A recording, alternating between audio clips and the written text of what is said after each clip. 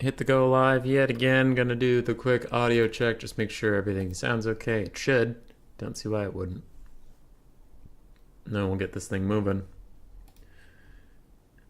Hit the go live yet? Yeah, we sound fine. Cool. Let's take you over to the left screen. Take a look at the bracket as we usually do. 10 out of 16 people have checked in. 11 out of 17. Last person who joined was whatever dude. Yep, that is fine. Just making sure it wasn't some last minute pro slipping in. We are good. It is 7:01, so people have had time to check in. I did message the people who haven't checked in yet. None of them got back to me. So it is what it is.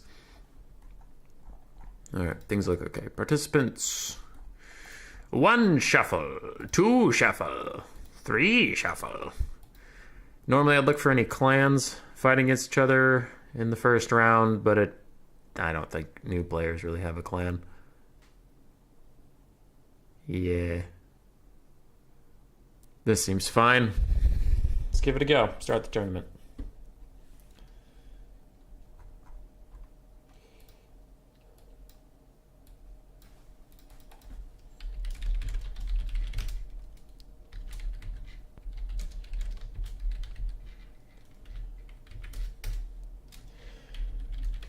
Okay.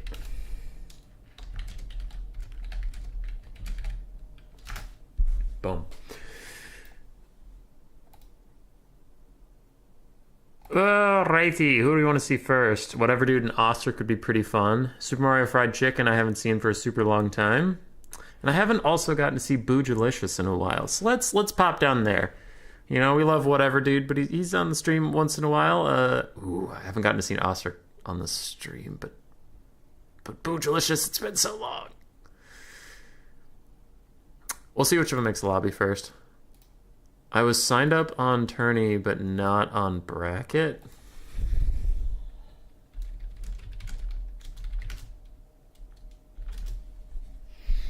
That's weird. Konsan? I didn't see anybody of that name.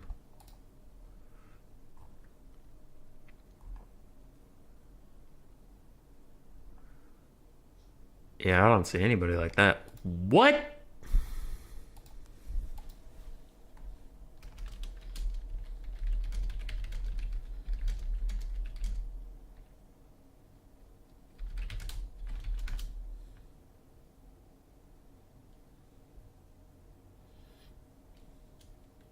If a missive is tough, what can you do? Dude, that sucks. Yeah, my end, we're all seeing it. I don't see anybody of that name. But it really sucks that happened. I'm sorry, man. Ugh, my heart. My heart's getting torn apart. On my way. Killer Lion Gamma asked if we can start. Yes, sir. Yeah, you only need to wait for me in the finals, which isn't even waiting for me, because if your opponent's there, then trust me, I'll be there.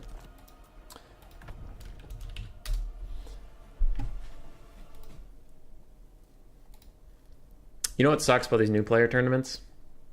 Is there's a lot of people I like watching.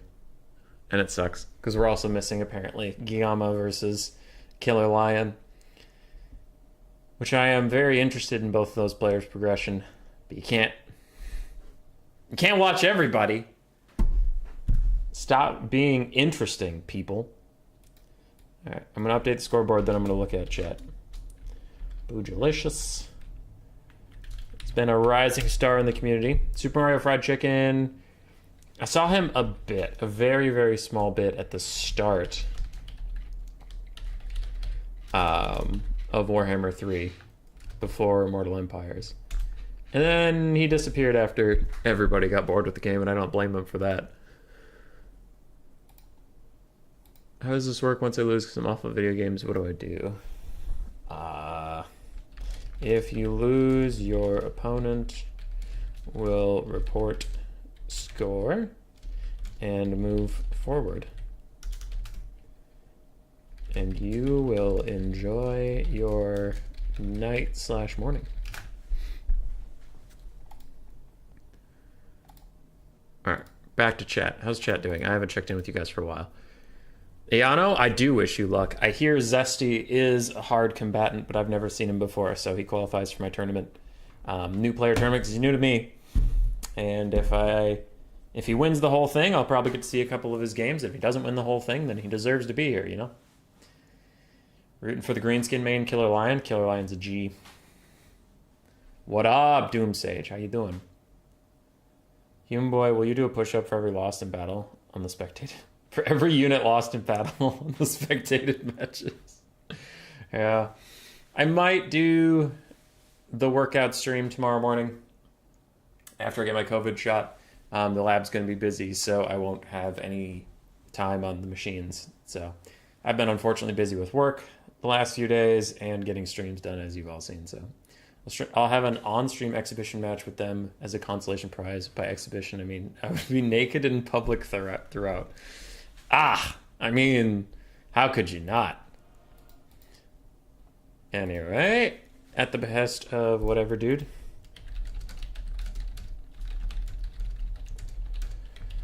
So since this is a new player tournament, we are trying out a new pick and ban system. It is hopefully newer player friendly because the usual system I use is pick 3, ban 1, but that requires you to have 3 factions you're confident in.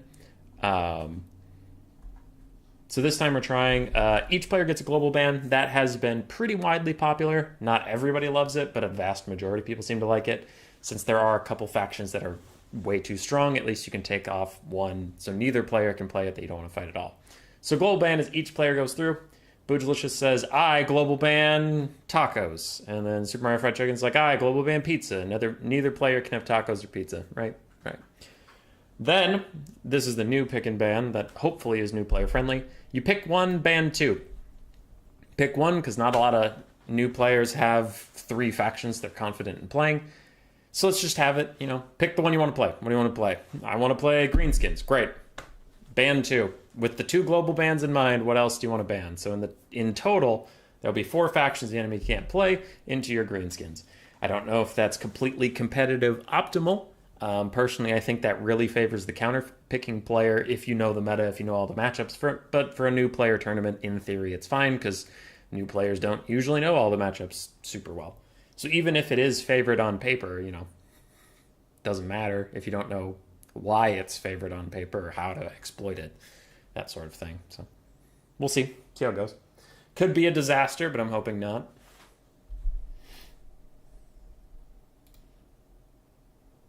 That's like 50% of what you eat, rip. Sorry. My bad, army guy. My bad. Boojilicious is a Skaven main. Wait, no. That's whatever, dude. I don't know if Boojilicious even plays Skaven. It's wild out here. But he is playing them into Grand Cathay. Grand Cathay is widely considered overpowered right now. But I think Skaven is Skaven is the only favored matchup into Cathay. I think everything else is either even or Cathay favored. But I really like Skaven into Cathay. Really like them. They have a lot of tools Cathay doesn't want to deal with. They have chariots, not great chariots, but they do have chariots. They have big monsters. They have monstrous infantry that can push through the front line. They have a bunch of cheap caster lords that can be taken instead of, 2 separate lords. So you can go pretty wide with the Skaven. And Cathay, their main strength comes from their immovable front line in melee and Jade Warriors, and Skaven laugh and say, ha, you think I want to fight you in melee? Get fucked, nerd. And they will shoot you. They will shoot you to death. Okay, so the global bans between the 2 players were Tzeentch and Vampire counts, and now it's Cathay versus Skaven, and Boojilicious says yuck. But on paper, I actually like this for Skaven. I've only gotten to play it once, but I did win that one. It felt very nice. It would have been under Ocular Snipes. Oh, Conson. Yeah, then you were in here. You didn't check in. Let's come with me for a second. While they build their armies and whatever. Yeah, Conson, Challenge has this thing. So, like... Oh, God, what would that do? Hang on, let me do the math.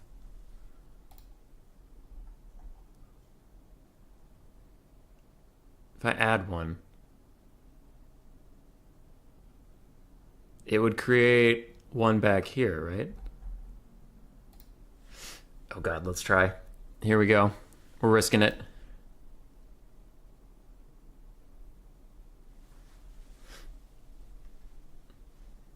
Alright, what did that do? Nothing. It aired out. Bracket's still the same? Yeah. Whatever dude, Osric's Folly. Super Mario Fried Chicken, Boojilicious, Rip Curl, Army Guy, Ever Chicken, Zesty. Okay, cool. I'm gonna try it one more time. Because I have wondered what this does. Ocular Snipes. There you are. So it says you're alive again. But what happened? What? Ocular Snipes is here. But it says he didn't check in, which is true. I don't know how to add him back into the bracket, though. We're playing with fire. Anyway. Yeah, when you sign up for the tournament an hour before, it has this check-ins thing to make sure you are alive. Because there's a lot of people that sign up like a couple days before, and then the day of they get busy or they fall asleep or something. So you do have to check in an hour before, or anytime during that hour. You can check in a minute before it's starting. You can check in 60 minutes before it's starting. There's that check-in period of like, is everybody here and at their computers? That sort of thing. So I tried to reactivate you, but it looks like that function is not working. My good sir. So we hope to catch you in the future, but that is the thing about challenge that... It's the same on Total Tavern, though, so if you play in any of Turn's tournaments or anything, it's also going to have you check in before the start time. Yeah. Damn. Normally this happens when I'm playing in something. I'll just give the person my spot and I'll just go to cast games. But unfortunately that is not an option when I'm not signed up for the tournament. Sorry. Boys win for the win. They have mad pew pew. Boys win doesn't care about crazy harmony stats. They let you fight their Skaven slaves and nuke your infantry. Yeah.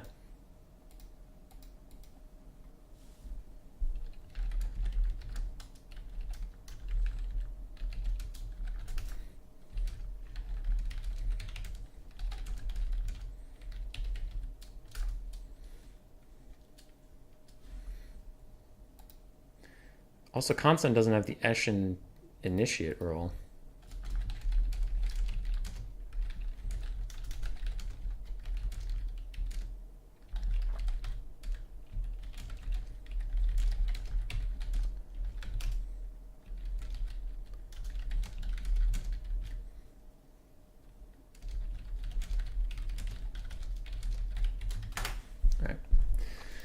Sorry, just dealing with that. How's everybody? I think you have to reset the whole bracket in order to fix it. Put the bracket inside some parentheses, that'll fix it. Oh, God. Reset the whole bracket to fix it. I don't even know how to do that. If you need to add or reorder participants, you can reset the bracket to take a step back. This is a destruction operation that'll clear all swords and attachments, so be careful. Oh my God, we're fucking doing it. All right. We're doing it. I just want to learn this. So whatever, dude, Ostrix Folly, Zesty, Iano, Guillaume, Killer Lion, Super Fried Chicken, and Boojilicious. All right, we can do it. Reset the bracket. Fuck yeah. How do I do that? Did I do it? Okay. So then I need to do Zesty was versus Iano. Boojilicious is versus Super Mario Fried Chicken. Ostrix Folly was versus whatever, dude. Killer Lion and Guillaume. And then Ocular Snipes is going to fight the winner. We fixed it! Oh, we fixed it! Oh, we're so good. Ha ha ha! Ha ha ha!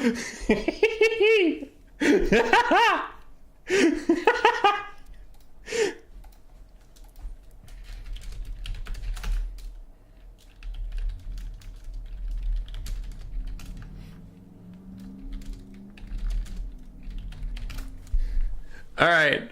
Hell yeah, dude.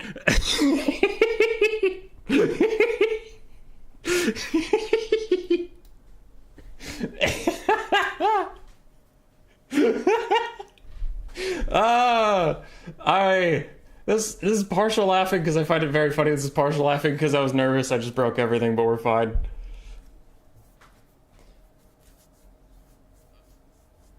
Or refer to your stream. You memory is unreliable. Yeah. It's okay. We doing our best.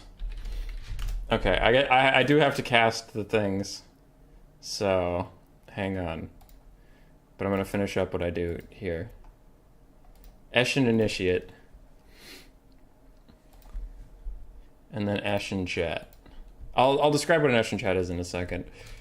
At Consun, this is a chat for new players to get games outside of tourneys, by the way. Okay, now we're focusing. Just declare me the winner in stream Panzer models? Dude, only if I could. So Boojilicious on the Skaven versus Super Mario Fried Chicken's Cathay. We are paying attention, everybody. We are. Peasant Archers, Jade Warrior Crossman. We have Meow Ying, a Sky Junk, a Terracotta Sentinel, a whole bunch of Jade Warriors, a whole bunch of Peasant Long Spearmen, and 5 archers in total. They were being positioned while I looked at them. It looks like 2 Peasant Archers, 3 Jade Warrior Crossmen. Traditionally, this is a pretty good Cathay standard setup. If you're playing Cathay, this is a fine way to play them. Right. Versus the Skaven, I am concerned. I am very concerned, because the Sky Junk doesn't like to be shot. Skaven are good at shooting. Archers don't like to be avalanche mortared or poison wind mortared. Those might be here. And then this front line can hold forever, but Skaven don't care. So, yeah.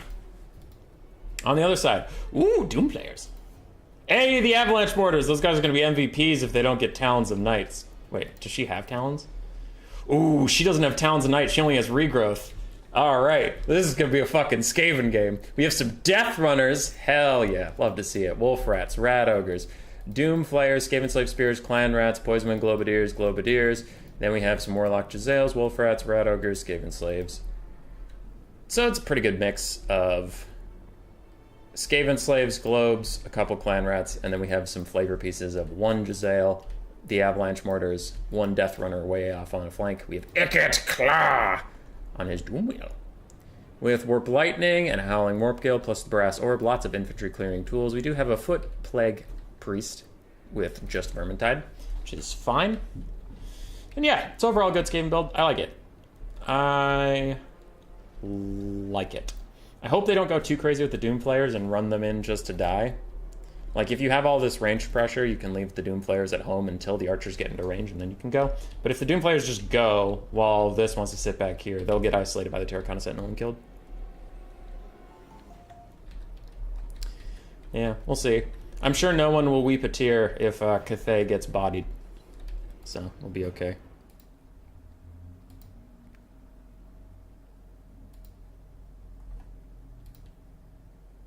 Alright. No Jade Lancers here is dangerous for Cathay. I agree. Versus the Skaven, this is very ballsy. I would probably, versus Skaven, cut like 3 of these Peasant Long Spears and replace them with a Jade Lancer or a Jade Lancer and a Peasant Horseman if you could get the money somehow. I'd probably do that, because Horsemen are going to be so valuable. This infantry is like, if the Skaven fight you in melee, your Jade Warriors are either going to hold forever or they're not. And the backup of Peasant Long Spearmen isn't really going to make a difference, in my opinion. So you might as well get some mobile elements, because right now there's nothing that can stop Wolf Rats and Rat Ogres and Death Runners from getting into that backline and fucking it up. Also, 1 Cathay Cannon can do wonders versus the Avalanche Mortars, so I would recommend taking that in the future for Super Mario Fried Chicken, if he even watches this or gives a shit. If he doesn't give a shit, then he doesn't give a shit. Keep living your best life, buddy. Hold my latte, says the RNG. Alright. We are off to the races. Avalanche Mortars, show us your stuff. Skyjunk is firing at some Skaven Slaves. The Skaven Slaves are like, bring it, bitch. He brought it. The pain, the suffering. Anyway, and they keep moving forward.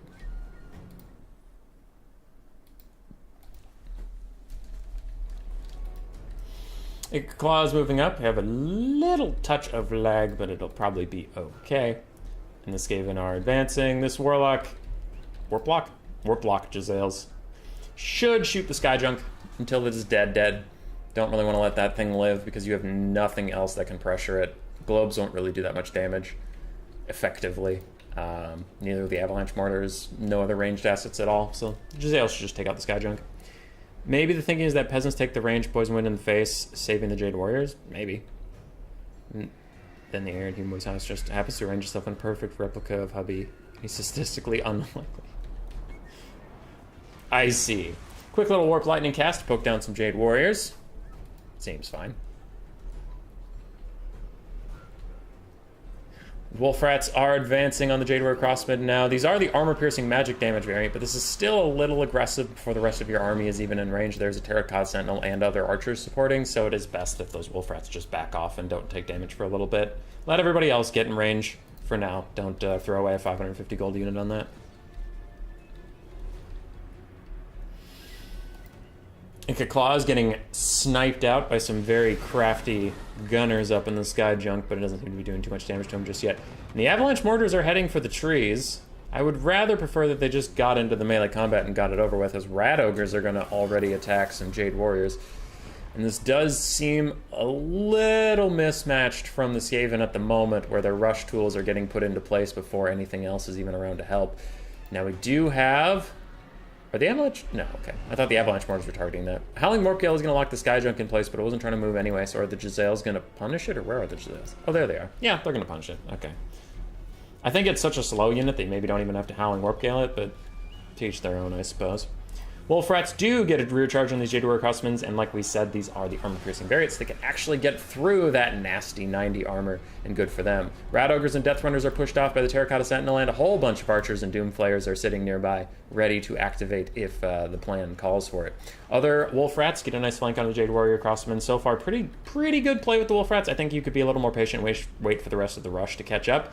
But overall, they did avoid a lot of fire, and they have done some good work so far. Avalanche Mortars are here, and they're firing on 2 Jade Warriors who are currently overlapped. Oh, it's a Jade Warrior and a Peasant, but you get my point. And while the Doom Flayers are charging in, they won't actually take any damage from the Avalanche Mortars, so this is largely a safe thing for them to do. And 3 infantry units are all getting deleted at once. Ikit Claw is fighting Miao Ying, and so far actually doing better than I would have thought. All right, Ikit, go, Ikit, go. Sky Junk is at 1/4 of its HP missing. We can see now why I wanted the Jezzails to focus on it, because it is a tanky lad. It can be very hard to take out. Someone needs to stop these Peasant Archers from getting free value onto the Warplock Jezzails, and it looks like the Poison Winds are up to the task. 2 Archers already close to routing. These guys have taken almost no damage, and Death Runners are running down Peasant Longspearmen like it's nobody's business. Rat Ogres are back in the trees and safe, and realizing maybe we shouldn't have done that. Oh no, I'm friendly firing Skaven Slave Spears. Whatever will I do? Anyway, and the world got on with its life. Warplock Jezzails taking about half health off the Sky Junk. Poison Wind Globes are saving the Warplock Jezzails from their problems, and Rat Ogres are retreating, deciding, you know what, getting poked by Peasant Longspears and a million Archers isn't for me anymore. I am leaving. This is why I like this matchup as the Skaven. One of the only I think it is the only matchup I actually rated against Cathay on my matchups tier list thingy. I only use Altavis. Gonna be honest, I read that as a Leia Vignana, and I'm like, someone else has watched that obscure Mobile Suit Gundam anime? What the fuck? Ikit Claw is getting bodied by Miao Ying. He does need to run away, and run away he does. Plague Priest was forgotten a little bit by Blue Delicious, but he is coming back in now, and Skaven have taken a pretty decisive lead on the balance of power, considering we are only 4 minutes into the game. There have been occasional lag spikes, but we are only 4 minutes into the game. I know it's been lagging, but as far as the replay would say, this has been really quick. Alright, Doom Flayers are running around. This entire pocket is about to be murdered by some rather ambitious Death Runners. Where are the Avalanche Mortars going? Looking for new prey, I hope. Cathay is down about half their troops. Skaven are down about a third. Numbers-wise, that looks good for El Skavinos. But now this gets a little tricky as Poison Globes are about to get mucked up in Jade Warriors. Warlock Jezzails are not going to have free reign of the terrain anymore. They almost are going to kill that Sky Junk, but I think they'll get mucked up by the Jade Warriors before that is allowed to happen. I heard a Clan Rat summon. Is that a summon or is that real? That's a summon. There we go. Plague Priest did get off 1 summon. Ikit Claw's sitting a little close to Miao Ying for my liking. He should run away very soon. Miao Ying also, her only spell is Regrowth, so when she turns back into her human form, she can cast on herself post-haste. Sky Junk's getting awful low. Will it die before the Jade Warriors complete their task? It doesn't look like it, but man, weirder things have happened. Avalanche Mortars, where are you going? You're getting awfully close to the Terracotta Sentinel, my friends. I hope you know what you're doing out here. Skyjunk is gonna rout. It's not gonna die. Ooh, the Jade Warriors are actually just chasing Skaven slaves. They don't have an attack order out of the jails. Go, jails, go! Finish it off. You can do it. You can do it. Grace is home. Shutting the door. Cool. Howling Warp Gale from Ikit to keep Miao Ying in place and stop her from chasing him around. These Avalanche Mortars need to shit or get off the pot. They need to shoot something. There are plenty of infantry in range, and they are dangerously close to a single entity that can rout off these Rat Ogres and then just walk over to them and make their day ruined. 100 health, and the Skyjunk goes down! Gisele's used almost all of their ammunition taking down that Skyjunk, but that is why I wanted them to target it, because god damn it, Skyjunks are tanky. They don't look like they would be. They're a balloon, but yes, they're very tanky. And if the Giselles didn't kill it, I literally don't know what would have.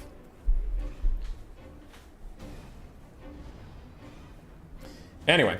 Giselles are now using their last ammunition onto Miao Ying. She has transformed to human form through a regrowth on herself, and she is healing up rather nicely. She'll have to carry this whole game if it is going to be carried at all, though it does look brutal from here. Avalanche Mortars should probably kill anything with a health bar above half, if there is such a thing. Looks like there isn't, so keep prioritizing down killing as many models as possible, because with this Terracotta Sentinel nearby, I don't think you'll live for very long, and you just want to attrition people down. Miao Ying could be hard to finish off, same with the Terracotta Sentinel. Only having one Giselle means it had to kill 3 single entities by itself, and it's not doing that quite well. Yeah, Boojilicious is up about 1,000 damage value. Death Runners are still rolling dirty. But what can kill the Terracotta Sentinel, man? Giselles are officially out of ammo. Ikit Claw is trying to get away from a rather pissed off giant monstrosity. Miao Ying has plenty of healing because that was only her first regrowth, so as soon as it's off cooldown, she'll either use it on herself again, maybe the Terracotta Sentinel. And it has not been the first Skaven game to get lost by a single unbreakable large monster running around and terrorizing things for all eternity.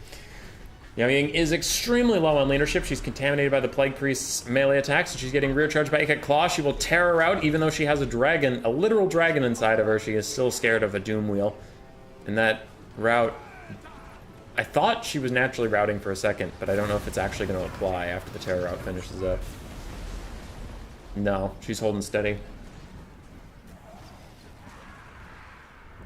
Ikit might want to cast something, anything, just to get his Ruin passive to lower leadership even more. He can maybe rout her.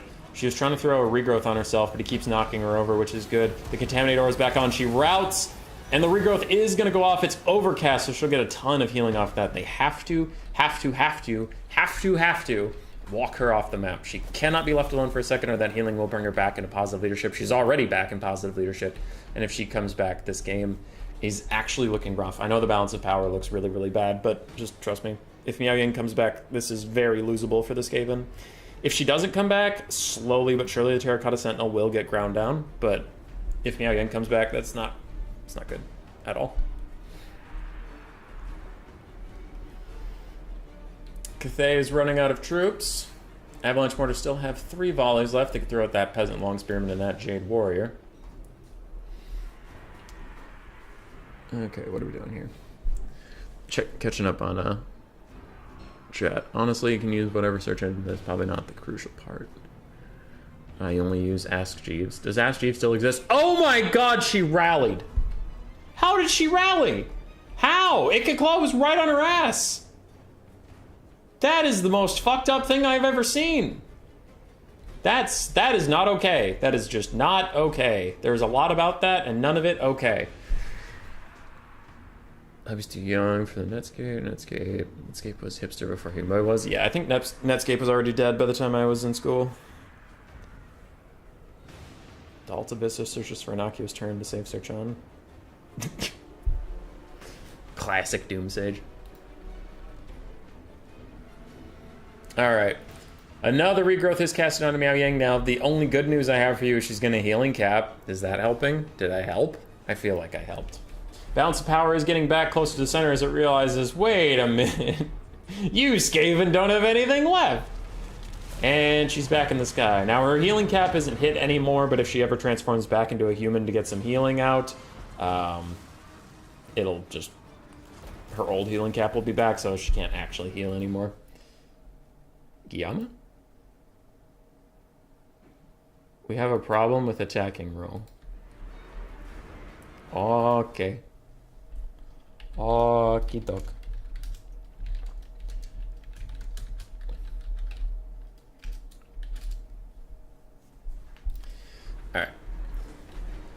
Alright. So Poison Globes are in, they are attacking some stuff. Someone had a question on a rule break, and I just directed them to the Hell Pit Abominations in case someone is around.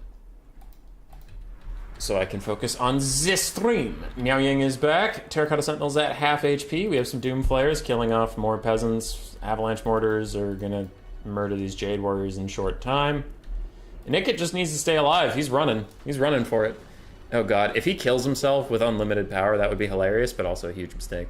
Did the Cathay Lord get caught in some balloons, or that was some hectic static? I don't know.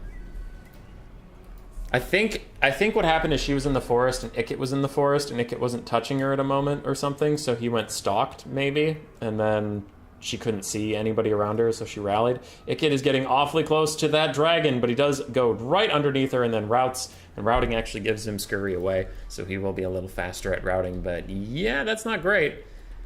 Skaven do need to get some more attack orders out. They need to be doing damage while Miao Ying is going to walk Ikit Claw off, and I don't think that Total War is going to be so gracious twice and say, you know what, fuck it, you can rally, why not?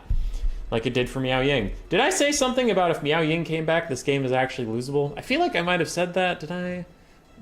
Who could have possibly guessed that if Miao Ying came back for some reason, it could be terrible for this Skaven? Poison Globes are trying to do some damage to Terracotta Sentinel, and while I understand that, they are doing a lot of damage to their own troops in the meantime, so they'll want to be careful, but maybe the Doom Flayers, they could do that too, but Rat Ogres are going to take a lot of damage from that, so rip. Ikit is dead. His little nuclear bomb goes off. And now the Skaven are out of leadership. Oof. Unreal that he was escorting her off, and now she's going to end up killing him. Yup. Yup. Clan Rat Summon is coming out from the Plague Priest. Nice to have a backup caster for this reason, I suppose. We do have the Death Runners who can lower someone's armor by 50%, so that could be useful in the late game. Globes are still trying to get a little bit of damage out onto the Terracotta Sentinel. They end up terror-routing their own Clan Rats. Lord recently died. You don't know that. You weren't even fucking here. Come on. Come on. Globes still throwing at point-blank range, doing a bit of damage, but it's not, as you can see, not really a significant amount. Doom Flayers are rolling in. And we need the Death Runners, too. Death Runners are going after Miao Ying, who does have to turn back into her human form if she ever wants to heal, but she's heal capped, so she shouldn't do that. She should just stay as a dragon, but you never know. Mistakes can happen. Death Runners are applying their Sundered Armor. Nope, they haven't hit her yet. Come on. There we go. 50 armor for the lady. She is not enjoying that whatsoever, and she's running away. Please, God, don't throw the globes over here. Don't do it. Don't do it. Don't do it. Don't nuke the Death Runners, please. And a full health Clan Rats and Spears. Don't do it. No. Cancel the attack order. No. Don't do it. Please. No. God, no. Oh, no. Oh, no. No. Oh, why is this happening? Why is this happening? How much later is this game gonna get? I don't know. Poison Globes are just gonna kill their whole army for the giggles. Oh no. Oh no. That's brutal, dude.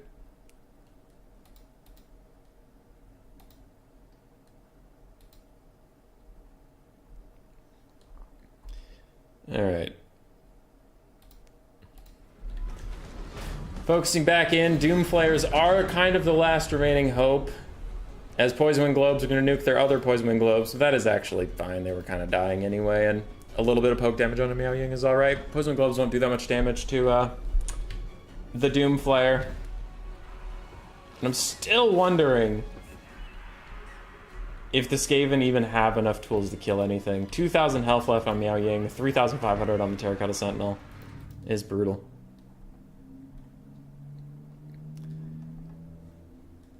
It is brutal.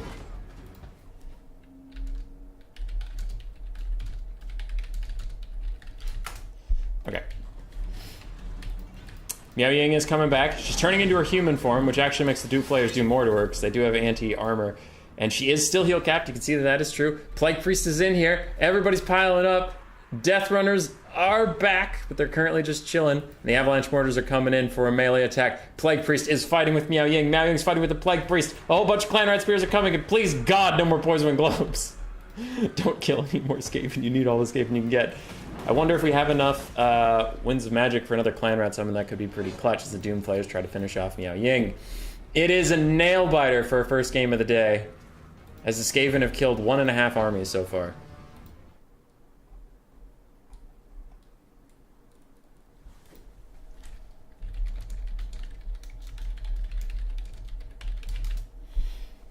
Alright. Terracotta Sentinel charges back in. He does instantly terror out off the Doom Flayers and terror outs off the Plague Priest. We are back to dead even, and why God are the Poison Wind Globes still here? Stop it! Stop it! Stop killing all the Skaven! Please! Stop it! How many do we have left? We have 0 uses of the summon left. Shit, he used a ball. Ah. Globes have no ammo. These globes have 3. Ah, fuck. Death Runners are piling in onto Miao Ying. They will do pretty good damage on her since she is in human form, but they instantly tear her out off before getting to do anything. She is just clinging to leadership. These Clan Spears are also trying to get involved. These Poison Globes are trying to get involved. The other Poison Globes are running away. So are the Doom players. Skaven are down on the balance of power. Ah. Gunboat is a still an attack order rule break if you're not attacking the enemy but nuking your own guys. As long as you're killing somebody's people, I think it is an attacking rule thing, yeah.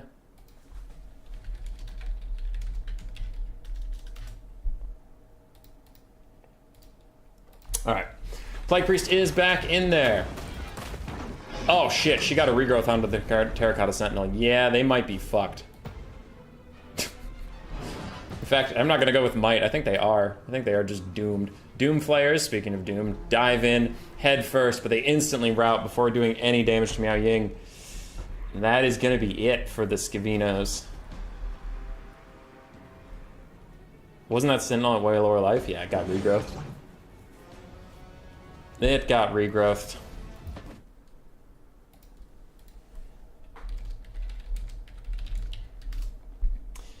Ah, the treachery of the globes, man. Like 430 kills in the Avalanche Mortars. They did great. Honestly, the Doom Flayers did as well. Giselles did awesome. Death Runners did plenty. Rat Ogres got mostly murked by arrows. Poison Globes did fine. Even after all that, they used all their ammunition. I mean, one of them got 800 value, so... yeah. Plague Priest did well. Akit Claw did great. Overall, the whole build did really well. Just... that friendly fire on the globes, man. It hurts. It hurts. Miao Ying did excellently. Terracotta Sentinel did awesome. Skyjunk, somehow, even after getting picked off rather early, still got pretty good value for itself. All things considered. And the Peasants did not. Peasants got murdered. They had a bad time. Cathay OP, please buff. Healing Clay is almost as silly as Healing Steel. Very Skaven game. Defeat from the jaws of victory. Yeah. Because the balloon isn't unbreakable. True, the balloon isn't unbreakable. But you don't want it sitting... because it's a constant harmony buff. So it would just sit above the Terracotta Sentinel and give him even better stats and stuff. It's hard. It's a hard call. I liked the balloon play. I mean, we talked about it a lot, but yeah. I think Boojilicious had that game, except for when the Poison Globes turned around and his Death Runners that were like half HP got hit with their own globes and they went down to like a quarter, and from there they just constantly terror routed. If they could have gotten a little more damage off in Miao Ying, then maybe it would have been okay. Yeah. Overextending with the Rat Ogres in the start. Later in the game, he kind of wanted them back, you know? So, shit's tough. It was a close game, though. It was a close game. Super Mario Fried Chicken played well. It wasn't as flashy because it was mostly an infantry-based build, so when you talk about agency, it's like, who are you going to talk about? The target priority for the giant purple death mortars, or which peasants are slowly walking somewhere else? So that's why the whole game, it was like, wow, you're talking an awful lot about Boojilicious. It's like, well, he has all the keys of agency in the game. it's very hard to talk about defense. You know what I mean? It's like, yeah, Jade Warriors are fighting some stuff and now they're dying. What do you want from me? Terracotta Sentinel's fighting some stuff and it's trying to get over to the Avalanche Mortars. It is what it is. But it was a good game, clearly.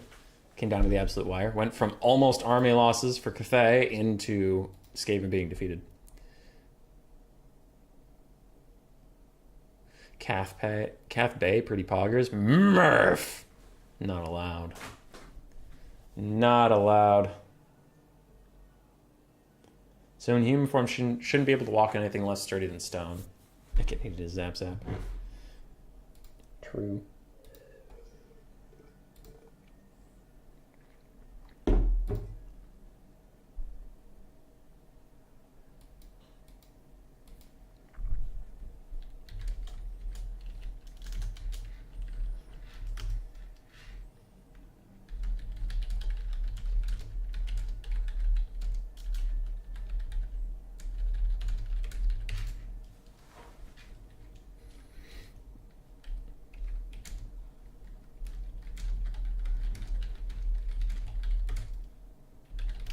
Okay.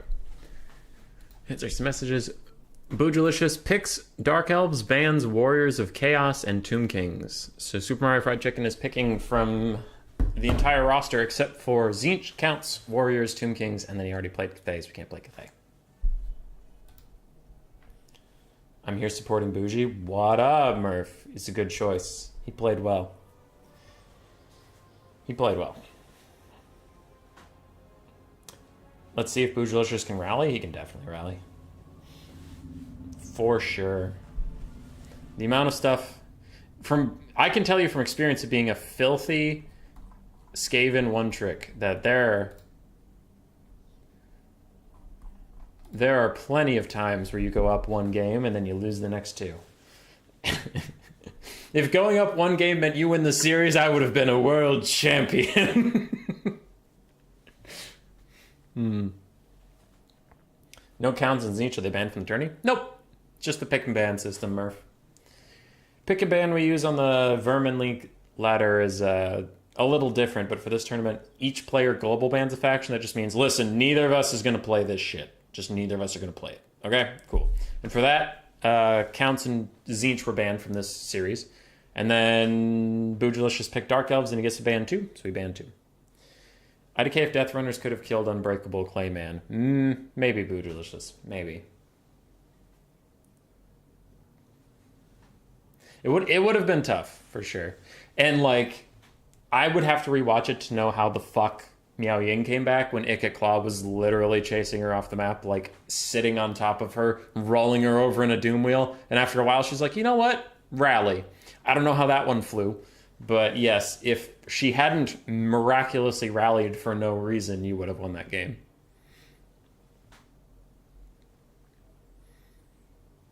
Global ban counts forever, Pog. Agreed, Murph. Agreed. Murph is here now that we're not stealing his content anymore. He's coming in just to see if I'm sniping more of his good content. And I'm not.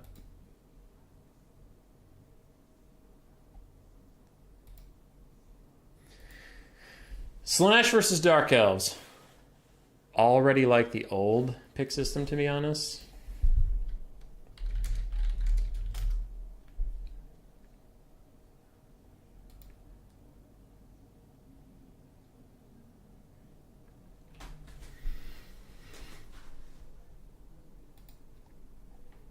We'll see. Let's see if Slaanesh can beat the Dark Elves. Dark Elves have been kicking tons of ass recently.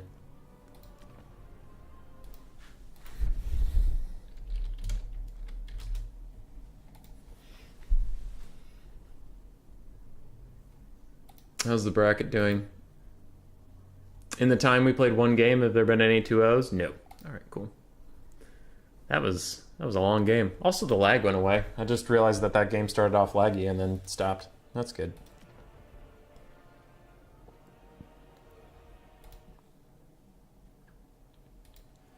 Murph is going to have some content this weekend?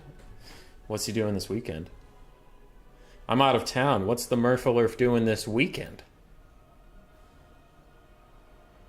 We've already compressed and bootlegged all of his content into a CD-ROM. Compressed the hell into barely watchable, $15 a pop. Got him. Yeah, I'm going out of town for my brother's wedding on Saturday. So Friday I fly out to Detroit, Saturday's a wedding, and then Sunday I fly back. Short, sweet, to the point. But we'll get it done. And then the weekend after that, I have a board game convention where I try to sell people my shitty board game. And the weekend after that, we have some Vermin League. The weekend after that, I'm at a cabin up north. And then the weekend after that, we have some Vermin League. And then October's done, and then it's on to playoffs. And every weekend of my life is just playoffs for Vermin League. And then before you know it, it's Christmas. And then my family says, you're a disappointment of a son, and we hate you. And I'm like, all right, see you next year. Then I come back, and we'll start season 3. And it'll be like nothing else happened.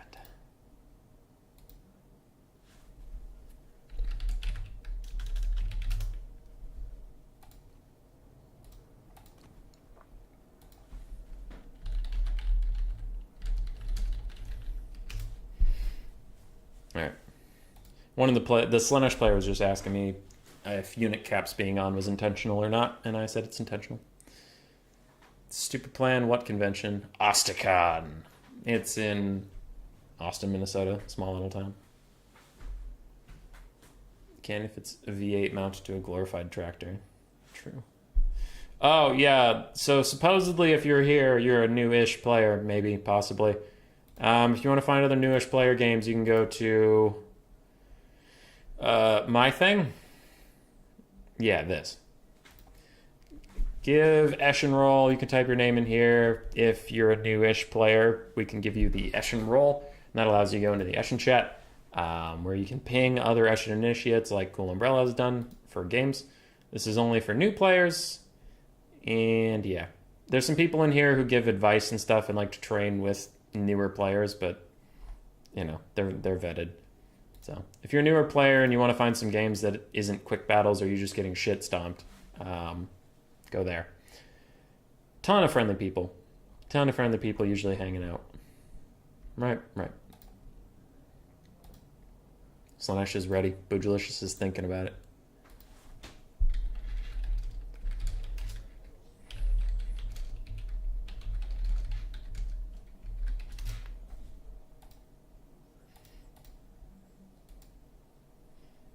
I was like, Austin, I'll be there, but Austin, Evan, that's stupid. Yeah.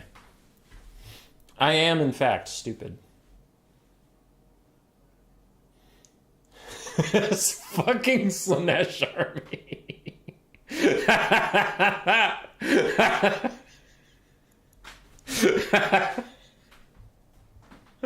Oh my god. Oh my god. This Slaanesh army is a riot. Murph is in there? Oof. Yeah, Gastrel. He's one of the quote-unquote master assassins. More veteran players that we just have.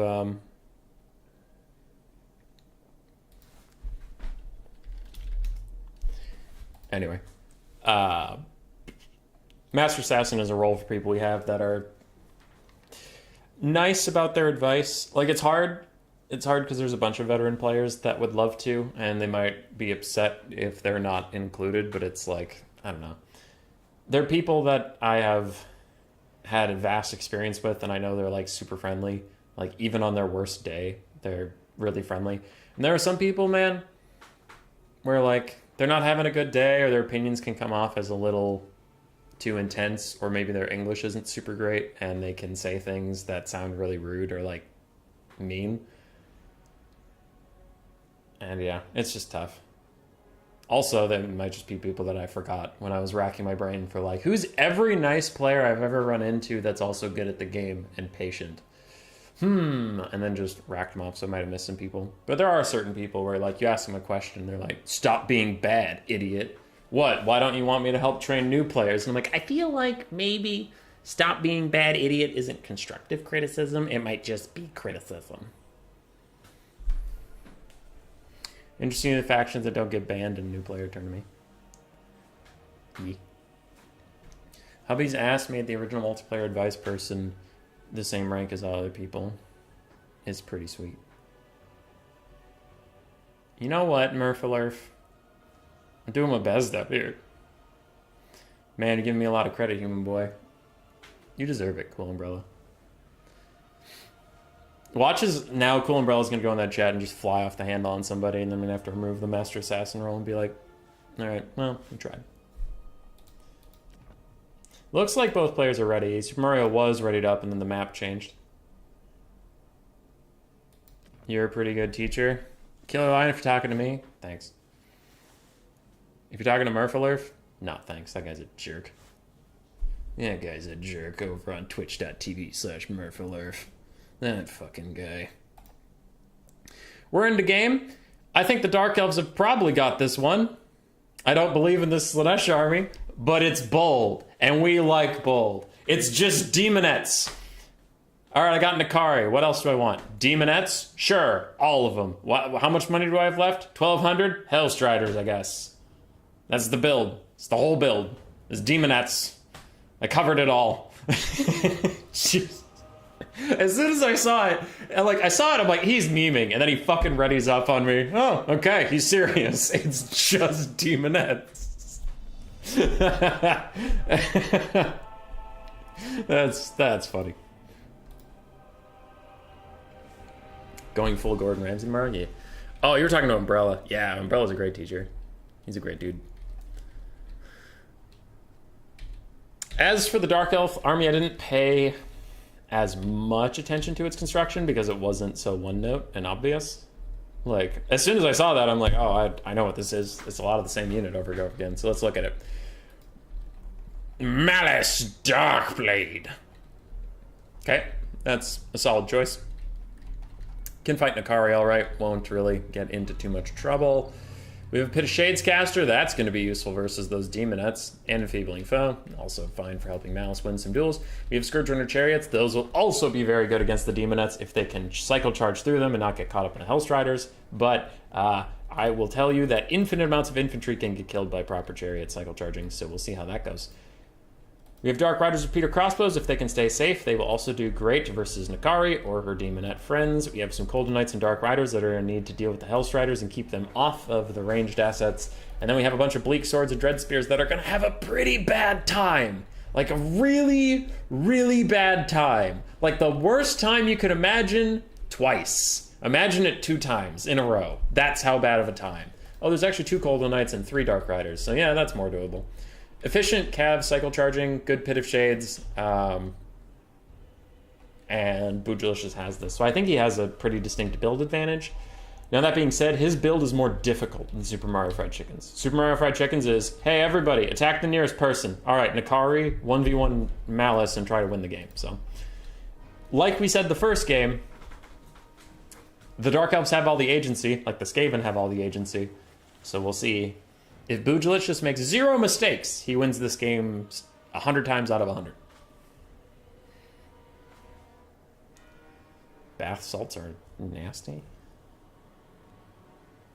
What? What are you talking about? Oh, instead of a glass can, it's made of bath salts. That's true. We are now experiencing technical difficulties. Super Mario Fried Chicken just sent me a screenshot of him having a gigantic black bar on his screen.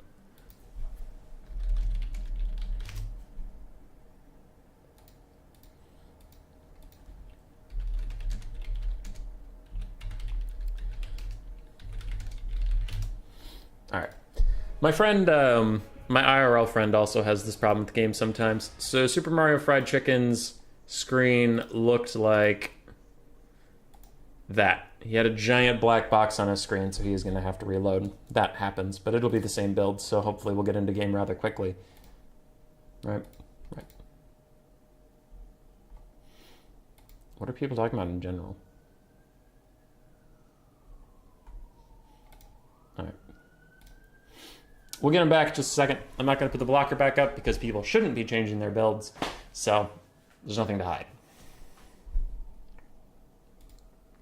Sorry about the delay.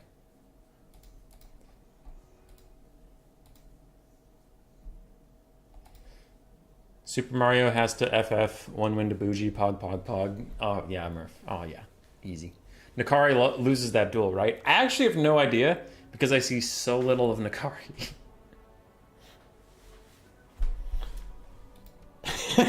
This build is too memey for the game to handle. Yeah, it's just like, you know what? Shut it down. Shut it down. We're not dealing with this today. Not today. Fuck it. Do you stream with just one monitor, husbando? Nah, dude. Nah.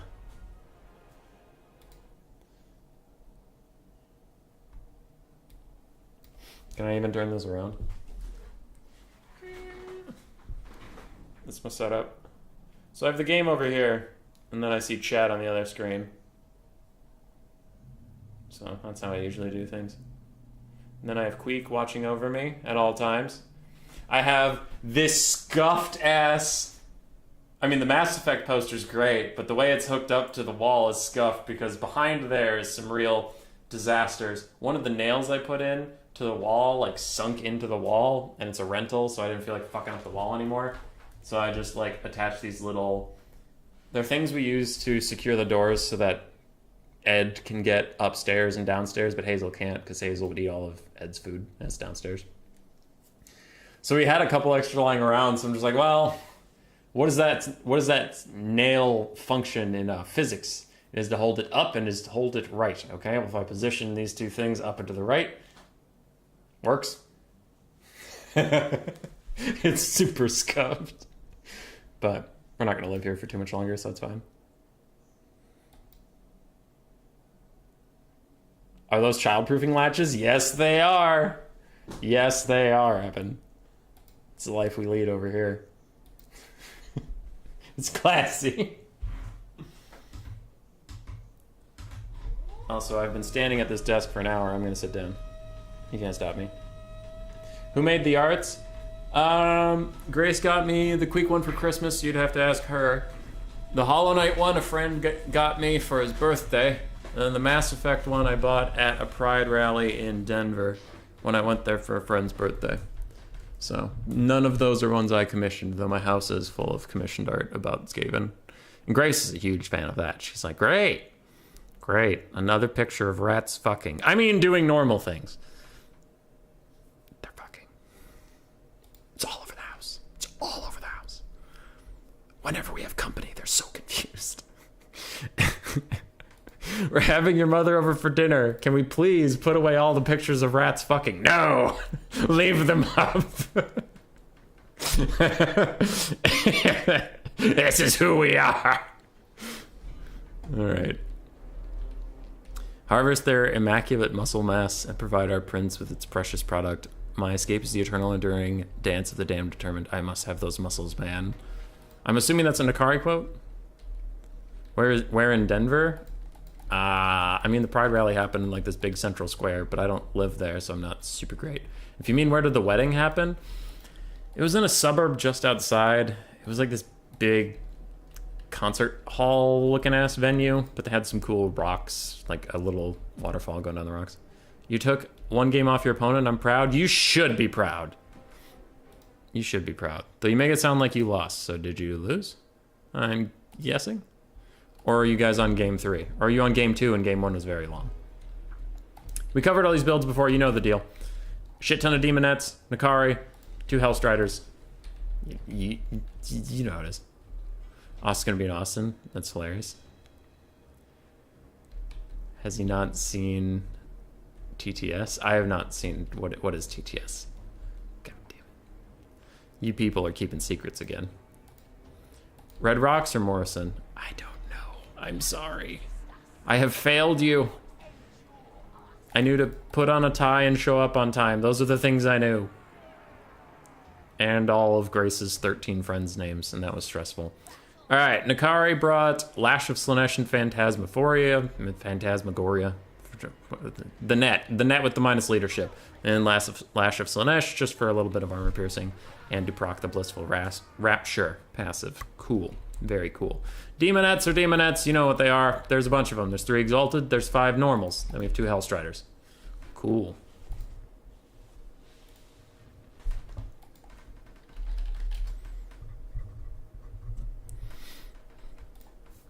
I'm almost done. Text-to-speech. Okay, you win this round. I thought I would be allowed to play Cathay all 3 rounds. I didn't realize I could only play a faction once. Oh, yeah, that would be problematic, wouldn't it? If the Emperor had a text-to-speech. Yeah, I've heard people like that. I have not watched it.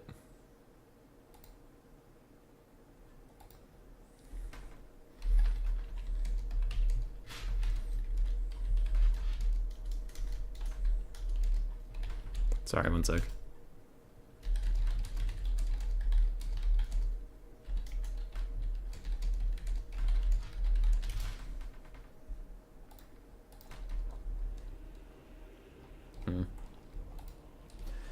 Anybody here watch Full Metal Alchemist, by the way? I'm finishing my second watch through of Full Metal Alchemist Brotherhood. I watched Brotherhood originally like 7 years ago. That shit holds up. It's so good. It is so good. I'm on like the second to last episode, so I'm almost done. I was watching it while I was working out. It's very nice. It is like a little campy in some parts where, oh man, everybody's coming together at the end. We're all best friends, but still, it's just so good. I think I'll stick to the advice battle streams unless you feel like changing the rules to allow same faction. Fair enough, Ayano. Fair enough. We are in. The Crowd Claw ladies have their pincers a-pincin', and they are sprinting straight forward, as is their wont to do. And Hellstriders of Slaanesh are getting a little big for their britches right now. They killed run straight into Scourger and Chariot Fire, and a Dark Rider is even going to ride out and meet them? I mean, I would let them just charge your Dread Spears if they really want to. Fuck them. Fuck them, who needs them? Where are those repeater crossbows? There they are. They should probably get up and involved with this Hellstrider action. Enfeebling Foe is going to lower their stats down to 4 and 2, which is, you know, not great.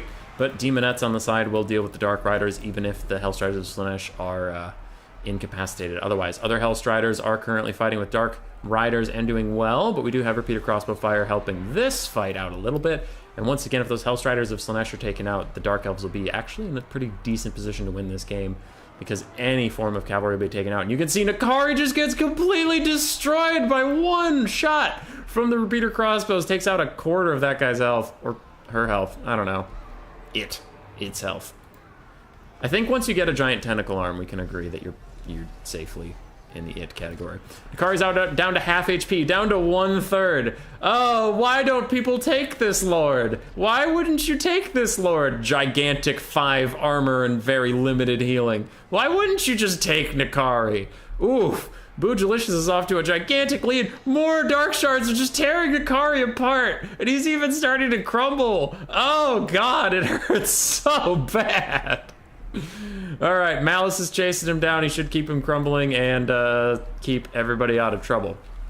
The Demonettes are sprinting through the Dark Elf front line, however, and that is going quite well, though Pit of Shades is about to catch 2. Nakari is officially out of the fight. No more magic for Slaanesh, and a lowered leadership might cause these Hellstriders to actually rout faster, and the Exalted Demonettes will, you know, crumble quicker. That's something. These Skirmish Cav do need to pull away here. They're fighting Demonettes in melee, and that is a bit of a mistake, so they need to get the fuck out. And where are our Chariot friends? I see one. Where's the other one? There's the other one. Healthy. Healthy and happy. Good. They should probably become melee Chariots fast. Fast as fast allows. One of our repeater crossbows is alive. Dark Riders are sprinting back in to peel off the Demonettes from Scourger Chariots, but all of your ammunition should go into this Hellstrider. Kill that Hellstrider. Kill it. Kill that Hellstrider. Then you can infinitely cycle charge to your heart's content. Kill it. Kill the Hellstrider. Take the ring. And routed. Good. Now you can shoot Demonettes at your leisure as long as you don't let them catch your Dark Riders. Yep, they have attack orders, run away. Perfect. Just perfect. You need to stay back longer? Well, Full Alchemist, Brotherhood. Oh, wow, that is a lot to catch up on. Okay, I'll catch up on that in a bit. You need to stay back longer. No more magic for Slaanesh. That's where you're wrong, kiddo. Suddenly narcotics. Alright. Scourger and Chariots are getting their cycle charge on, which is smart, which is wise. Demonettes crumbling will be their least favorite part of this game because they're not undead. Their crumbling actually matters. Their crumbling actually matters. Wait for that leadership to go negative. Malice, do you have your buffs or anything? Look at it! Look at how much damage it does. It does real damage. Like real fucking damage, like a real crumbling mechanic should. And Army Losses is gonna hit. The Demonette Rush was too memey for the Dark Gods. Dark Elves take game 2. Rubber match!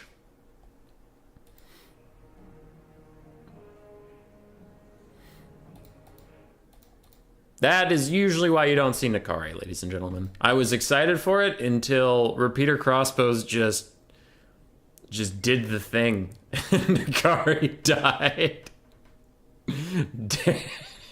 53 value. Oh my god. You died so fast. Exalted Demonettes and Demonettes just trashed the front line, and then they couldn't really do too much against the cavalry or chariots or single entities, unfortunately. Hellstriders both did pretty well, all things considered, but there was only 2 of them. For the Dark Elves, Malice existed. He ran around. He tried. Pit of Shades Caster did fine. Cold Knights did what they had to. Scourge Chariots and the Repeater Crossbows did excellently. Dark Riders sacrificed themselves for their lords. And Bleak Swords and Dread Spears, I mean, died horrifically and in great fashion.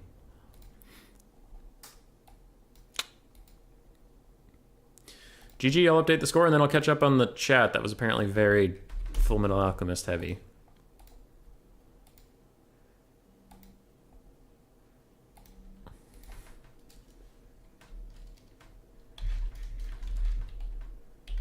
Super Mario Fried Chicken just messaged me right after and said, worth it.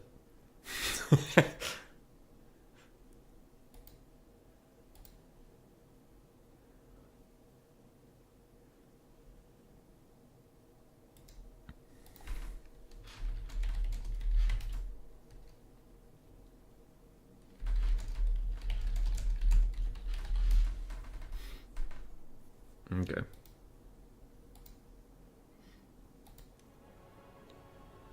You're gonna go get food? Anybody want anything while you're gone? A Diet Dr. Pepper.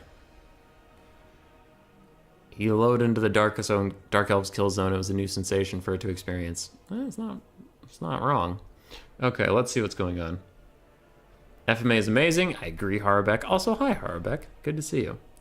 Just restarted it. Still very good. Brotherhood's so good. Top 3 anime all time easy. A lot of anime has those moments. It wasn't huge in the original FMA, but people have been telling me that Brotherhood is heckin' sacks. Yeah, I watched... Brotherhood was my first experience, so my friend got me into it. And it was really good. And then I went back and watched normal Fullmetal Alchemist just to see what it was about. And I, like... Maybe it was because I saw Brotherhood first, but I was pretty whatever on original Fullmetal Alchemist. I remember the ending wasn't what I wanted out of it. I don't know. Brotherhood was just really great. But that could just be a personal preference thing. Except for Gundam, where 80% of the cast doesn't make it through the end. FMAB was an improvement over the original, but the early parts cover the same material. True. Brotherhood's way better than the OG, way better finish. Yeah, alright. Looks like we're mostly doing it. Dude, I watched... So... Oh, I have 4 Discord messages. Before I go into a rant, I should do this. Okay, Boojulus just tried to pick Zinch, but forgot it was global band. So, he's working on it. I watched Mobile Suit Gundam Iron-Blooded Orphans a long time ago. And I really liked that show the first time. I did a lot. It covered a lot of themes that, like, most anime doesn't tend to cover, like child soldiers and like the horrors of war, and not really hyping it up, like not like, you know, just believe in yourself and you'll be okay, 14-year-old boy. And it's like, you know, hey, you're 12 and 13, get inside this giant death machine and go fight our enemies out in space because we don't want to, but if you betray us at all, we'll hit the kill switch and then you'll just float around in space till you asphyxiate. Bye. If you come back alive, we'll give you food, but if not, then not. And some of the slaves, like, rise up and they make their own mercenary company where they actually get paid. Whoa, mind-blowing. But it was a good series. And then, like, rewatching it when I know the plot, so I know the twists and turns that are coming, and I pay more attention to the details, I'm pretty, like... It had a lot of stuff that I was like, oh, that's not as good. And I don't mean, Okay, Boojulus just went Lizardman band Skaven Warriors of Chaos, and it looks like Super Mario's hovering dwarves. And I don't mean like too many problematic things or anything. There's just things that aren't very good. Like I realized watching through, this is the best example, is they repeated themselves a lot. And I didn't remember that. But there was like, this happened so many times. All right, we got to get into character. Sir! Sir! What is it? They're coming through the bulkhead! They're coming through the bulkhead? Yes, sir, they're coming through the bulkhead! But it's so thick, they can't possibly get through it. But they have a drill! A drill? A drill! A drill? You can't bring a drill onto a spaceship. Why can't you? It's a drill. You can just carry it onto the spaceship. But it's silly, you can't use a drill. Well, they did. They did? Yeah, they did. They did. I'm taking over because you keep yelling the same thing at this kid. Why do you have to say the same thing? The same thing? Stop saying the same thing every time someone says anything to you. Someone said something to me. Stop repeating everything that happens. And that's how I feel. Hey, 3 got me a Diet Dr. Pepper. Nice.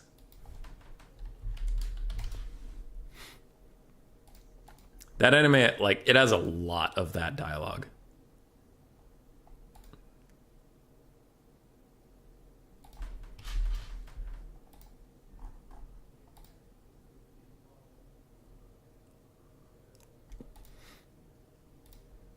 A drill, suddenly Gurren Lagann. Gurren Lagann was also pretty good. Yeah. And I know that's like a thing. Like a lot of anime have repetition in them. I get it. It's baked in with the genre. You know? But that was a lot. That was like a lot of repetition. It felt like the show, just the dialogue. The themes weren't, and that's the confusing part, is the themes are a real head scratcher, but then it felt like the show was made for people that are half paying attention.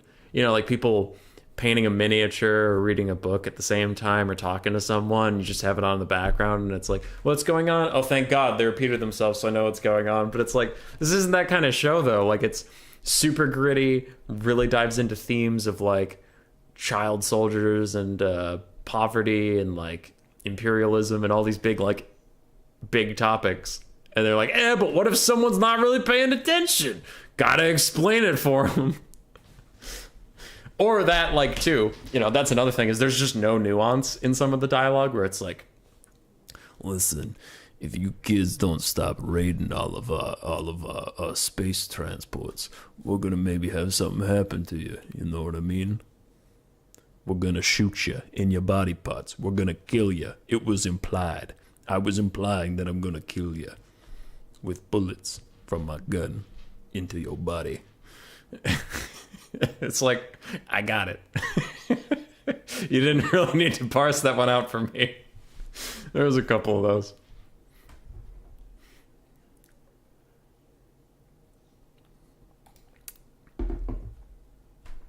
Sounds like Zap Brannigan is leading them.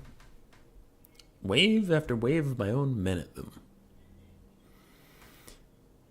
Putting Akari on the next bingo, I'm ready. Hell yeah, cool brother. Brotherhood's first anime I watched is Goated. Good, Boocherlicious.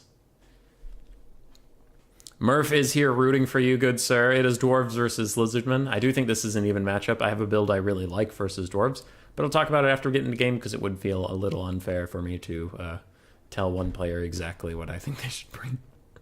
That would feel mean. Yeah. I don't remember the drill bit, but I know what you mean. I watched it again recently. They say the female lead's full name repeatedly, and it makes me want to put my hand through the wall. Gastral! Yeah, okay, you actually seen it! The shows are totally undersell models. They're super deep political backstory. Yeah. Dude, Gastral, I liked that show a lot, but I wish I hadn't watched it again, because it made me go from loving it to just liking it. I don't know. It wasn't bad. It is not bad at all. It was just one of those things that was better left unrewatched, so I didn't like notice little things. Because the first time you watch it, the repetition is lost on you because of what's happening. You know what I mean? Where like a guy shows up and he used to be their friend, and then he pulls a gun on him and shoots him. And you're so busy like, what the fuck? You just shot that guy? That you aren't noticing that the dialogue is just, I shot you. You shot me. I shot you. But you were my friend, and I shot you. But we were friends. We were friends, and then I shot you. Again, I'm exaggerating for humor and to make a point, but you get what I mean. They were so mean to Mars in that show. They were so mean to Mars in that show, and I love how even the people that were fighting for Mars, like half of them were like, I could make a lot of money off of this. Is that a Sally I see in the distance? Maybe. Cool Umbrella, you actually had me super paranoid that I was like hovering over his build and there was no blocker or something. But, yeah. Alright, for this, I love Gundam, but rewatching the series is not always the best move. Yeah, I agree. For this Lizardman build, I usually really like taking a Heaven's Caster with Comet and Lightning Bolt.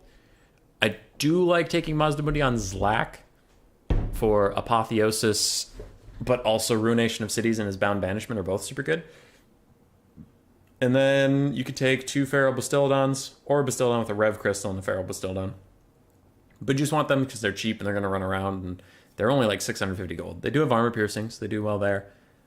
They can still get surrounded by Slayers and killed. They can get shot by Thunderers, but anything can, so that's pretty whatever. Front line of Red Crested Skinks is pretty good. I also like throwing in like 2 Saurus to churn through Slayers in the late game, and then whatever money you have left can go into Feral Cold Ones or something like that. But yeah, that's a build I really like. It doesn't win 100% of the time because it's an even matchup, but it does well. I've entered the stream at a very interesting point. What up? It's current year. It's been a while. How you doing? I watched Wing from the 90s and the dialogue is horrific. I highly recommend Aldo Zero for an alternative mech anime.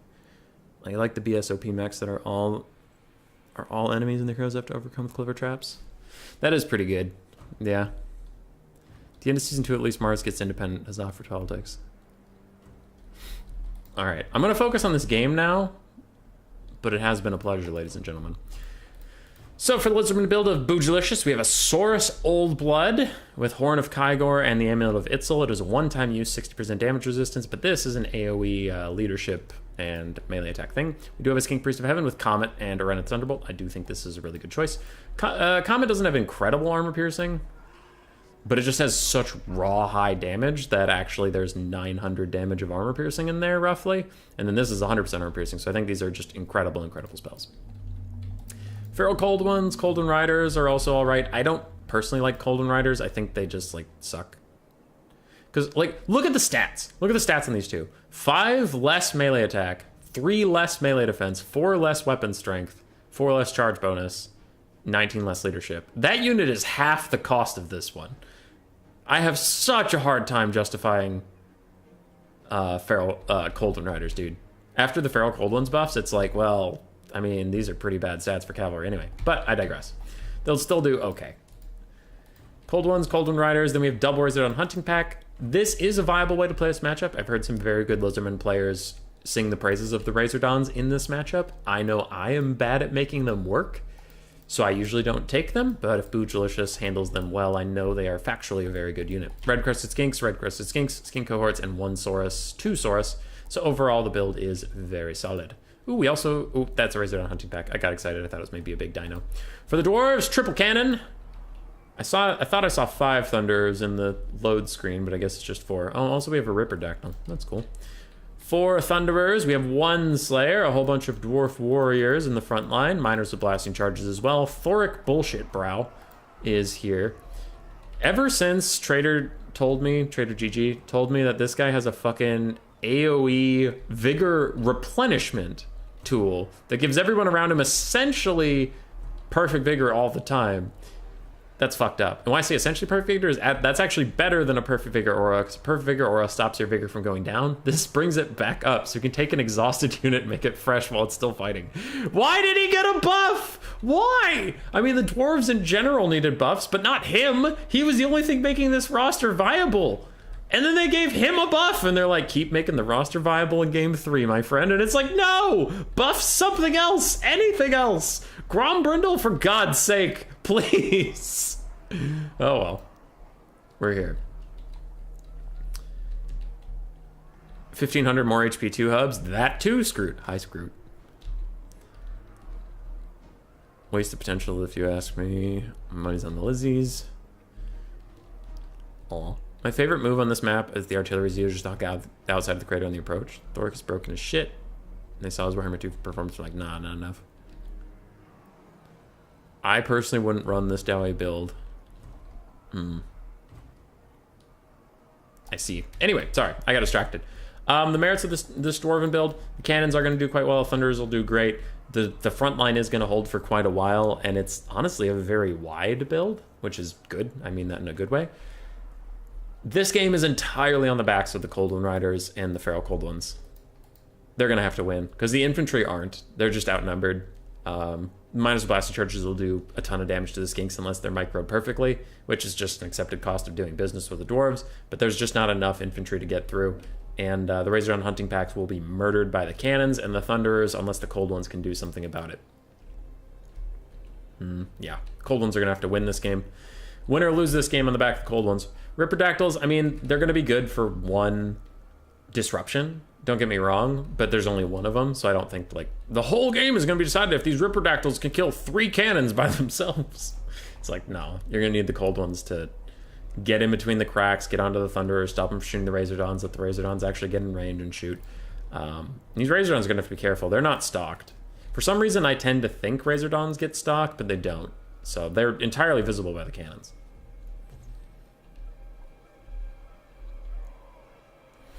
Anyway, dwarves are still setting up. Looks like they're getting a little RTS concave, as Turin would call it. And 38 people watching at this time of night is actually really good for us, so I appreciate you all being here. Normally my night streams get like 20-ish views. So, I just do them because I know people in my time zone like some tournaments that they don't have to take off work for once in a while. But how's the rest of the RORs get stock? Yeah, but that's not all of them. Wow. I am shocked. In an hour and a half, one best of 3 has been finished. Damn.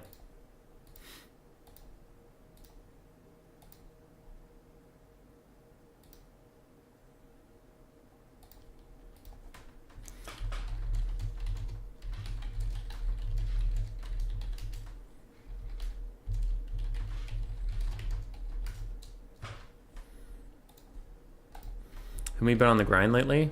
Aw. Thank you, Hurricane Ian. Oh, yeah.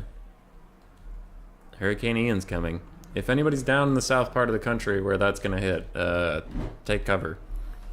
Take cover. They do not, does not sound like Hurricane Ian's fucking around. Triple cannons firing off. Gonna hit some red crested skinks. It's not their ideal target, but they will switch at the start of the game. They're on fire at will, so they just shoot at the first thing they'd see. Hubs, the last noob tourney, was the same way. Seemed to take a longer than vets. Well, shit. We'll get through it. There's only 4 rounds, though, so we'll have 4 best of 3s to watch through the whole stream. So we should get done in a reasonable time. Ian hit earlier today. Oh. I hope you are all okay. Very nice Thunderbolt cast. I didn't even see it. I was busy reading chat. That's why I love that spell. It half health an entire Thunderer.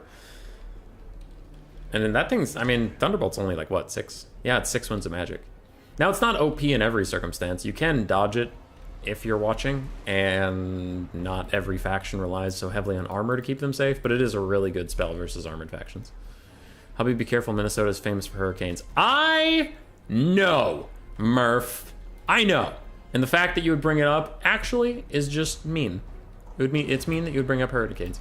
So it looks like the cannons are still blasting away at red crested skinks, which, like, they're doing a decent amount of damage, but they really need to be shooting Razordons or the Saurus Old Blood, wherever he is, if he's in range, or these Cold One Riders, which now it looks like they're turning due, but it is a little too late.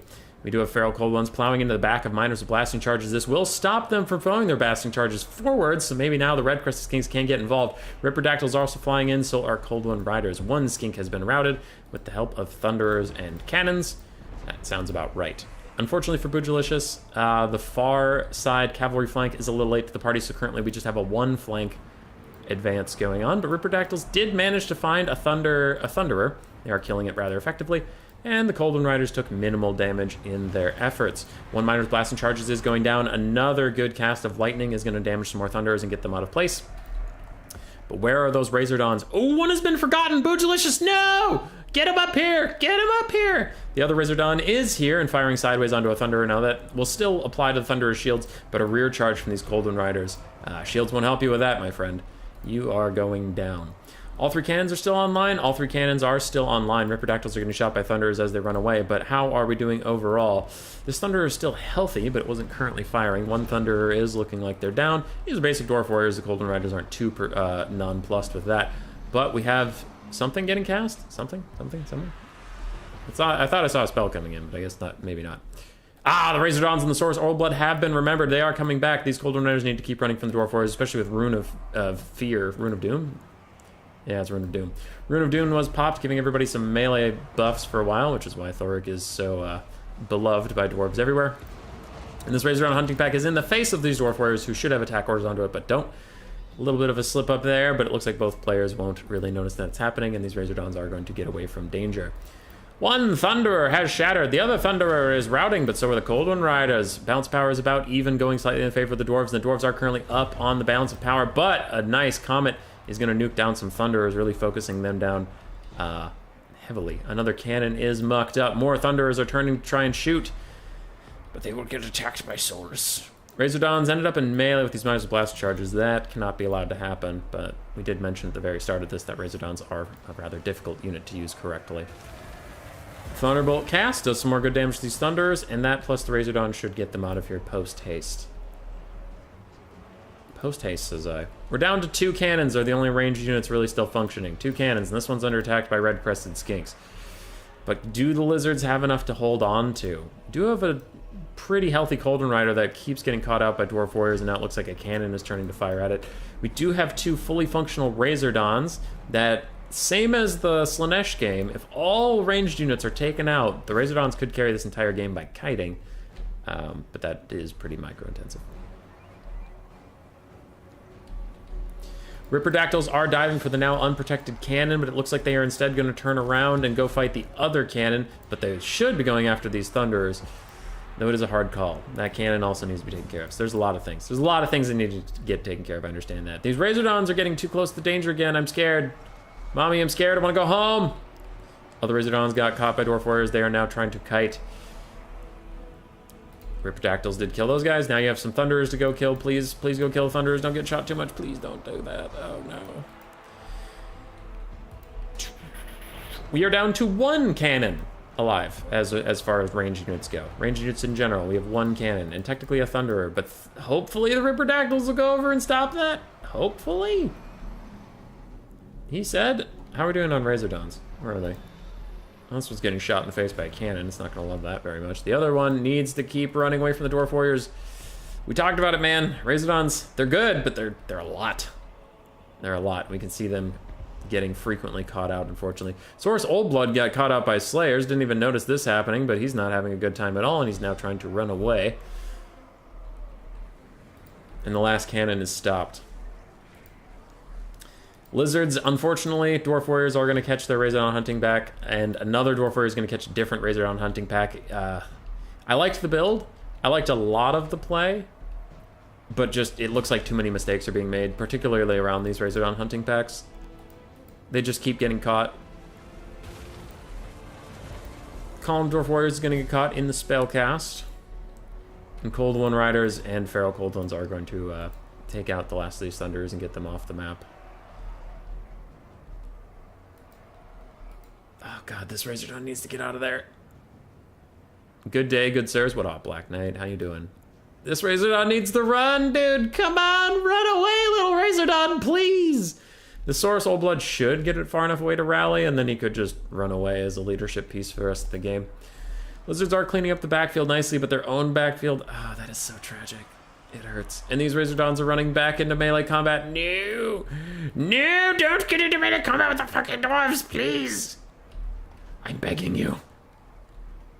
Alright, looks like now they're going to run away, realizing they got a little bit close for comfort. Reprodactyls and Cold Ones getting into combat right next to Thoric. He's probably going to take care of them rather easily. How are we doing on the source? Old Blood. He's back, baby! Stay away from the Slayers. Stay away from the Slayers for the rest of the game. These Razordons are just dead at this point. They now have attack orders to come all the way over here, but that's just running them deeper into those Dwarf Warriors. Which is, you know, a problem. Yep, they're routing now. Damn. Flanks are exposed, walking these red crystals into the thing. Imagine these long beards. Hey, black fuck dwarves. Alright. Alright. These Razordons are shooting sideways into some Dwarf Warriors, doing a little bit of damage, and they have to kite and run away. These other Razordons are running away now that they're routing, so they're just forced to get the fuck out of there. And these Gold Chevron Slayers are currently murdering Cold One Riders for fun. Balance of power pretty heavily favors the dwarves, and I would tend to agree that we have a nice Thunderbolt cast. Bujulicious has been on top of his casts all game, so that is good. Good, good, good.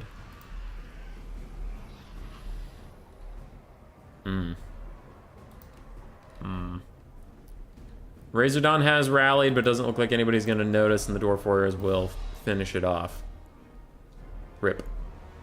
Thoric might carry if the Razordons die. I mean, it looks like the Dwarves are going to win pretty solidly, even if Thoric does die.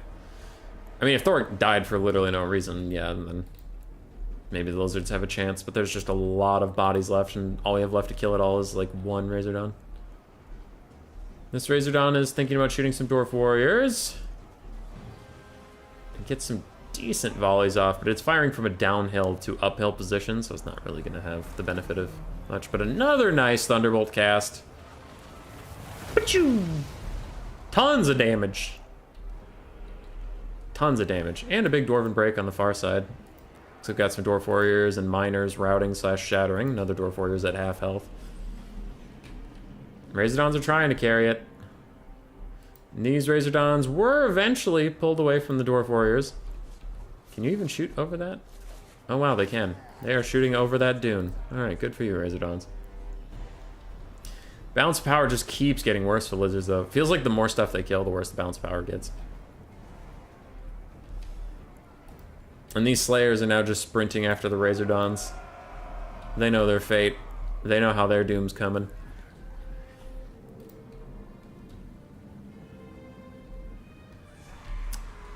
Yeah, I think it's GG. The lizards are just down to razors. Skink Priest hard carrying? He really is. He's got 1400 value off those casts. He's going for the predictive Thunderbolt.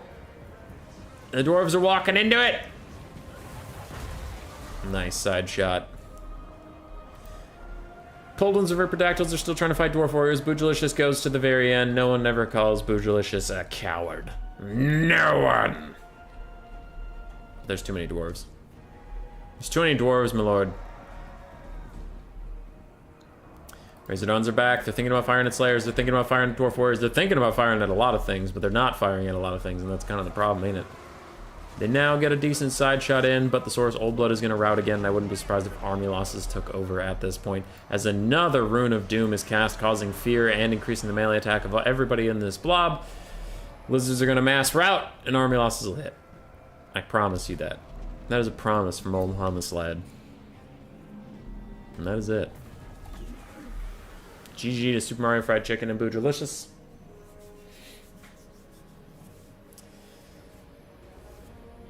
I can't make Razordons work, man. I always fuck them up. Reprodactyl did really well. Source Old Blood didn't get a lot done. Basic Source did great.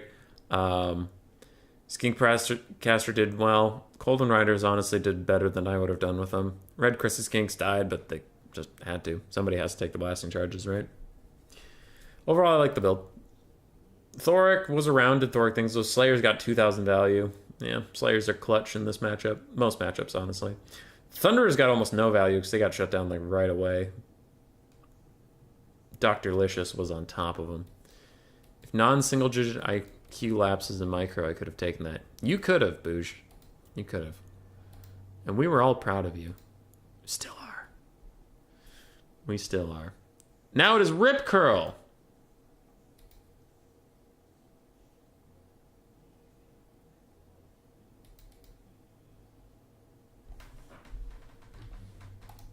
Sorry.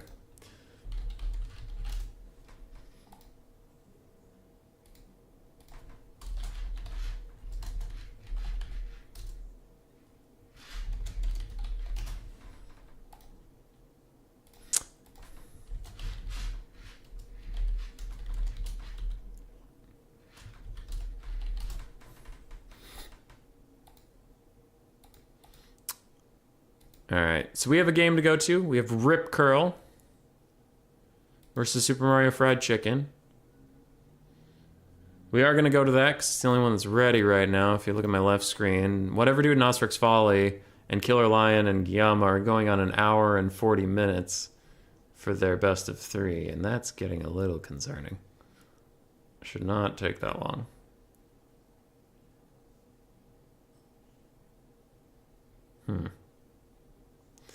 Well, hopefully they'll figure it out.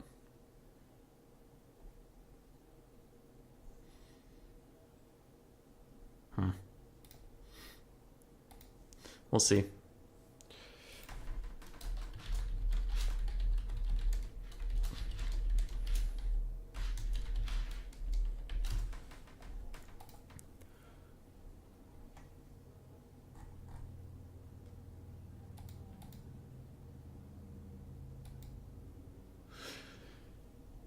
The optimist in me wants to say that Guillermo and Killer Lion and Whatever Dude and Ostrich are all in their game 3, and that's why they're not responding, and then they'll be done soon.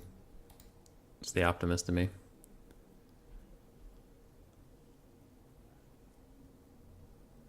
TMS factions shouldn't need their DLC to be remotely playable multiplayer. Also based Dowie Victory. Classic Swiss Pikeman.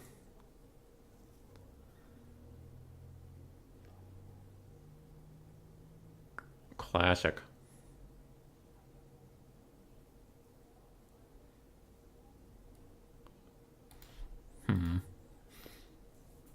I know it's not tenable with the spaghetti code,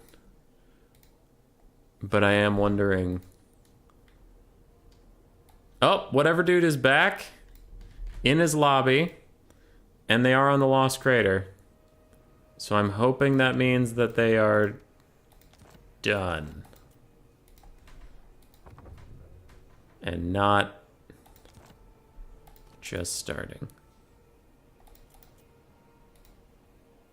What the hell? Okay. Hey. Hey, let me in.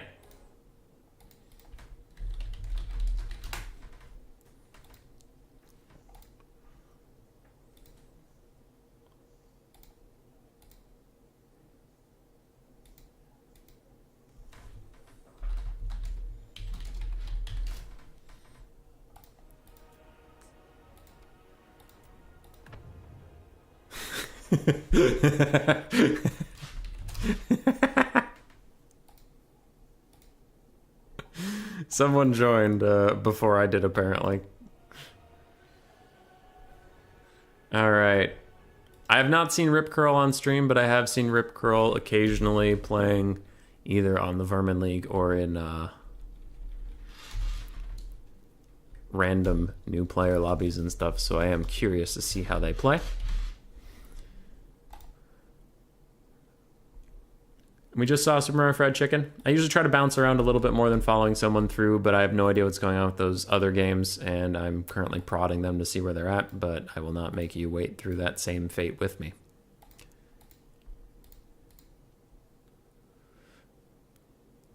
A couple ways to do it, probably best for DM. Gastral. I've seen RTK play double Stegodon, Ancient Salamander, Lightning Bolt Kite versus and Lizardman versus Dwarves. Yeah, I don't think that works as well anymore, but yeah, that used to be pretty good.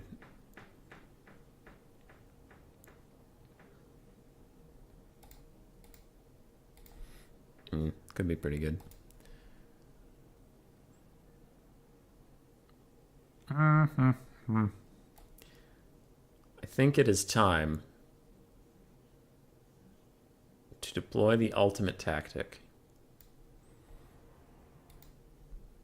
Playing an entirely different game.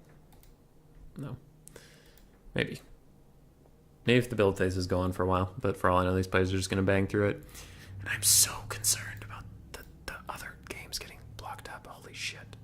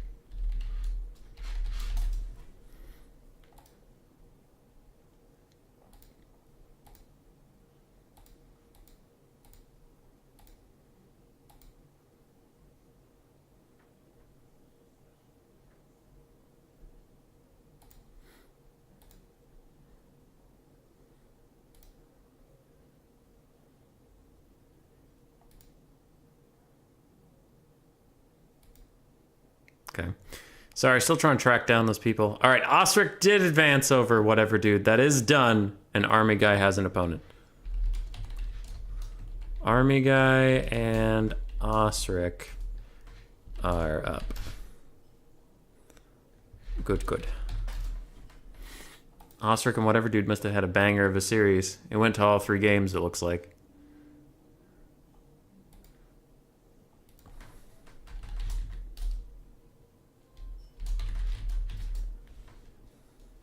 Oh, Killer Lion got done. Did he prevail over Guillaume, or did Guillaume end his greenskin reign?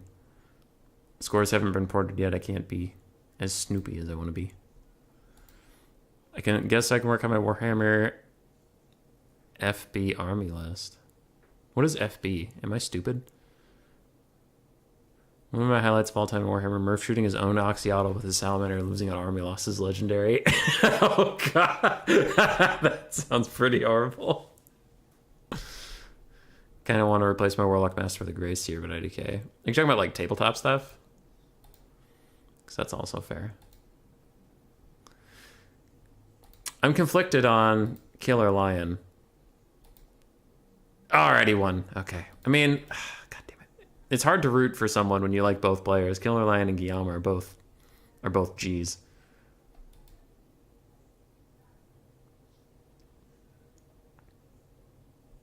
Rest in peace, Guillaume.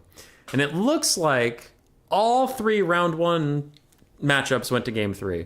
Because we saw Mario Fried Chicken and Boojilicious, and Ayano said she took a game off of Zesty.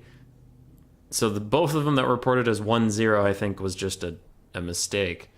And, yeah. So all round 1s went to game 3. That is good, good.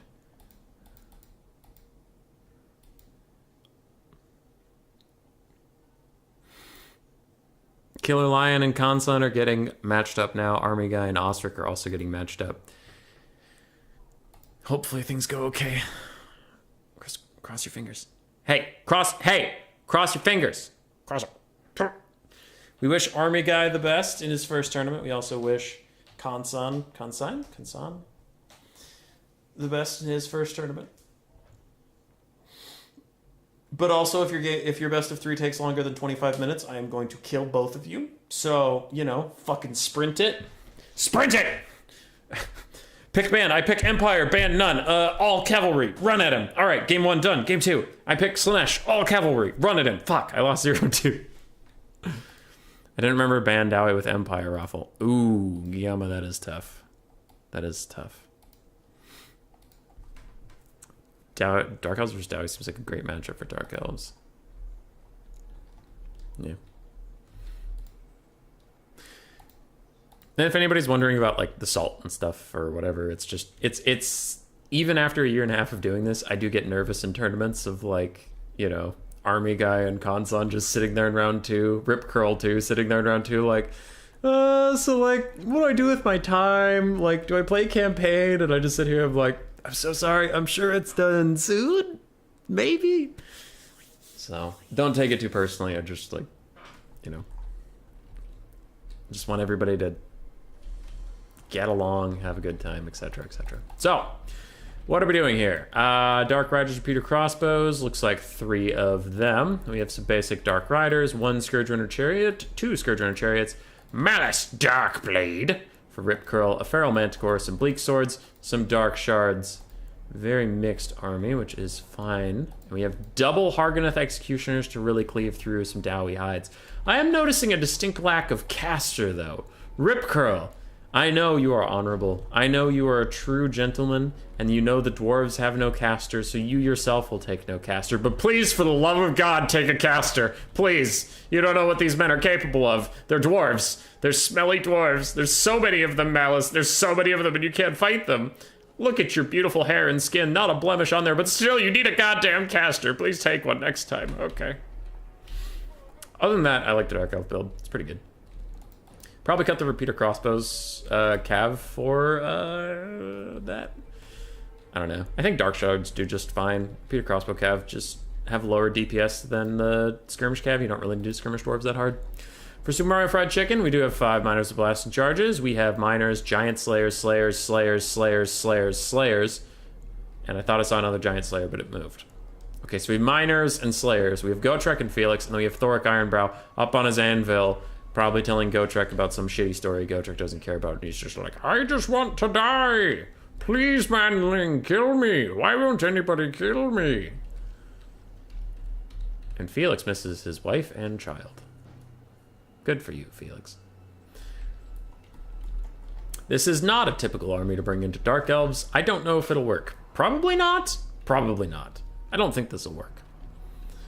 Dwarves can handle Dark Elves. It's a good one. Empire Band, nothing backfired for you. It's a fun matchup, I should clarify. Dark Rider Peters are for when you need mobility, as if you need mobility for stun. No caster for Dark... No caster versus memery. I don't think this is a serious build. I don't know. Maybe I'm wrong. But all miners and slayers, it sounds silly. Dark Shards have got their work cut out for them, for sure. Dark Rider Expos still have a role here, better than Scourgies. But Scourgies can go into melee when they're needed. We do have a little bit of lag.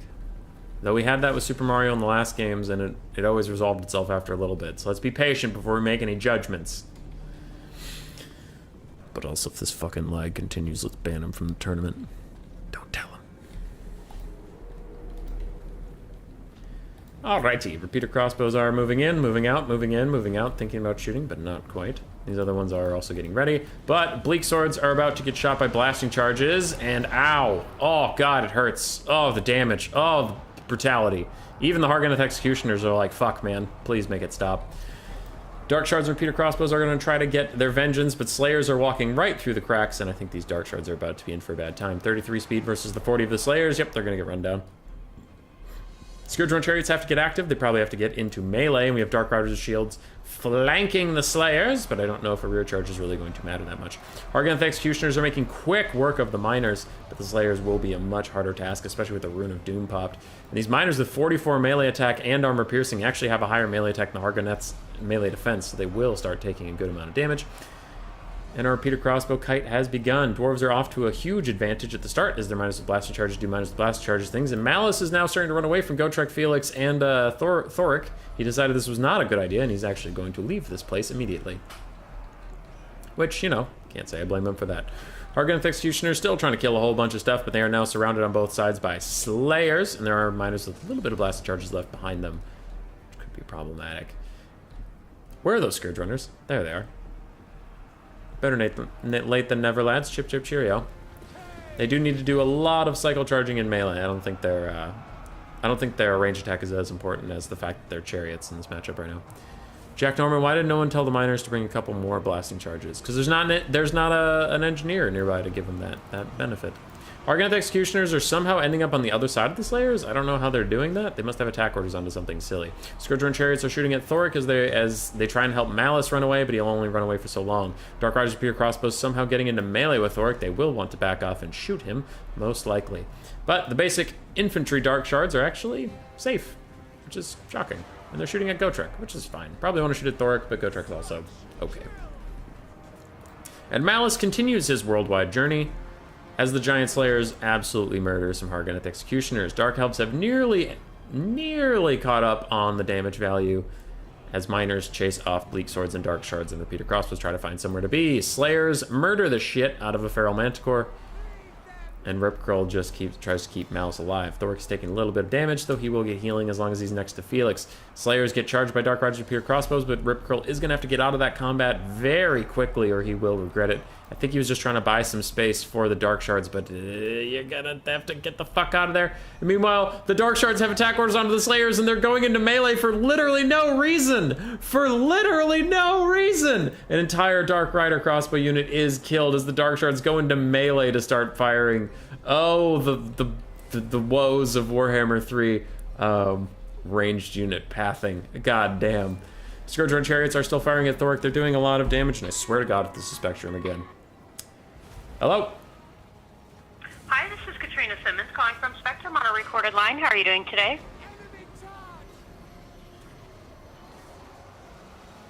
Malice is dying. Malice is dying, lady! You gotta save him! Alright.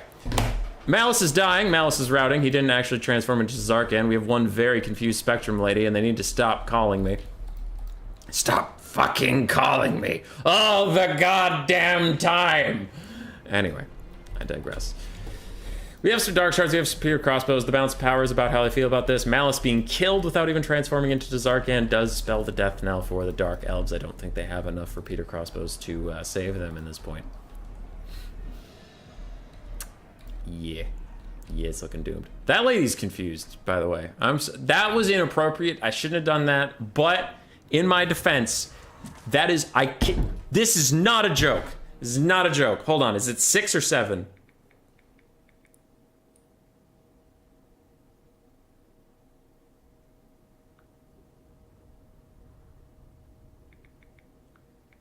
Hold on. Sorry. My friend texted me, but I gotta check my call log. 1, 2, 3, 4, 5. Okay, it was only 5. That is the 5th. Oh, nope, I'm on the wrong day. Hold on. Redo. 1, 2, 3, 4, 5, 6, 7. Yes, that is the 7th time they've called me today. Ugh. Hi, we're from Spectrum. We want to know if you want to switch to our internet provider. No, I'm happy with my current internet provider. Please take me off your list. Okay, I'll take you off my list, but the other 19 employees that have your name and phone number from when you used to be our customer 4 years ago... We just wanted to call and see if you want to come back to us for literally no reason, because we provided a shit service for so long and that we had a monopoly over your tiny town, and then a different company came in with actually good service and ate up all of our people. So now we want to go door to door and annoy the piss out of them constantly. Hey, if we keep calling you, does that make you want our service? Hey, listen. Who thought that would work? What marketing strategy is that to just annoy the shit out of somebody? That doesn't make me want to buy anything from you. It makes me want to kill you. Spectrum!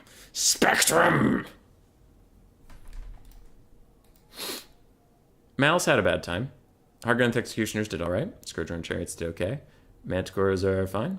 Repeater Crossbows did some stuff. Dark Shards got run down by Slayers. They're mostly running around for a lot of time. And the Bleak Swords and Dark Riders got killed. The Orc Ironproud didn't do a lot. He just gave his army a whole bunch of buffs. Gotrek got to do some stuff.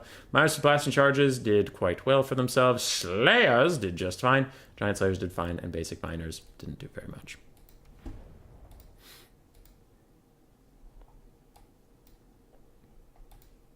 that's how I feel.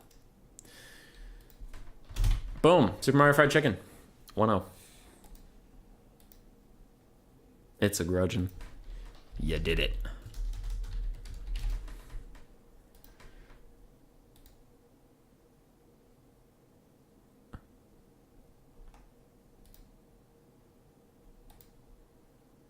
All right. How funny would it be if she were a Warhammer player and knew what Malice was? Chad Gotrek slapping Malice. I turned in my Spectrum modem today. Got Google Fiber for a month ago. So glad to be finally done with them. Yeah, man. I have a funny Spectrum story as soon as I get caught up with chat. Spectrum, Time Warner, annoying the shit out of you. ISPs are so crap in the US. You're lucky I'm still in the no one but Spectrum zone. Yeah, Army guy. I was there for 6 years. 6 years. I had no choice but anybody but Spectrum. And then there was like Netlink, but their best internet connection, I like swear to God, was 25 megabytes per second. And I was like, what? How is that a thing? How is that anything? Anyway, my Spectrum story. So Spectrum used to call me a lot when I lived up in Duluth. I was going to college. I don't know why they called me. I was already their customer. They're like, listen, we know you're your customer, but what if you want to be more of our customer? And I said, no, I'm good. And they said, fuck you, be more of our customer. So I got sick of it.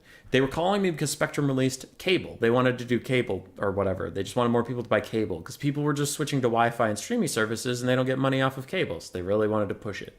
So I kept getting calls about cable. I just kept getting calls about cable, and I was so tired of it. So then, one day, when a lady called me, I was having none of it, and I said, oh, that sounds great. I don't have a TV. I said to the woman about installing cable, I don't have a TV. I don't have one. None. Zero. Now, any reasonable person would say, sorry to hear that. Goodbye.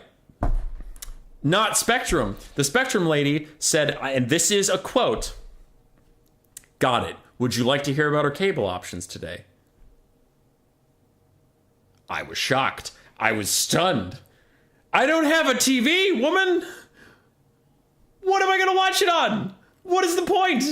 And I said, but I don't have a TV. And she said, well, that's fine. We have rates starting at... And she just went into her spiel. And I stopped her mid-spiel, and I'm like, for the third time, dude, I don't have a TV. What am I going to watch this on? And she said to me, she just rolled right into it, didn't pause for a second. She said, but that doesn't stop you from getting cable. Yes, it does! Yes, it does actually stop me from getting cable! What? Stop it!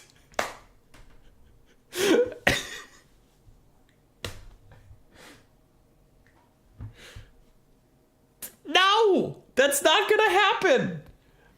Hello, sir, I'm from the peanut company. Would you like to buy some peanut butter? I'm deathly allergic to peanuts. So anyway, you wanna buy some fucking peanut butter?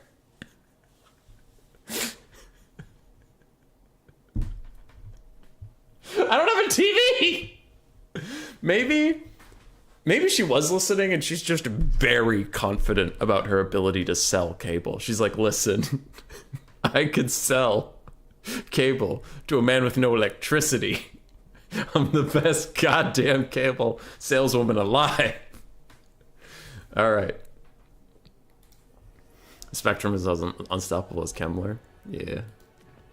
Oh, actually, that is a good point, KB. I need to talk about that, but I will in a second. We have Cathay versus Skaven again. You guys know how it goes. I know how it goes. We all saw the matchup before. We know it can be tough. We know the Skaven have the tools. But can Rip Curl pull it off? So I was reading Gotrek and Felix. No spoilers. No spoilers, of course. I am in the final omnibus. And I was reading online about a certain character because the way the Gotrek and Felix omnibuses are organized, it's like you have the main plot. It's the line. Main plot. And then in each omnibus, they just throw in a bunch of stories. But what sucks is the stories aren't like branching off like a tree. You know, as you go along through the omnibuses, this is where the side story occurs, so we're going to put it here, and it's going to branch off. No, you'll sometimes be like all the way over here, and then they go, anyway, here's this side story from back here for some reason. Or I think they only went forward once, but you get my point. So the side stories aren't in order. And again, for not spoilers, this is fake. What I'm about to tell you is fake, but it's getting my point across. Felix meets a bread merchant, and he decides that he loves this bread merchant, so he's going to have 15 children, and he's going to live happily ever after. That was the end of one of the canonical mainline stories. And then it went into a bunch of side bullshit, and then the entire not the entire fifth omnibus. The start of the sixth omnibus was a bunch of side stories as well. So there was 500 pages of content between Felix's family and getting to the future. Again, I made up Felix's family for not spoilers. But I looked on Warhammer Wiki, because I just had to know. I'm like, did they forget about Felix's family, or how the fuck does he go on an adventure now that he has a family? Again, that's fake. But I did look it up. And Warhammer Wiki said nothing. They said, like, and Felix had a family in this book. Anyway, there's 3 more, so don't know how that happened. And I was really disappointed. But then I got to the next canonical book, and Felix, it starts out with, like, Felix is with his entire family, all 15 children, and that one lady that he loves a lot. They're there. It's canonical. He's making, like, a ton of money. But then somebody offers him drugs, and he's like, fuck yeah, drugs! And he goes on an adventure. And it's like, oh, all right. Warhammer Wiki just wasn't filled out. Okay. You know what? Good job, Gotrek and Felix writers. You win this round. You did actually wrap up some stuff and not just, like, hand wave it as, nah, and then they're not there.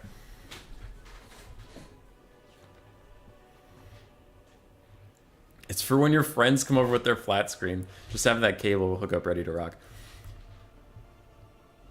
I'm in a weird position because I know I'm not as old as some of this community, but I also know that some of this community is younger than me.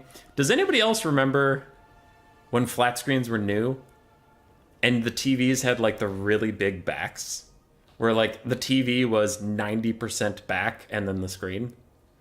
I had a small, like a medium-sized one of those that I would put in my car for high school LAN parties. And so I would get that, my Xbox, and 2 controllers. And then I would go down to my friend's house and we'd hook them up side by side and play Left 4 Dead. 4 people on 2 screens, Left 4 Dead, so local. Something about Left 4 Dead 1 where everything was dark. It was really good thematics. Left 4 Dead 2, everything was bright and hopeful. And it's like, nah, that's not a zombie game. It needs to be dark. So Super Mario Fried Chicken did just play this versus Boojilicious. So we will see how he made modifications to his build. I remember when computer monitors were that way too. Yeah, screw it. That's my boy. I've never been a laptop gamer. I don't know. I have always been a tower PC guy. In college, I had this shitty little laptop that could just use like Microsoft Word, but I did all my gaming on a tower. Left 4 Dead 2 is so fun though. Had to uninstall it and stop playing. Ugh. I don't know, man. I played a lot of Left 4 Dead 1. A lot. 2, I had a hard time getting into. Maybe I burned myself out. It's very possible. I felt like Tian, actually, I'm curious on your thoughts. Did you feel like some of the guns weren't working properly, but you couldn't quite put your finger on why? I don't know. Because some of them just didn't feel like they worked right. One of the sniper rifles, that big gray one that fired on automatic, didn't really feel like it did much.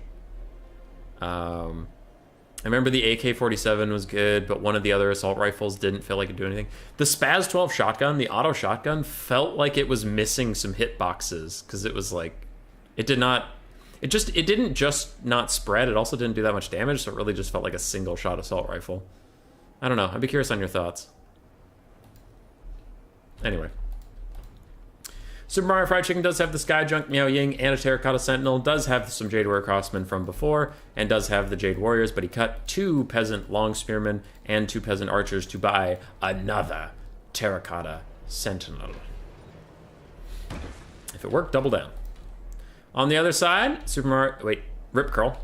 Rip Curl is trying to do what many men have tried to do before and beat Cathay. We have 1 Plague Monk Sensor Bearer, we have the Avalanche Mortars, we have a Stormvermin with Halberds, double Globes, 1 Giselle, couple Rat Ogres, Ickit Claw, with Storm Demon. Other than that, the same normal spells. Wolf Rats with Poison on the far side, nothing on the other area here, and a couple Skaven Slaves and Clan Rat Spears. Cool. Would a Hell Pit Abomination be a bad idea? Thinking out loud? Because couldn't you kill the archers with the avalanche mortars? And then without the archers, what's going to stop the Hell Pit from murdering some Terracotta Sentinels? That might be worth your time, honestly. We'll see. The Burst Assault Rifle was meh. Shotguns and snipers, you had to spam the hell out of the trigger. Also, shotgun shoot fairy dust past like 10 meters. Yeah, I remember the Left 4 Dead 1 auto shotgun being really, really good. And then going into Left 4 Dead 2, I remember that the Spaz 12 was garbage for some reason. And the Left 4 Dead 1 auto shotgun was still really good in Game 2.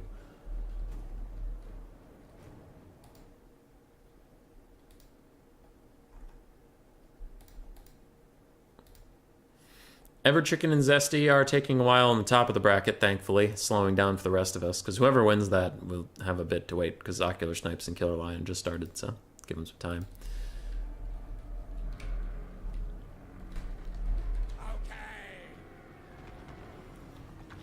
Okay. We are off. Now, somebody had suggested about, like, Warplock Giselles not shooting the Sky Junk and shooting the Terracotta Sentinels, but if you allow Sky Junk to just free fire onto these Stormvermin with Halberds or the Plague Monk Sensor Bearers, they're going to die. It's going to get some insane value out of that. So they will... I do think the Giselles will have to target the Sky Junk. I think it is unfortunately just a necessity. Point blanking witches for behind was wild with the shotgun. Yeah. Shotgun was fun. Throt is so good against Cathay. Why is he not here? Is he that good against Cathay? I still haven't gotten Throt to be good since his nerfs in like 85 months ago, 75 months ago. I don't know. It's been at least 45 years since Throt has been useful. They have marginally better accuracy at range, but the Left 4 Dead 1 shotgun is still way better. Yeah, okay, at least I'm not crazy that the Left 4 Dead 1 shotgun was actually just better. Avalanche mortars are getting in closer. Oh god, they're having pathing issues around that house. Oops. Oops, they got too close to the house. Giselles are still making the Sky Junk regret being alive. Avalanche mortars not being in position by the time the front lines are going to hit is going to be costly for the Skaven. They'll lose a lot of infantry relatively for free. If you're going to win the ranged fight, you shouldn't opt into melee. So I would have liked the Skaven to stay back and just shoot the Sky Junk, shoot their Avalanche mortars at the Cathay front line and make them come to you, that sort of thing. This is just feeding Clan Rats to the slaughter, which is fine in Skaven standards, but it's going to cost them a lot in the long run. Avalanche Mortars still aren't quite in range yet, and Wolf Rats with Poison on the flank, but these are not the armor-piercing variants, so these 90 armor Jade Warriors will actually probably just beat them in melee combat. We're in for a bad time.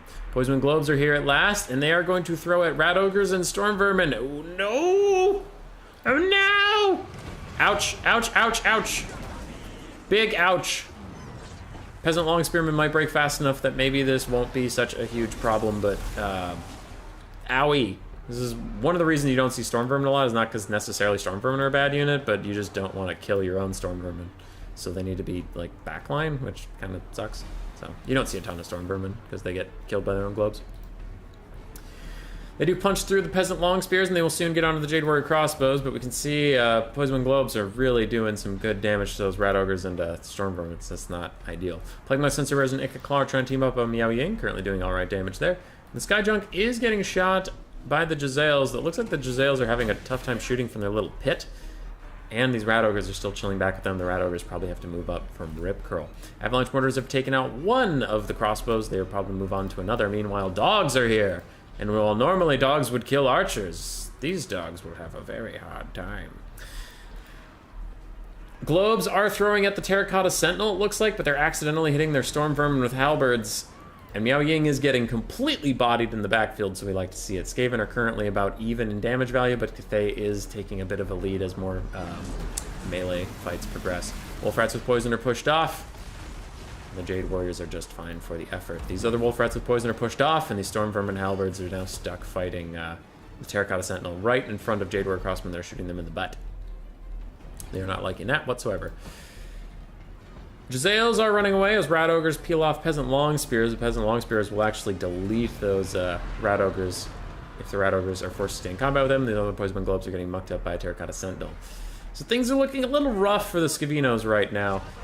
Ooh, Meow Ying is turning into a human form so she can heal herself. This is a big opportunity for the Skaven, actually. The Plague Monks can get a good surround, do a ton of damage, and Ica Claw can too. And the Plague Monks are actually fighting two things at once, which is pretty clutch for them. Rat Ogres are back. They're trying to fight these Jade Warrior Crossmen while a Warp Lightning gets cast onto them as well to do some decent damage and maybe rout them off. Meanwhile, in the backfield, a lot of the Skaven assets are getting mucked up.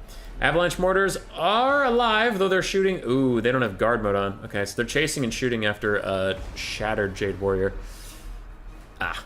They will need to... Sorry, Jade Warrior Crossman, but you get my point. They'll need to remedy that situation. Meow Ying throws an Earth Blood? No, Regrowth. Okay. Regrowth onto herself again. Stormvermin with Halberds are routed off by the Terracotta Sentinel and Sky Junk combination. Dogs are here to chase off more of the crossbows, and Skaven are slightly up on the balance of power, but they were majorly up at the last time we saw this matchup, and they ended up losing, and I am worried that this is where their path is taking them yet again. Avalanche Mortars have finished chasing that thing, I think. Nope, still chasing it. All right, it's off the map now. They can finally come back to us. Come back to us, Avalanche Mortars. Poison Globes are trying to kite away from Cathay. Looks like it is relatively working. Relatively. And Rat Ogres and Jezzails need to help out these Poison Globes and get them back into the fight somehow.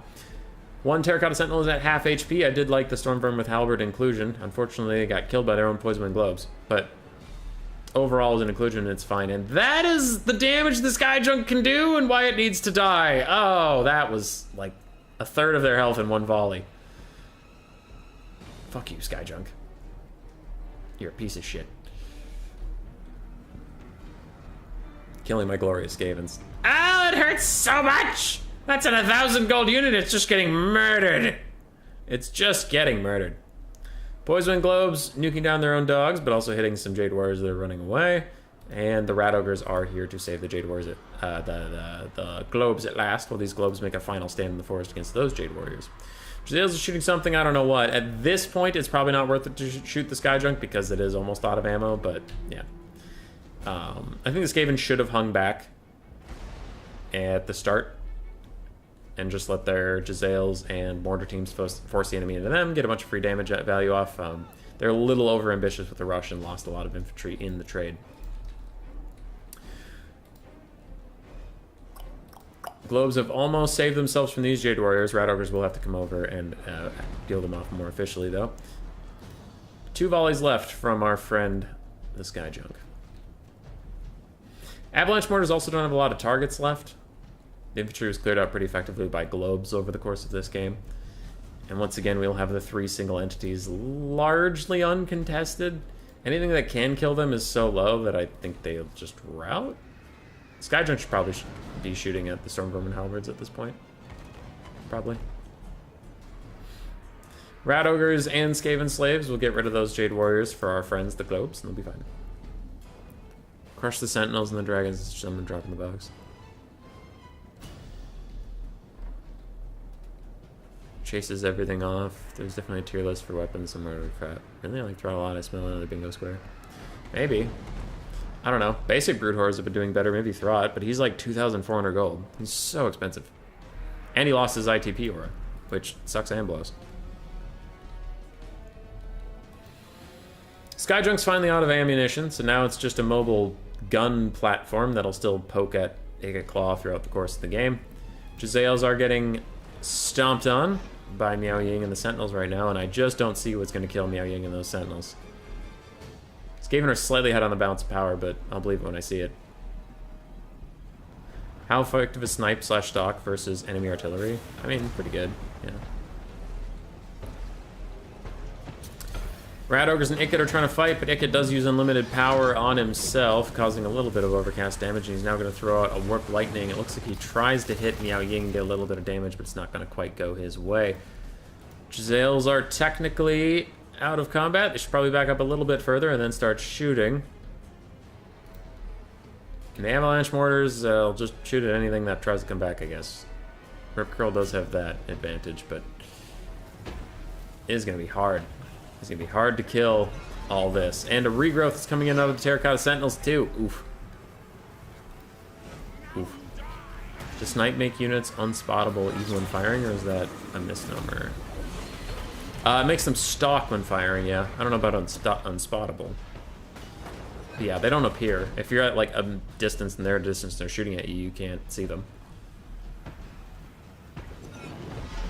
Tactical line. What up, Leia? How you doing, man?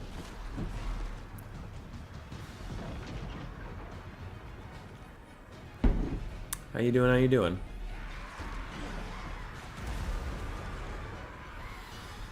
I think the Skaven are doomed at this point. They have 2 globes that have plenty of ammunition, but nothing to use it on. All of their units that actually can do damage to these Terracotta Sentinels are so low, they're just going to keep routing, as we've seen. Iga Claw's currently trapped in 2. He's getting his ass handed to him.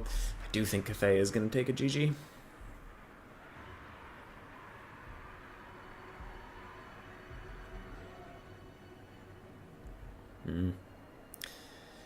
Yar. Yar. Now, if we had Rattling Guns, we could watch something miss at point-blank range for about half an hour. But we don't have Rattling Guns.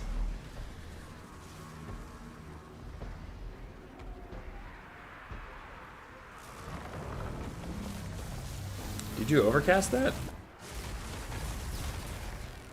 I think it did overcast that. I think he wanted the army passive, but overcasting it just ended up causing him a little bit of damage. And this is why I was worried about the Skyjunk. You can see it's now providing the Terracotta Sentinels with, ooh, leadership. They're unbreakable, I know, but 7 melee attack, 5 melee defense. So it's essentially an untargetable corpse cart because you have no range units to attack it.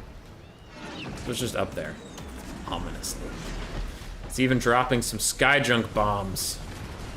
Avalanche Mortar is coming in clutch! And the Brass Orb. Skaven are just throwing it into the wind. They don't give a shit. You can't kill my guys, I'll kill my guys. And that is a Chad way to go out. I think army losses will be hitting us soon. Ushgasm? Blobhammer? Most of the game was pretty wide, and now we're down to just a couple single entities that do want to stick together, so I guess that's true. Can't tell if you're joking or not, but... yeah. Well played, both sides. I liked the build. The Plaguemore Sensor Bearers were a really neat pick, and they actually did do quite well. Stormvermin Halberds also paid for themselves, I think. Or are they 1,100? I don't remember. So those 2 actually did quite fine. I think they just should have been kept back a little bit till the late game. Rat Ogres did fine. Poison Globes did great. Dogs struggled a bit. Clan Rats and Skaven Slaves did their job. Ikit did well. Meow Yang Terracotta Sentinels were unkillable. Sky Junk paid for itself. Grisly, awful death. Killer Lion has prevailed over Ocular Snipes. Looks like they went through all three of their games rather quickly.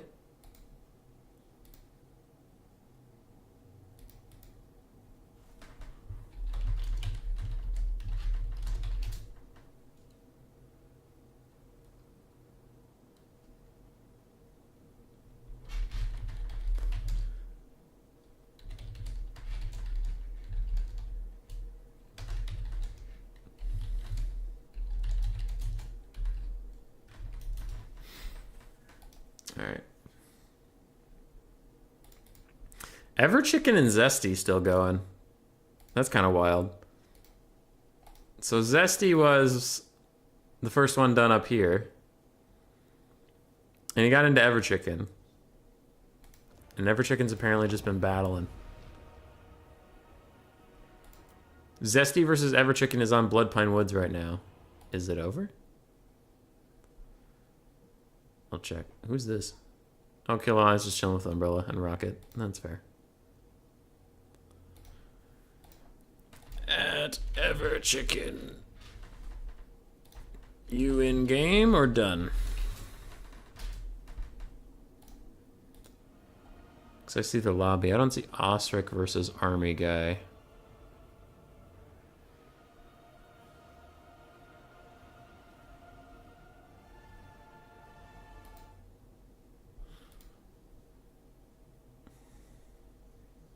Yeah, I don't see Osric versus Army Guy either.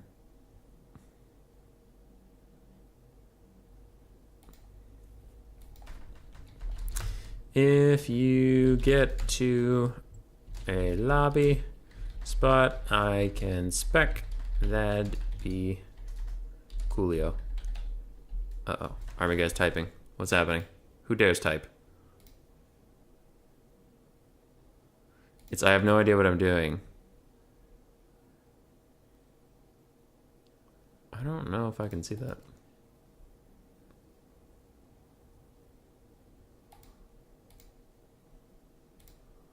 Starting game 3. All right. Good luck, Ever Chicken.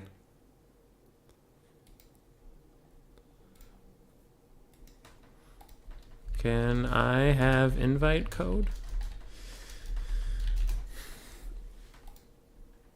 Good luck, Ever Chicken. Give him hell. Give him hell.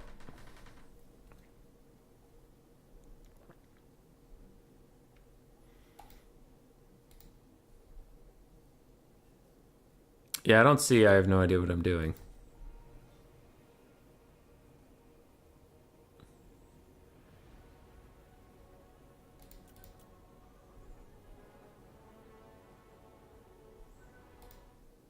Huzzah! Army code. Oh, hey. Army Guy's picture looks like something from, like, Gundam. We were talking about that earlier. Uh-oh.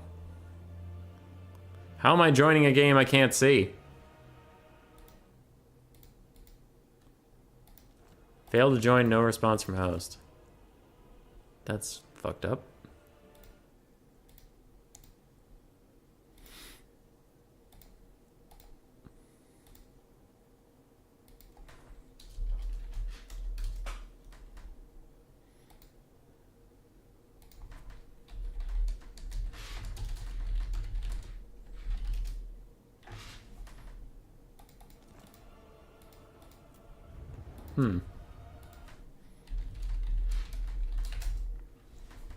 Lennon. Okay. On game 2? Alright. Carry on, soldier. You got this. So, we are going to kill time. Because... Looking at the bracket real quick. Everchicken Zesty entered game 3. Army Guy and Osric's lobby is having some issues. I don't really want to muck them up at all, so if they're entering game 2, I will just let them do that. And we will spectate the winner of this one versus Killer Lion whenever, because we followed Super Mario Fried Chicken through like the whole tournament, so I don't think he needs us. I think he'll be okay.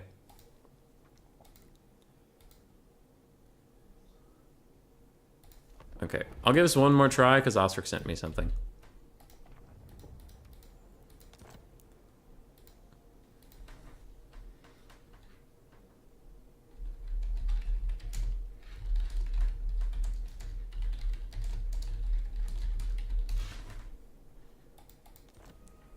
Almost such a lion.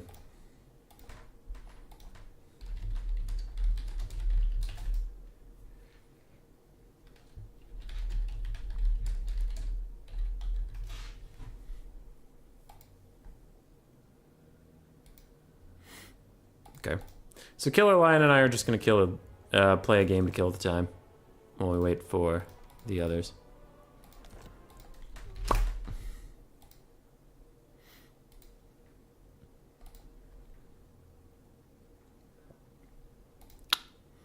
Flip to this.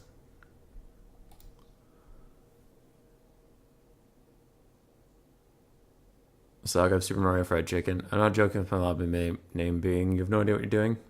That is fair. I think you're doing great, sir. Let us play. Seen a lot of Skaven today. Seen a lot of Skaven today. We don't need more of that.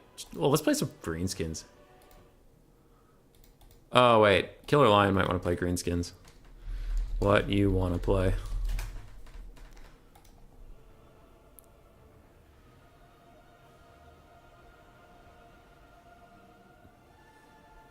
Who dares ping me?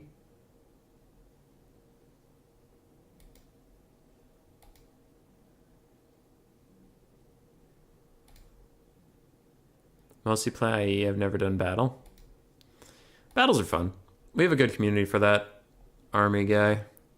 We have a role if you want it for new players. We can find other people that are also learning the game.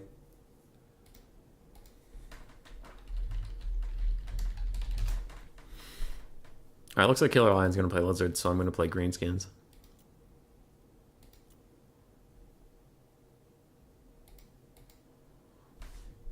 I like the green beans.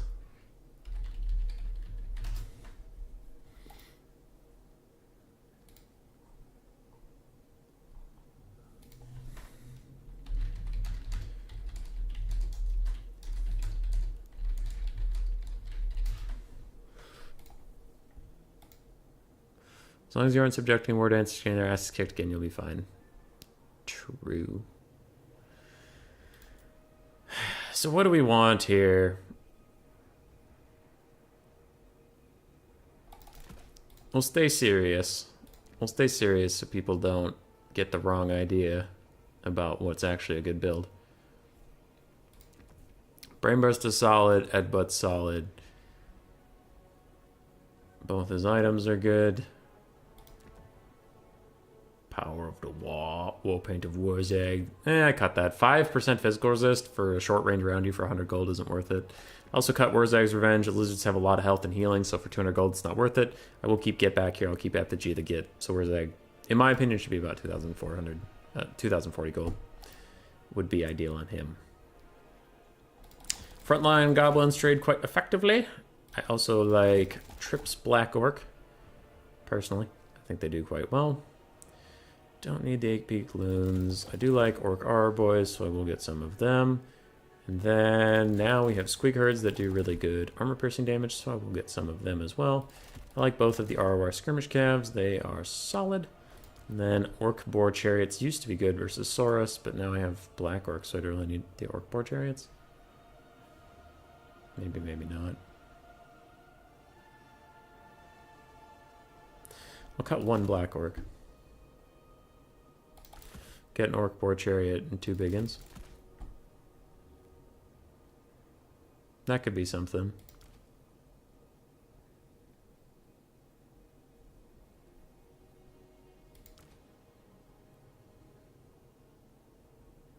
Are the Squig Herds really going to be worth it? I mean, they're strong. I'll take 2. I'll take 2. Otherwise, that feels a little excessive. I can get some Spider Riders and Wolf Riders to run down. Ooh, actually, yeah, let's just do that. There, that's pretty good. I have at least one more Spider Rider run down like Chameleon Skinks or some shit. What color scheme do I want? Ooh, I want to stick to the main factions because otherwise I might not get Wah due to that bug. The bug that some of the sub-factions don't get well.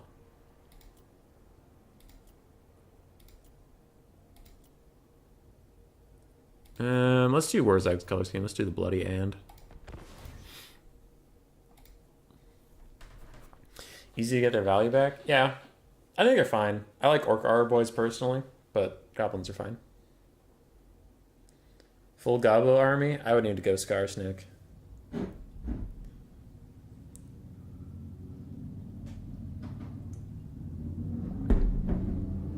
Bacon's got more expensive? I don't think they did. I think Biggins have always been 8.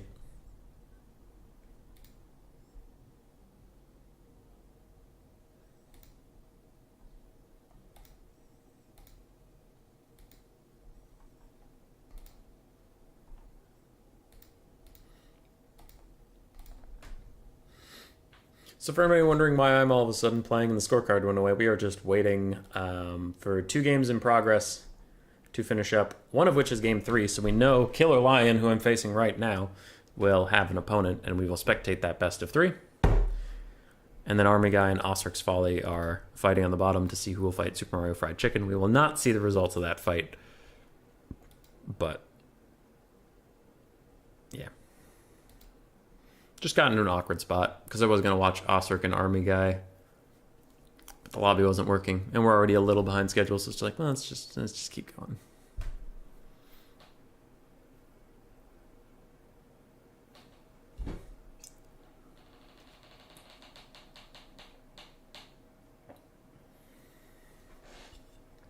I'm all out of water. That sucks now.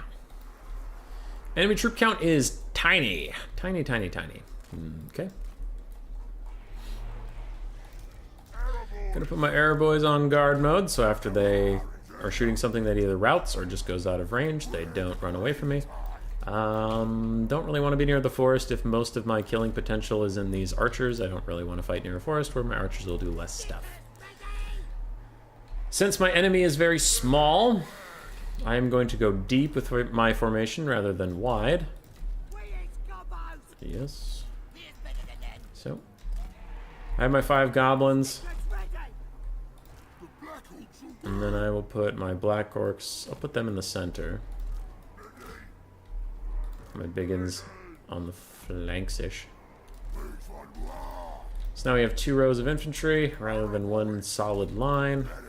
Gotta make sure my archers are spread out-ish, so that if one big dinosaur comes rolling through the middle, they don't all get compromised. Let's put you guys up on the front. Let's put skirmish mode on in case I lose track of you for a second, that you don't go running off. Well, not running off. If I lose track of you, you don't go running off and just stand there and get caught. So don't do that. Squeaky piggies. Where's Egg? Orc bow chariots. Nice. You, all of you. And then all the infantry. Lovely. Even the goblins have lower range and fighting prowess, they have numbers advantage and price advantage versus Orc Armor Boys. I like the Orc Armor Boys, and you can't tell me any different. I won't hear it.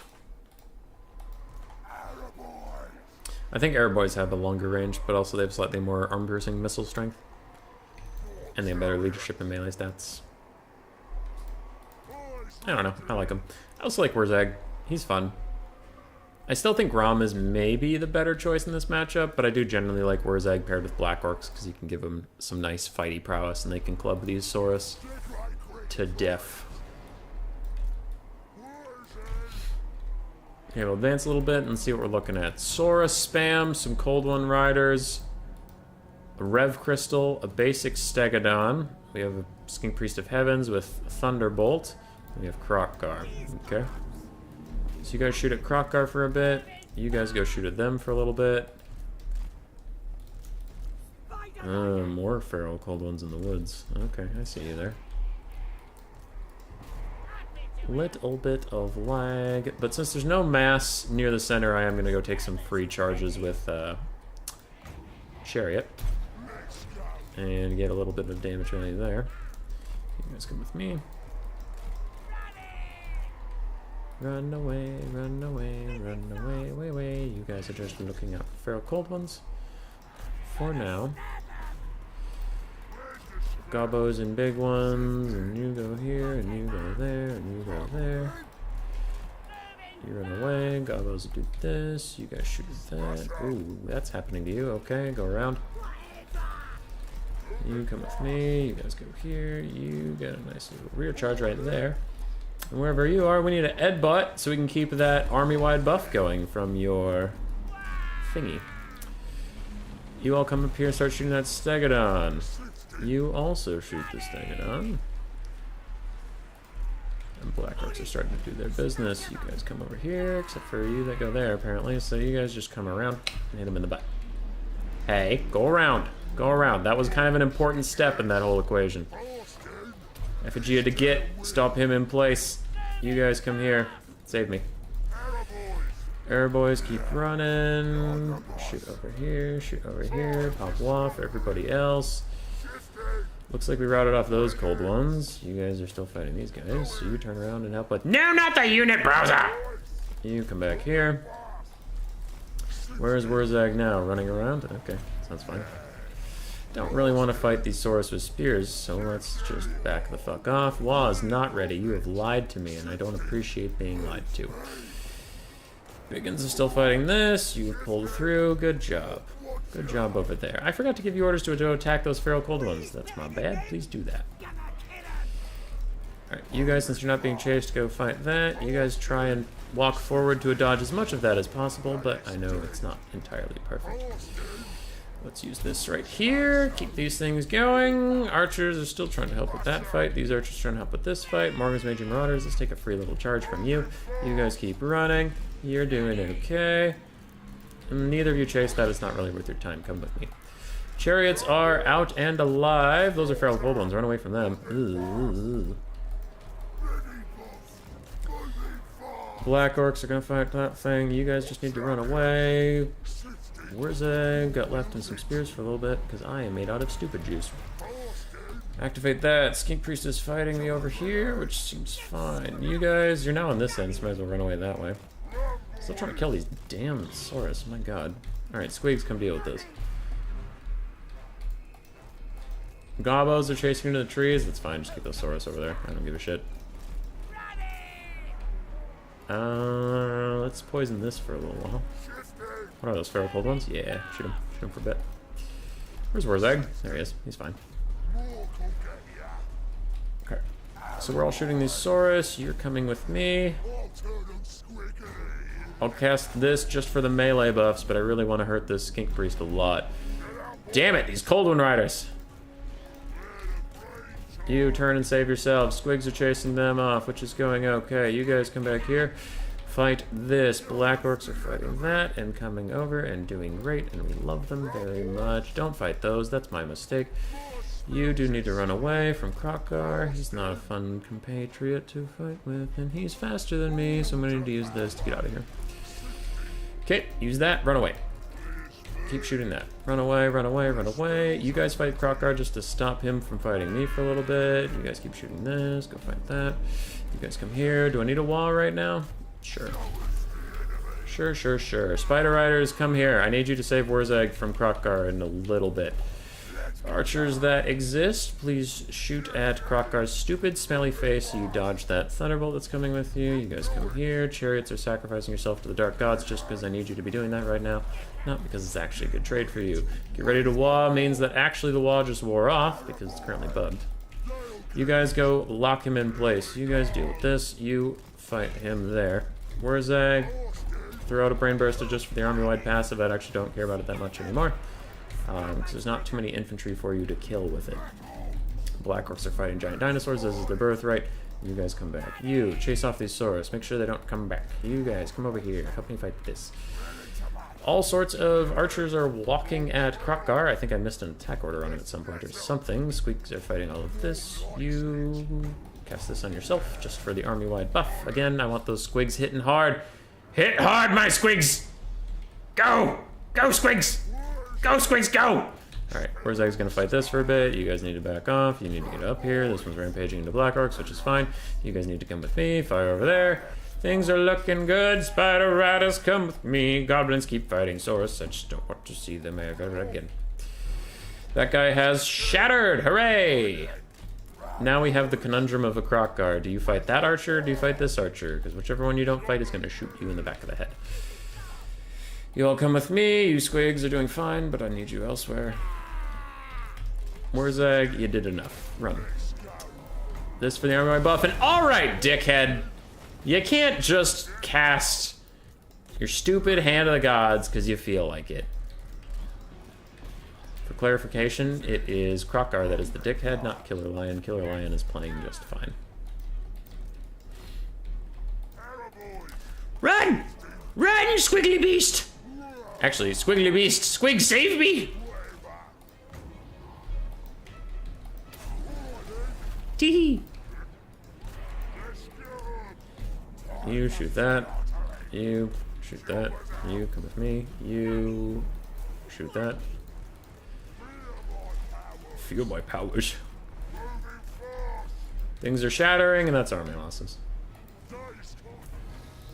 Wurzag! Is Irigo worth the bring? Generally not, in my opinion, Alea. Generally not. Back to Battle Scribe. Army guy, you have a good night. Thanks for trying it out. Hopefully you had overall a good time. Sorry about the delay on round 1. Shit happens sometimes. Zesty has defeated Everchicken in a wild back and forth.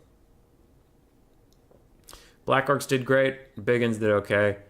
Wurzag did fine. Gobbos did gobbo things. Orc Boys did stuff. Squigs got pretty good value overall. Goblins did fine. Krokgar, good value. Sniped out Wurzag. Other than that, Saurus were being world beaters. Fro Cold Ones did fine. Colton Riders were tanky and hard to deal with. Well played.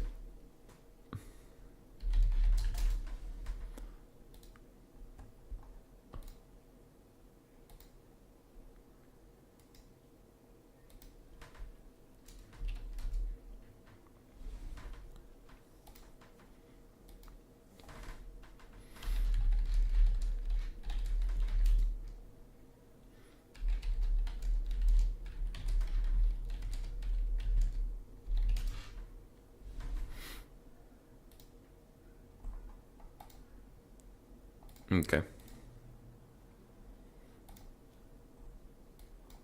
So back to the scorecard. Back to this stuff. And we will see Zesty versus Killer Lion.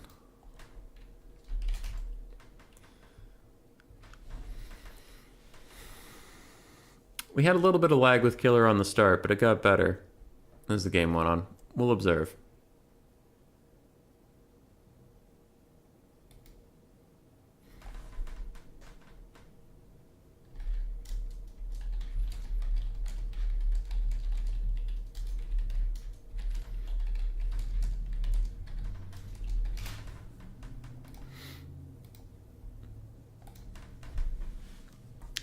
All right. Goblin, big boss on foot for your lord. Okay. So here we go. Worth the bring. Answered that. Wurzag is half. I don't think so for Wurzag specifically, since it doesn't go well with the Bone with Staff. Yeah, I took 2 super cheap spells, just spam the Bone with Staff.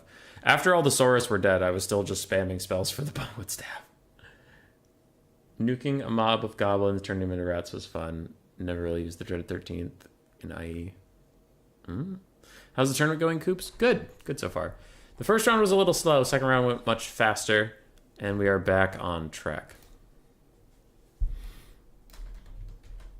The games have all been really good.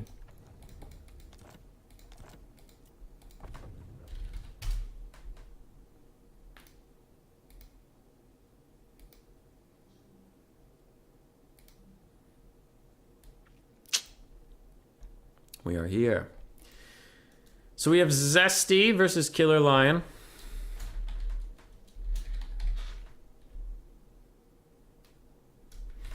I have run into Zesty a couple times over the years. But not a ton. Not a ton. He seems to come and go with, like, trying out the multiplayer scene, then maybe not finding it for him and disappearing again for a couple months and coming back. We'll have to see how he plays. I heard rumors that he's getting trained by Void Laws himself. But these are mere rumors. I can't trust them.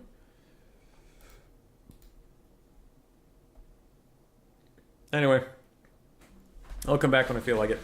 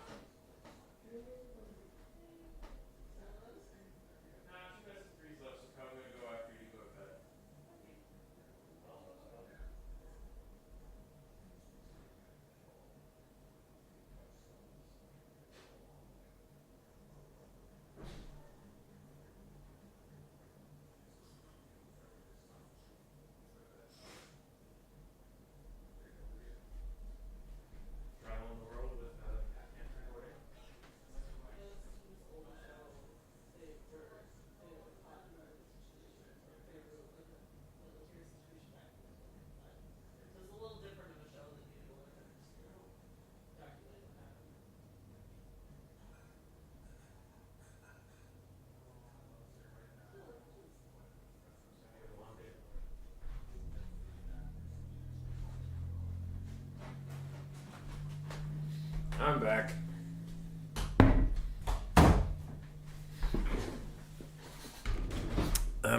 I'm back. This stream is sponsored by Core Edge, non-alcoholic brew. For those of you with faltering and failing livers from a lifetime of hard drugs and rock and roll.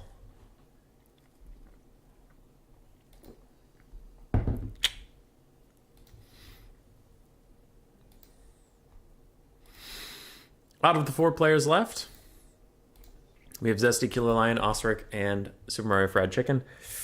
I don't know about Zesty. I just don't know. The other 3 players, I decently know how well they play. And I'd say my favorite to win the tournament... If I cut out Zesty, my favorite to win the tournament would be Osric, probably. I think the ranking would go Osric, Killer Lion, Super Mario. All 3 of them are close, though. But I would bet on Osric. It's all about how good Zesty is. Because if Zesty just blows Killer Lion out of the water, then yeah, he's my by far tournament favorite. Because, like, Killer and Osric would be a close best of 3.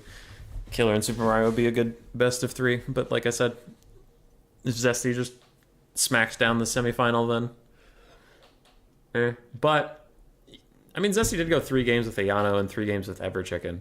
And Everchicken and Ayano are roughly of the skill set of the rest of the players, so I mean, if they can take a game off of him, I extremely doubt he's just gonna murder Killer Lion here.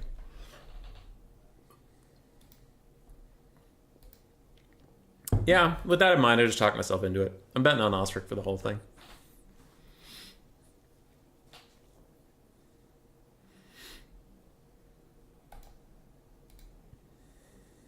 What up, Knighthood, dude? How you doing?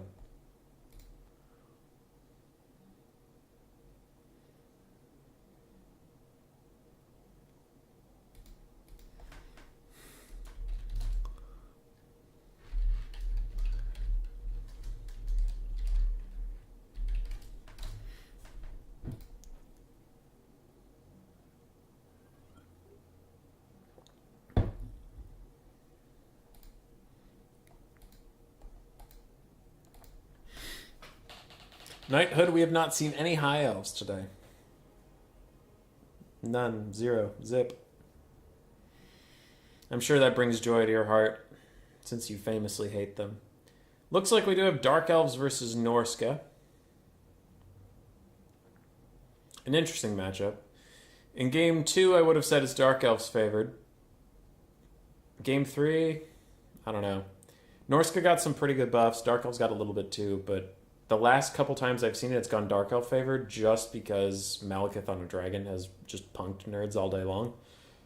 Now, Norska could counter this by going 6 skirmish cavalry, but I don't know if we're going to see that in a new player tournament.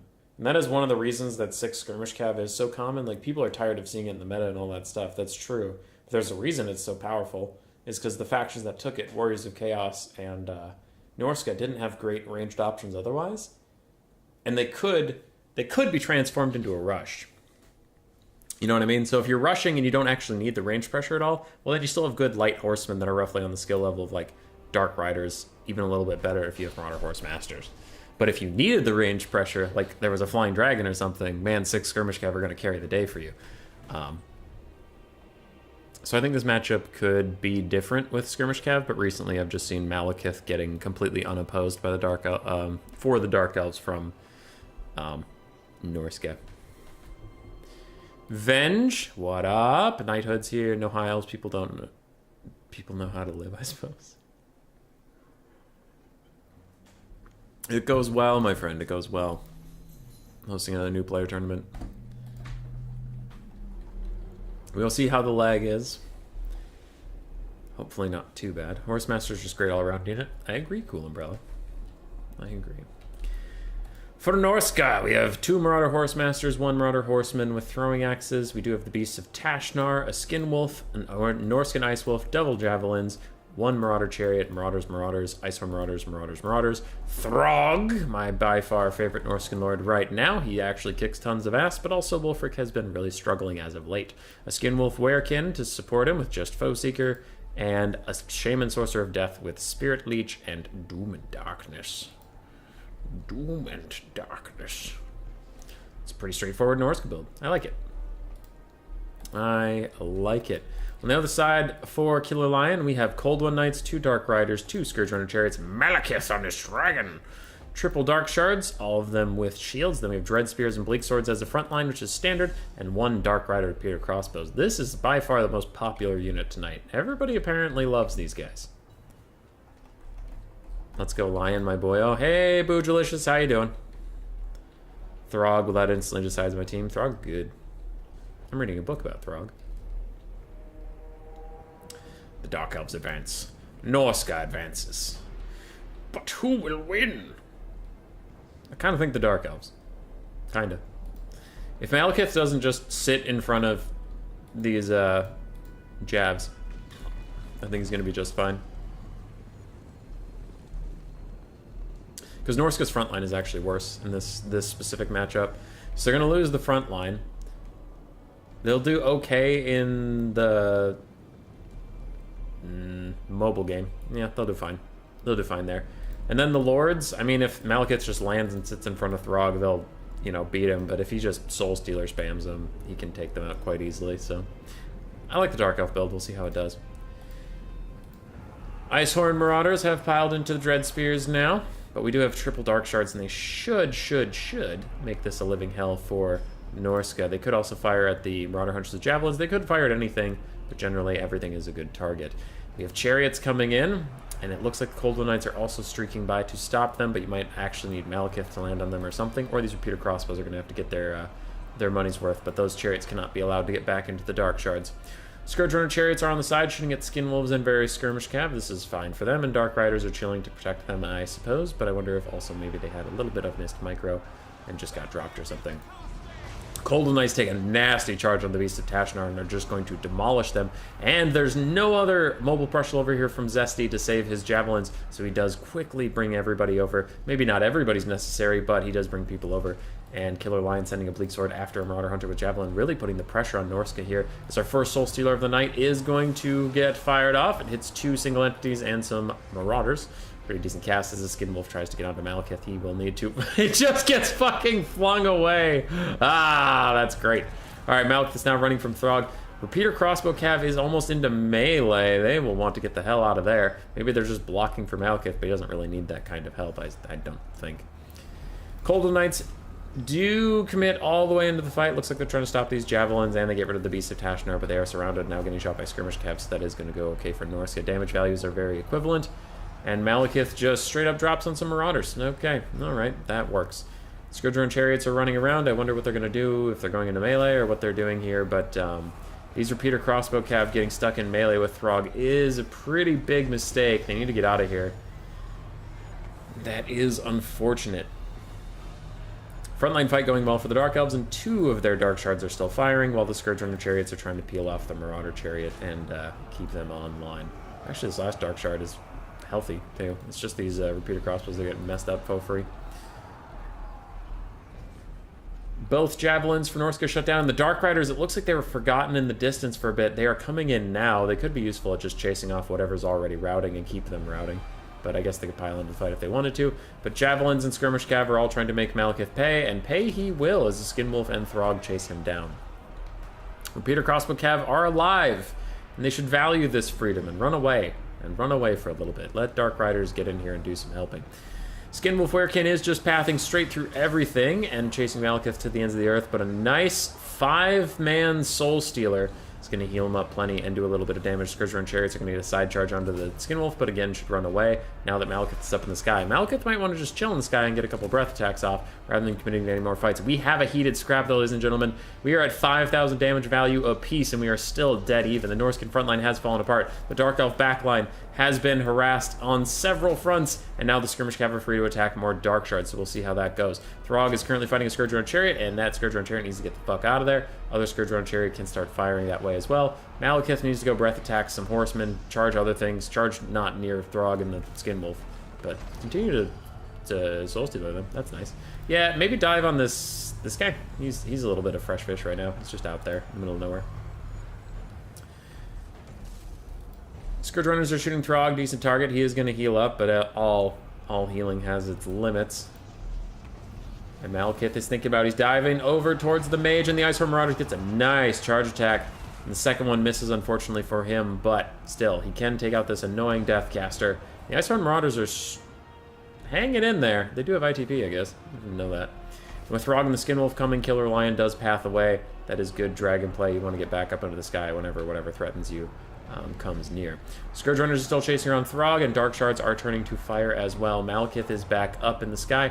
Wonder what he's going to do. He is going to Soul Stealer Throg. Does it catch the Skirmish Cav? Not quite, but it is going to catch Throg. You could maybe charge him. He doesn't have the Wintertooth Crown, so you could maybe take him out. That's going to be a beautiful breath attack. Oh, hits 2 different Marauder units. Kind of a third one, but mostly just 2 different ones. Soul Stealer still whittling down Throg. He's getting low. He's got some dogs nearby to help him. Dark Elves have tons of infantry left on the field, but their last Dark Shard is getting taken down. Their Scourger and Chariots are out of ammo, and Malekith is diving on Throg. It's now or never. Can you take down the big boy in blue? The big bastard of Hastard, the schmattery of flattery. Words. Malekith is not. He missed his charge attack, and now he is just stuck on his own Scourger and Chariots. But thankfully, the Skinwolf Werekin has equal problems getting stuck on Throg. Now there are dogs. The Norskan Ice Wolves will slow down Malekith, and he's not really going to get out of here. Dread Spears are coming over. It looks like Malekith needs to path his way into them so they can just kill everybody surrounding him. Scourger and Chariots are still blocking up. Anybody trying to hurt Malekith? Malekith passes forward desperately, trying to get away. And he will. We have some Dark Riders in the distance that need to be rallied and brought home.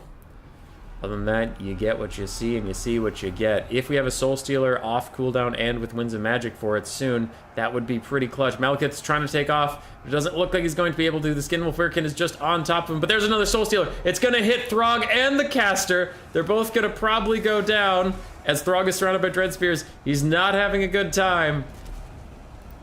Mage routes, Mage dies. Throg uses scroll. Oh, the Mage uses scroll of shielding on Throg to try and save his lord instead of saving himself. I appreciate the sacrifice, my friend. Dark Elves take a slight lead on the balance of power. The damage values are still dead even. Dread Spears are trying to chase around Throg and the Skinwolf Werekin. They should probably just turn around and fight the basic Skinwolves or something like that. I don't know. We have Dark Shards back. They have ammunition. Skirmish Cav are here with low health and low ammo amounts, but they still have some, and some is plenty. Breath attack onto Throg and the Skinwolf Werekin. Looks like it does minimal, if any, damage at all. Malekith is considering charging over to them, but he's deciding against it. He is just going to retreat as a quick Chillwind hits 3 different Marauder Horseman units. All right, that was pretty good. Throg does his own breath attack, but he honestly hurts his own Marauders more than he hurts the Dread Spears he was aiming at.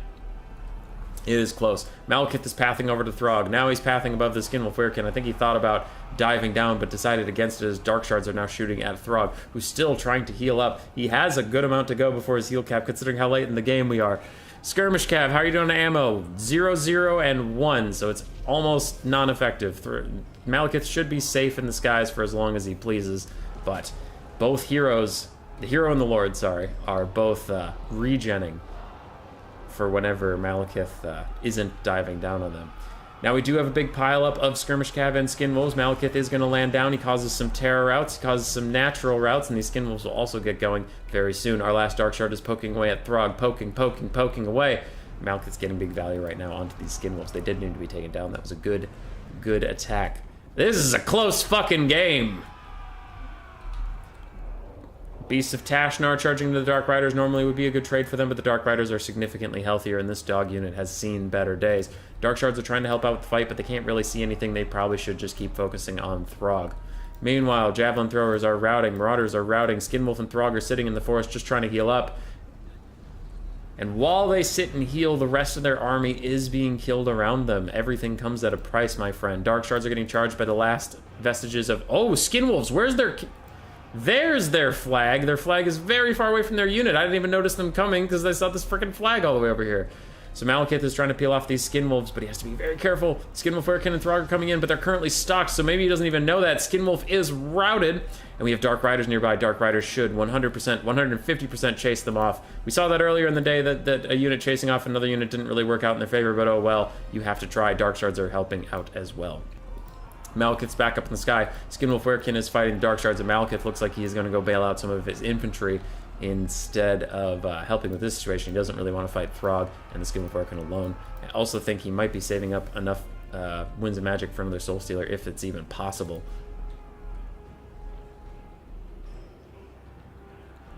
He is diving in. He's deciding against it. I would also decide against it. You're not going to win a 2v1 with Throg and the Skinwolf Werkin like that. You need your Dread Spears that are all the way over here. As much as it sucks to let Throg keep regenerating.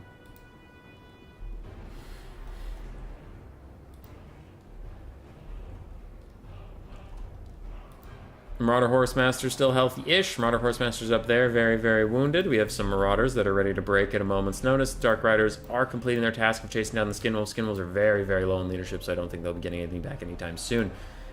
Malekith is here. He's going to do a quick Gaze of Malice to finish off the Marauders. It will friendly fire his Dread Spears a little bit, but they were about to rout anyway, so that is fine, taking out those issues. Malekith, the Scourge on Chariots, turn around, decide to go after some of the Skirmish Cav instead. They're just trying to find a fight at this moment.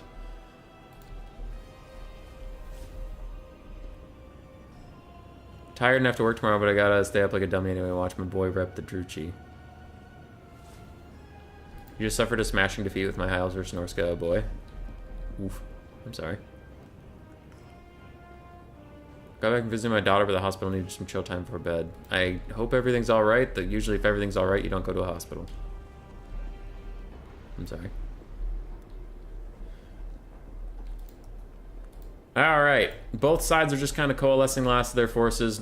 Dark Elves have been trying to pick a fight for like 35 years, but this random Dark Rider shatters the Skinwolf before deciding, you know what, fuck it, and just running for the hills. They do rally, but still. Silly. Malekith's trying to find a fight. Throg and the Skinwolf are still trying to regen Kite a little bit. Which they will have to commit to attacking something soon. This is getting a little silly. Now, technically, even in the fruit rules, this is fine. They're regrouping with this guy, and that's fine, but still.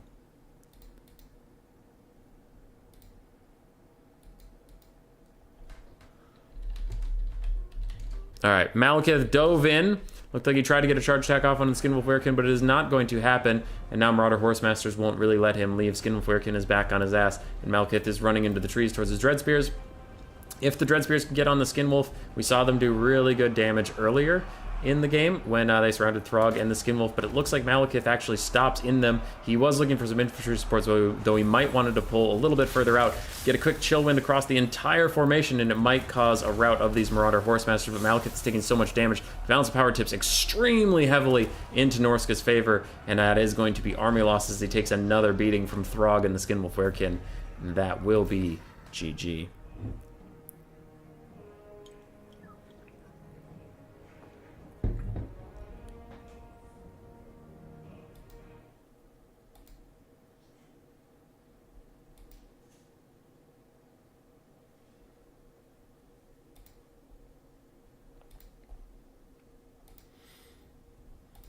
It will be a GG. 3,400 on Malekith.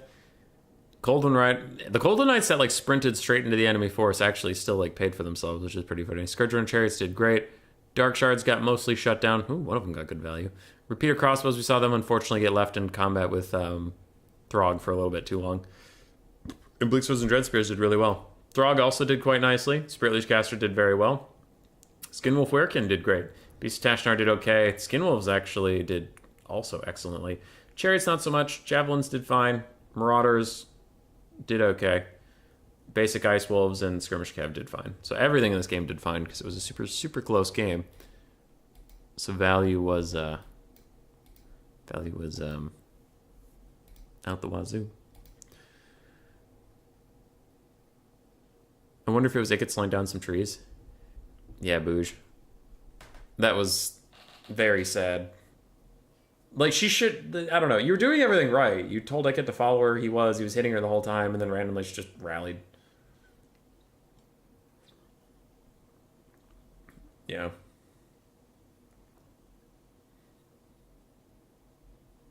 It was a very close game.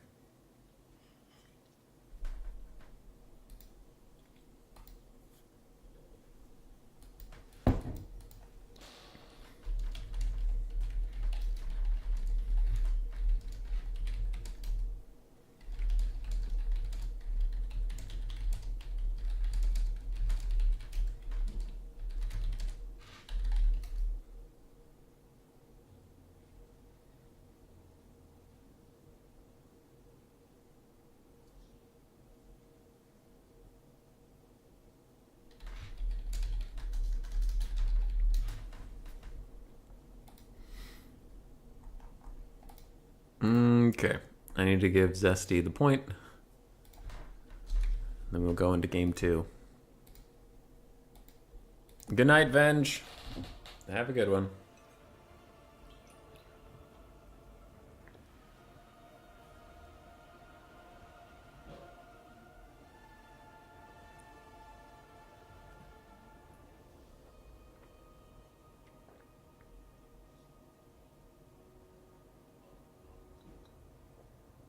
Have a good one. Whew, I'm tired. It's 10 o'clock over here. Which isn't that late as a sleeping sense, but it is pretty late to still be shouting at your computer. Which I need to chill out because Grace is going to bed soon, so.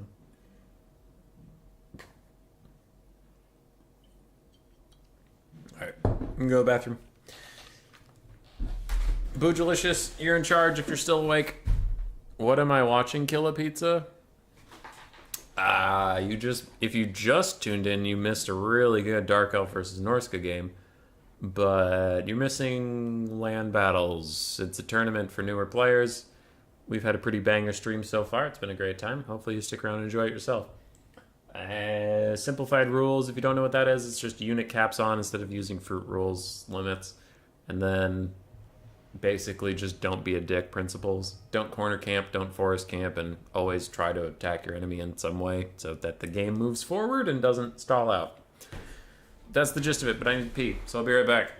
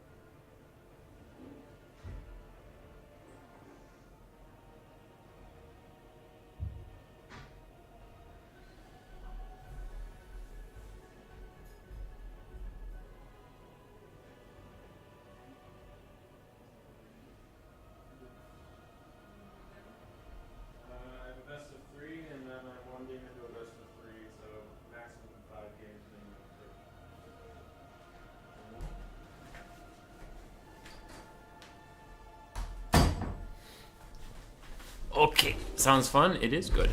I declare ice cream for all. Boojalicious. You know that's illegal. We have Beastmen versus Warriors of Chaos. This was a rather common matchup at the end of game 2. Not as much anymore. Warriors of Chaos got some buffs. And Beastmen got some nerfs, so that got not great for them. Still winnable, just not Excellent. How's the other thing going? Ostrich and Super Mario Fried Chicken still fighting? Here's the bracket for today. All of the first games are 3-game series. These 1-0s are false. They made a 3-game series. Looks like a 3-game series, though Killer Lion said his opponent had to go. 2-0. 2-0 down there. So out of the 8 series played so far, 6 of them gone to game 3. That's pretty good.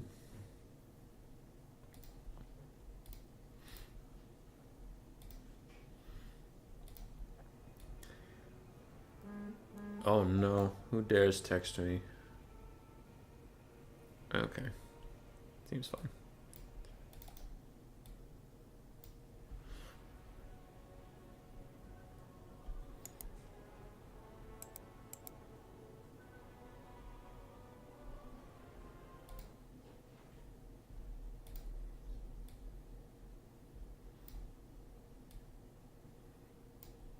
This is my new blocker. Let's fucking go.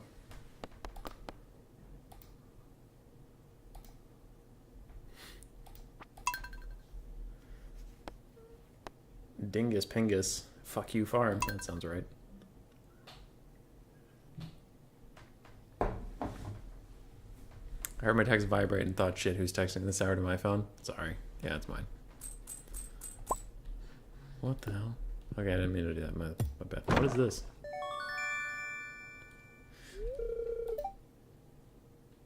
Okay, cool. Jesus Christ. Okay, calm down. Calm down, everybody. I have not actually played Stardew Valley much at all. Grace played a lot of it with her sister, and she convinced me it sounded cool. But I don't know much about it. So I'm gonna learn. We're gonna make this the best goddamn farm in the whole world. I don't really want to cut all that grass, do I? It's like good for like rabbits and stuff. I don't know. Boop. Boop. And I can still see them. They're not done yet. They're just up there doing I don't know what. Beastmen and chaos shit. Generally, the meta here would be Archaon versus Taurox. But I don't know with all the game 3 stuff. Maybe Festus is good. Don't know.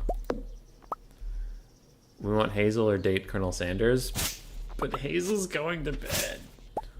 What the fuck is this? Also, I needed a low processing power game that I could play while they're in that thing so I don't cause them any lag or anything.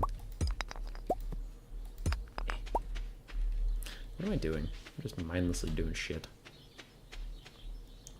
Dogs sleep a lot. That is one thing I didn't know about getting a dog, is how often they're fucking asleep. These little bastards will sleep through anything. So what exactly? This is Stardew Valley. It's just a farming simulator. I'm waiting on the players behind me to ready up. If you look slightly to the left, you'll realize that I just replaced my blocker with Stardew Valley. Killer Lion's ready. Zesty was ready a second ago, so I think he'll ready back up in a bit. Alright, we're getting in the game. That stop time? Yeah, it stopped time. Good. How do I turn the volume off on this fucking thing? There it is. Goodbye. Alright, blocker 1 down, blocker 2 down, and we're in the game. So Killer Lion. Down 0-1, and we get Valkia. I still don't think I've seen Valkia win a single game. Will she start today?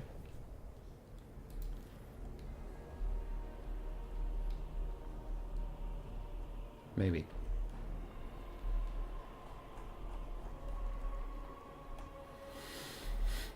I'm scared, guys.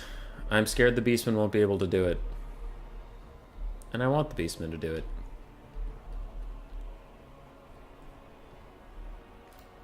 Osric and Super Mario are still fighting, so nobody's waiting for us. What map is this? Is this Summer Song? Oh, it is. I like this map. This is a good map. Apparently Valkia is good in Dom. Oh. I haven't seen her win a land battle game. No.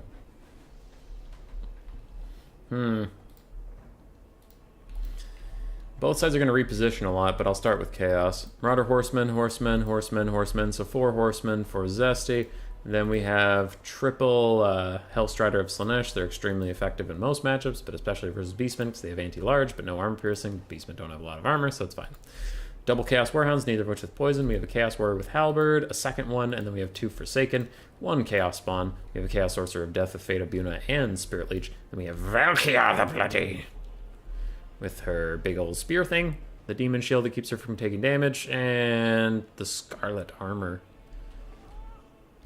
Decreases base weapon damage and arm piercing weapon damage for each kill made. Interesting. And then 1 Feral Manticore. It's a fine build. It's pretty standard. For Killer Lion, we have triple Centigores, some Razor Gores and Dogs, more Razor Gores, 3 of them, 2 Ungor Raiders, 2 Bestigore herds, a couple Ungor Spearman herds, more Ungor Spearman herds and Ungor herds. Then we have Torox, the Brass Bull. And we have a Bray Shaman of Wilds with Devolve and Bray Scream. Very nice. Is this VP or Beastman's worst matchup? VP or Beastman? What? Warriors of Chaos? I mean, between those two factions, I've been having fine time with it as Coast. Beastmen, like I just said, it used to be kind of even, but then Beastmen took some nerfs and Chaos got a lot of buffs, so probably Chaos favored right now between these two. And if you're talking about Beastmen versus Vampire Coast for some reason, that one I think is even-ish. But there's a way I like to play it as a Beastman that not a lot of people play it. Even or slightly Vampire Coast favorite, I guess. So there's all the combinations of what you were asking. VP is favored, but a good Beastman player can make it happen. Yeah. There's some Throwing Axe builds, there's some Minotaur builds, there's some Archers and Throwing Axe builds that can do really well into Vampire Coast. As for this one, Chaos does have a good amount of skirmish. A lot of skirmish, in fact. And Beastmen will have to deal with that by running them down and trapping them with some Centigores and Dogs and such, or just shooting at them with the Archers and keeping anything that's skirmish-worthy back. Yeah, Beastmen have some tools to deal with this, actually.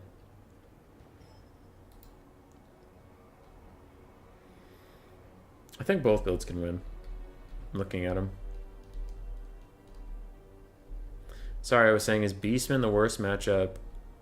Is Beastman's worst matchup with Warriors of Chaos or VP? Oh, I mean, I'd rather fight Vampire Coast than Chaos as Beastman just because I hate Chaos. But I think on paper, they're both kind of winnable, but not great. Yeah, I'd still probably rather face Coast. Yeah, I'll go with that for sure. I think the Beastman's worst matchup is actually Slaanesh. Like, real faction Slaanesh, not off-brand Slaanesh. Real faction Slaanesh really wrecks Beastman's face. I don't like it at all. We are off. The Razor Gores are advancing ahead of their front line, which could be a mistake, because if they get skirmished with, they're going to take some damage, then rampage, and it's going to be a real bad time for everybody involved.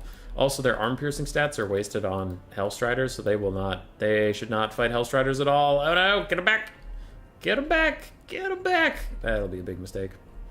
We'll see. Meanwhile, a Beastman ambush in the forest could get some value back on the other side of the map, while we will probably lose 3 pigs over here. Oh, those are some dead pigs. Those are the deadest pigs I ever did see. It's Thanksgiving, but instead of turkey, it's pigs. Some dogs caught some Hellstriders, but it looks like Centigores are lagging behind on the advance. They will need to get in here. The Hellstriders are taking a lot of damage from those dogs, though. And the infantry of the Beastmen are advancing, and oh my god, the pigs were spared. Pigs, run! Run! Take your new lease on life. Alright, Centigores piling in to complete the trap. That is very nice stuff, and this is going to be a really big catch for the Beastmen. Marauder Horsemen do not have skirmish mode on, and it looks like they are going to get caught by Centigores. Now, the Centigores are doing that dumb Warhammer 3 thing where they file in single file, but still, it'll be a good trade for them overall. Dogs and piggies are now about to trade, and Hellstriders will wreck the little pigs that could, but it looks like the Beastmen are doing well elsewhere. Chaos Spawn are already dying. Bestigores are slaughtering these Forsaken. Oh my god, not even close. And the Beastmen take a big old from Valkia because they're all on a stupid dumb Warhammer 3 line for dumb Warhammer 3 pathing reasons. I don't understand it. I'm just telling you what's going on. Torox Spirit Leech has started. Chaos Warriors with Halberds are getting shot and attacked by Torox. But otherwise things are going okay for the Beastmen. The piggies are all dying. We did say this would probably happen. Dogs are also getting routed off, so at least something is happening good for them, but overall that entire thing is going to be a bit of a bust. Hellstriders rallied, even though they were really close to losing. And maybe now they'll start to lose now that the dogs are out of the way and the other Centaurs can pile in. But overall, it looks like both flanks are losing for the Beastmen. The front line is going great for them, and Torox has even found the Deathcaster and will soon make him into a memory. Bestigors are running over to fight Chaos Warriors with Halberds. That's a good trade for them overall, and with Archer support, it can turn into a great trade for them. So hooray! Cool. Damage values are very similar, like we saw in Game 1 between these two players. Clearly, they are evenly skilled. Beastmen and Dogs are trying to trade up in value right now. The Centaur does need to rejoin the fight.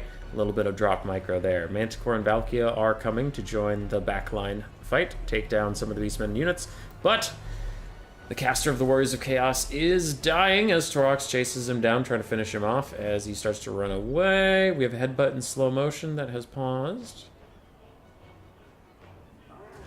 There we go. Nice big damage chunk. If he gets one more, he'll probably shatter off the caster and then can return to fight Valkia.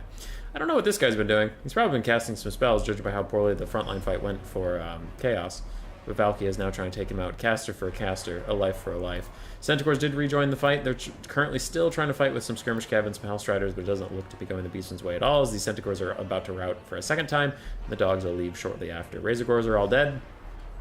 And I would say Chaos's advantage in this game. It's not unwinnable at all, but I would say they're advantaged right now. Hellstriders and Marauder Horsemen are fighting the Ungor Raiders, taking out the Beastmen's last really big advantage, which would be their archers. That is good play, but Torox has his eyes set on Valkia, who had Devolve cast onto her, so she was a little bit slow out the gates. Now she is stuck fighting the big man himself. Demon Shield will stop her from taking any damage as she tries to path her way out of here. So do the Hellstriders, but they're surrounded on all sides by infantry. Wonder what the Brave Shaman of Wilds will do about this. Bestigors are actually losing to Chaos Warriors with Halberds. That's a little obscene. They cost a lot more, and you think they would win that, but they are not, because, I don't know, Bestigors are actually the worst of Gors. It was the best of Gors, it was the worst of Gors. Yeah, Beastmen officially lost that ambush, even when they outnumbered their opponent and surrounded them. Hellstriders and Slaanesh are just a little too effective, it would seem. Brass Body has popped on Torox. Spirit Leech is trying to kite him down a little bit from this caster who's really far away. He must have overcasted to cast from that far away, so he's lucky he didn't hurt himself and rout himself again. I think the Razor Pigs fighting over here with no support was a bit of a mistake for them. The Beastmen are in just mass exodus. It's all down to Torox now. He's going to get skirmished for a while. It is looking like a GG. I would say it's similar. Warriors of Chaos and VP will slightly favor Beastmen. Personally, I'd rather play VP now in Warhammer 3. Yeah, Cool Umbrella, I agree. I agree.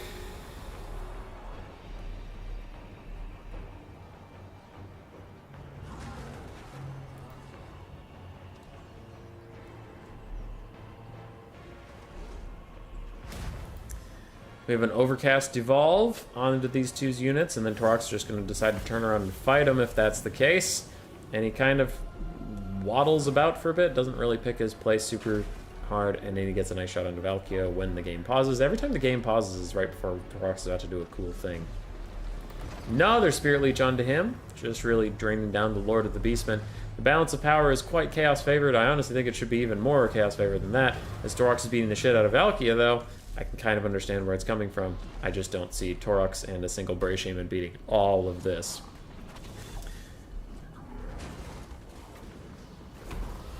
Another little Brave Scream to hurt the Chaos Warriors with Halberds.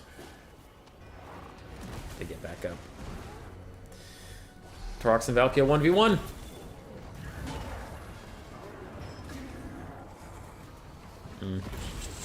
He's missing a lot of attacks. Ooh, there's the Demon Shield. She can't even take damage for a little bit. Torox is trying to path away, but his only friend in the whole universe is about to leave.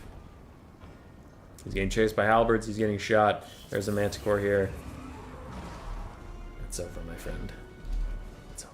Hellstriders Slaanesh sound like a nightmare for Beastmen. Yeah. They outtrade Centaurs, which is your best unit, and they cost less. The reason Beastmen struggle against Slaanesh. Yar. the piggies.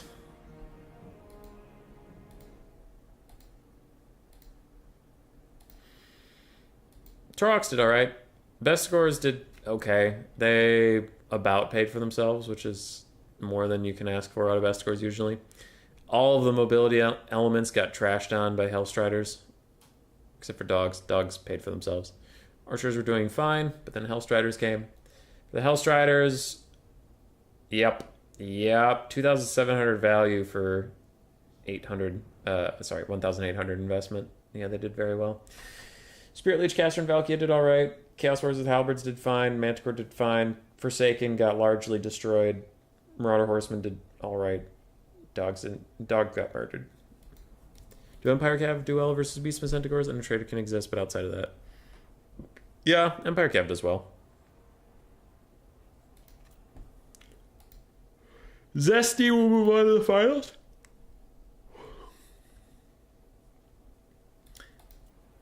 Mario Fried Chicken versus Ostrich, and there's a spectator slot up. I'm just going to sneak in here real quick. Wait, why the hell didn't my thumb go? There we go.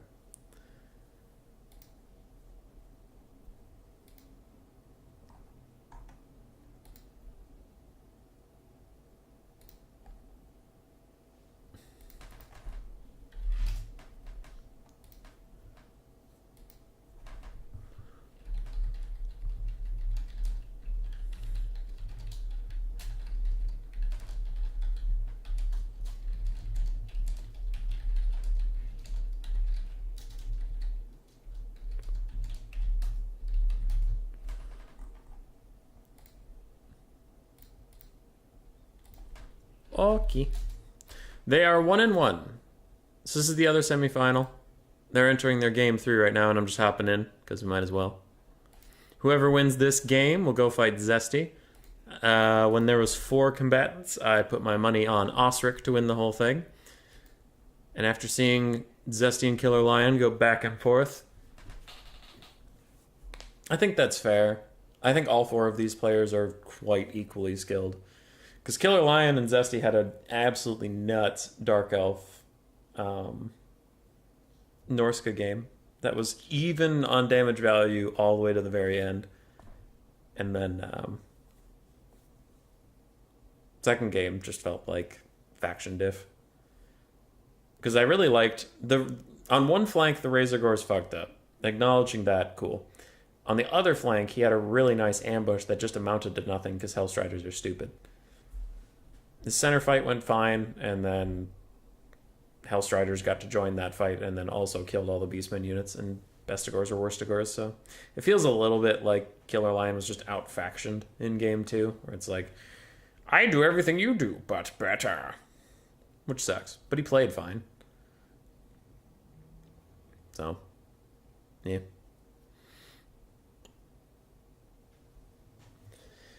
Looks like we have Dark Elves versus Vampire Coast. It can be, you have to be careful. Traderkin is bad for knights and then get overwhelmed by centaurs and pigs.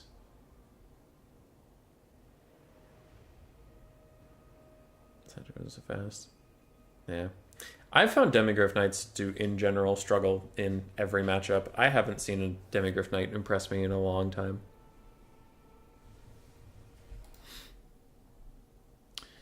I need to update the nameplates. Osric. 1. On the other side, Super Fry Mario. There we go. Alright, back to the real game.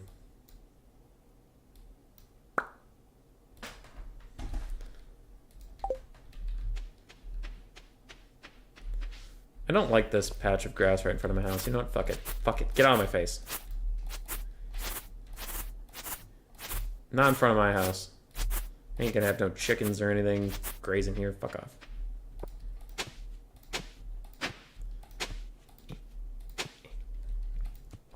Dark Elves Vampire Coast? That's winnable by both sides. I have to think on that one. Who it actually favors? Maybe Dark Elves. Maybe. Armor-piercing, shielded bowman units would be pretty hard for the Vampire Coast to deal with, I guess. Carronades have been disappointing me recently, and they were one of the ways to stop Scourge Runner Chariots or cavalry in general from fucking up your day. Uncontested in the cavalry fight. Yeah, it's probably Dark Elf favored, now that I think about it a little bit harder. Which is sad for my boy Osric. We'll see how he feels about that. Okay, what am I doing? Oh, I have mixed seeds? I should plant those and see what happens. Boom, got him. Super Mario Fried Chicken is ready. I haven't even explored my land. What did I pick? Did I pick, like, lakes or something? Why is this all fucked up? Alright, Jesus Christ. Okay, get out of my way. Nope, they're ready.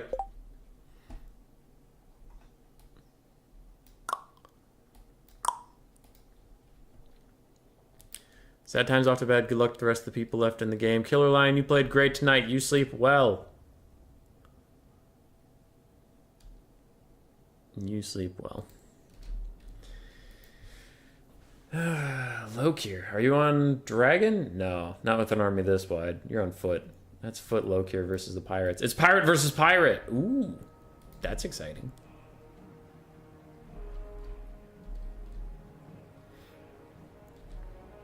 Which pirate will prove to be better? One unit of sexy booba. Was there a witch elf in there? Also, witch elves are not attractive. I do not find witch elves attractive. They are creepy looking. My god.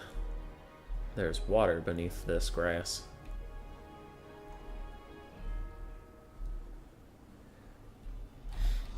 Okay, so focusing on the Dark Elves. Oh god, they're going to reposition a bunch. Never mind, focusing on the coast. Double Fellbats. We have a zombie pirate deck coming off with pole arms. 2 more over there. 2 Sirens. Count Noctilus on foot. Rotting Promethean's gunnery mob. We do have 1 Carronade. We have a gunnery white as well. 2 bombers and 2 handgun mobs. That feels like a small build.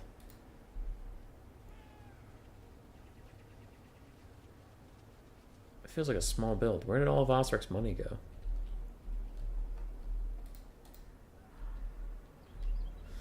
That doesn't feel right.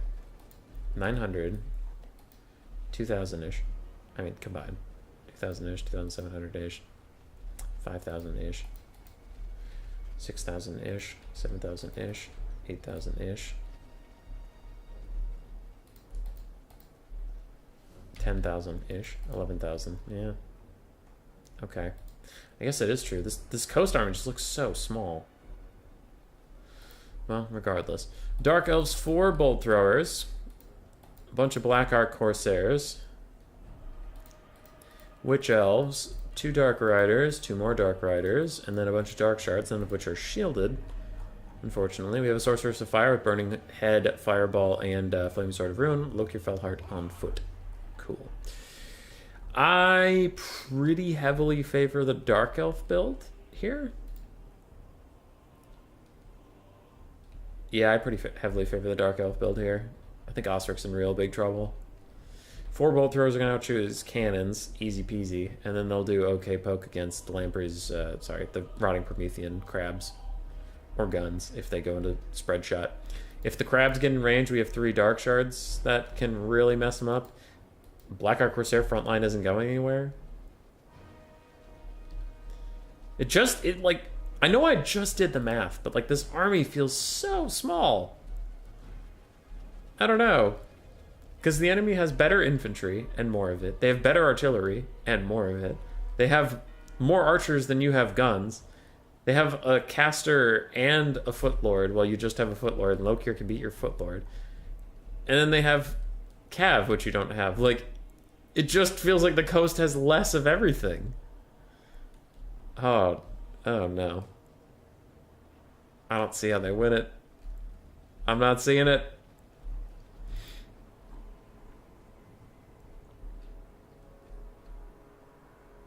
Damn. In the future, probably cut the Rotting Promethean's gunnery mob. Dark Elves are uniquely qualified to kill them with bolt throwers and or dark shards and or cold one knights. There's a lot of armor piercing anti-large on this roster, so unfortunately the gunnery mob is not going to do too much good. Cut that, maybe get some more zombies? I don't know. Dark shards, shields got 50 less expensive from armor 3, so much nicer. Yeah, they're great. They are pretty great.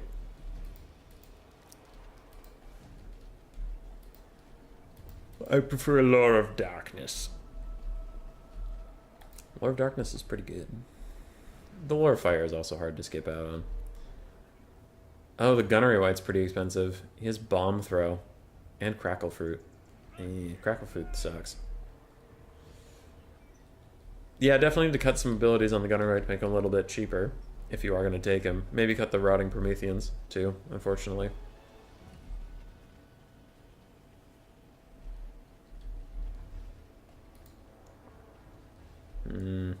I'm scared. I am frightened. Taking all bets, taking all bets. 35 to 1 odds on the Dark Elves. If you pay me $1 and the Vampire Coast win, I will give you $35.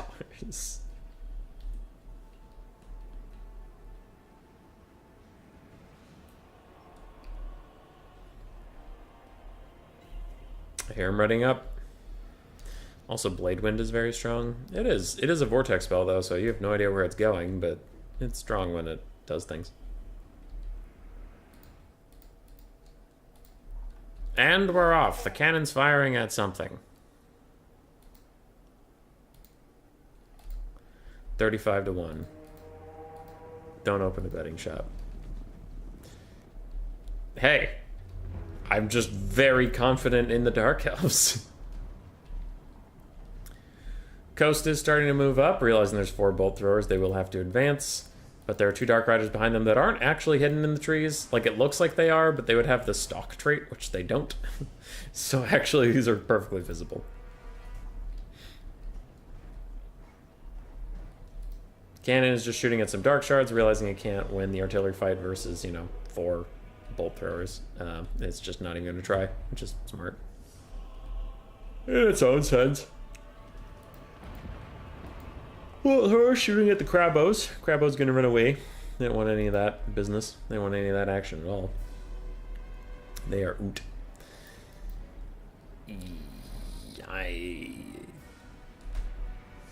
I feel the terror in my heart.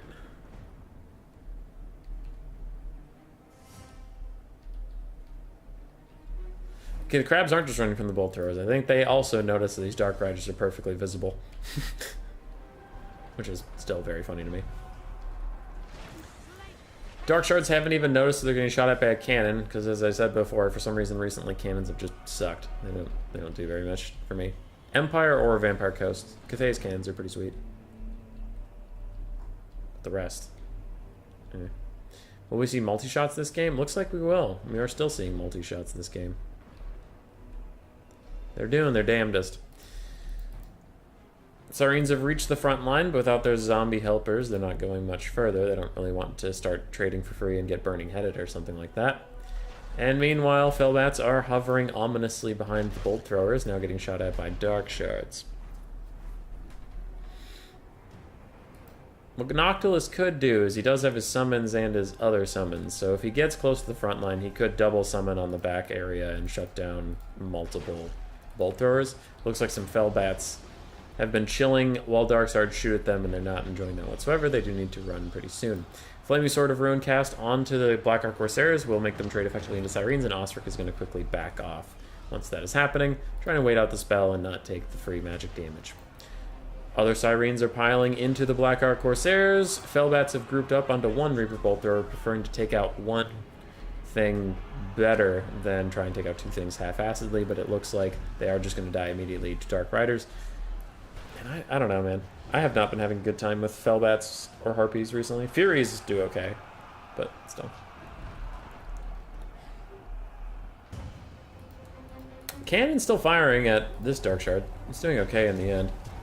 Wraithstorm is going to hit this Bolt Thrower. Takes out 1 model. Nice. I'd probably still use that on Lokir when he's in a fight or something. And Lokir is out here. He's out here wild, and Gunnery White's facing the wrong way, so he's not trying to poke him, but Sirens are trying to fight him, and he took out an entire bomber unit by himself, I think with a little bit of help from some bolty friends. Sirens decide to walk around the frontline fight and instead get involved with Dark Riders and Bolt Throwers. They will love that. They're having a great time over there. And we have some bomber crews trying to clear out Black Ark Corsairs. Currently, the damage value is very equal. We still have some Dark Riders chilling in the trees. We have the Rotting Prometheans deciding, you know what, fuck it, we can't just sit here all game. We will start to move up as well. Gunnery White's going somewhere. I don't know where. And he has a Scab Scrate that he should be using. And that was a bomb or a fruit or something, but it just doesn't do that much damage. I hate that thing. I think it's trash. Flaming Sword of Ruin is cast on everybody here, giving them all magic damage versus the Sirens, but an overcasted... Yep. It was overcasted. Overcast Invocation Heck tries to keep them alive. Noctilus runs into some Dark Shards, shutting them down for a bit. Bombers are still dying. And Lokir's back, baby. He's probably going to hunt down Noctilus. Yep, he's running straight at him. Oh no. Handgun mobs are also having a hard time finding anything to really shoot at. They aren't the best at line of sight issue things. Noctilus is now surrounded by Witch Elves and Lokir. They're going to rampage him occasionally, lowering his melee defense and making him unable to heal himself or use his abilities. That's not great. That is not great. Dark Riders are still trying to figure out what to do about cannons, and Vampire Coast is currently up on the damage value, but I think as Noctilus gets brutally murdered, we will see that change rapidly. Rapidly, I say. Siren's still trying to fight off the Dark Riders. It looks like they're slowly getting around to it, though they have not stopped these Bolt Throwers at all from shooting. Balance of power is right now about even, but Noctilus is taking 1.5 million damage as he's rampaged for a second time. Lokir's beating the shit out of him, and when Noctilus dies, so do the hopes of the Vampire Coast. You said 35 to 1 odds. I shouldn't open a betting shop. How you feeling now? I'm feeling now! I know that versus zombies is pretty good, but you don't take any infantry with elves. Yeah. Witch Elves are getting kind of murked on right now by the cannon support fire and a bomb throw from the Gunnery White and a bit of overwatch fire from the handguns. It looks like even the last few crumbling bombers are trying to help out. Noctilus, as soon as he unrampages, casts a quick little Invocation Heck on himself and a Melkoth's Mystifying Miasma onto Lokir Felheart to try and slow him. As the Gunnery White is poking away, he even uses enhanced ballistics to increase his accuracy and trying to just get Lokir the fuck off of Noctilus for a little bit. Sirens have finally taken out one of the Bolt Throwers, and they now need to run around and clear out Dark Shards. They need to clear out anything they can. A little bit of a wasted cast of Flaming Sword of Ruin, it looks like, as Lokir continues to chase Noctilus around the map. He is running for his life, though now he's tried to summon a zombie, but he's going to need to turn around and go back into it, which it looks like he does. Dark Riders in the back, meanwhile, are fighting with Carronades and Polearms. They will probably die for their efforts, but things will stop the cannon from firing at last. Sirens are chasing off all of the archers. Rotting Promethean mob is also dead, mostly from Bolt Throwers it looks like, but also a little bit of Dark Shards. We have a couple handgun mobs left, and a quick Burning Head was thrown out. It looks like it tickled some zombies, but didn't do too much else aside from that. Noctilus is still running away from Lokir Felheart, but he needs to get back into his own zombies. Oh, and these are Depth Guard with polearms. Where the hell did they come from? I didn't even notice them happening. Alright, they're here. What the fuck was that? Melkoth's Mystifying Miasma upgraded, and then he's going to cast Invocation of Heck on himself. I don't know what the upgrade was for. I assume it was for a good reason, but I don't know what. Gunnery White's still trying to shoot Lokir and has been doing good damage value, but now that he's in a bunch of the Vampire Coast Zone troops, they will have a lot more troubles with that. Handgun mob's getting fucked up by the Black Ark Corsairs. Sirens are back. They're trying to shut down these last couple Bolt Throwers. Gunnery White's still shooting at Lokir, just entirely ignoring the Supreme Sorceress of Fire, but now the Gunnery White's about to get his comeuppance as Lokir starts kicking his ass. And Noctilus is going to have to come back someday. Can't run forever. As the Gunnery White's getting completely bodied. Flaming Sword of Ruin is cast onto the Dark Riders, who immediately run away, and Sirens are doing their very best. Lokir is beating the shit out of the Gunnery White, and all of a sudden the balance of power takes a negative turn against the Vampire Coast when that full ammunition Gunnery White dies. Noctilus throws out a summon to save himself and his handguns, but his handguns are too late to be saved. They will crumble away to nothingness and dust. Gunnery White's getting orders to run away, and now he needs healing and Noctilus needs healing. What a predicament. With negative 48 leadership, though, he will crumble decently. I mean, crumbling's kind of a joke, but does something sometimes. Gunner White's still trying to shoot over his fellow comrades. He can't. And he will instead just get wiped out entirely. So will the handgun mobs. Bounce power heavily favors the Dark Elves now, and I would agree.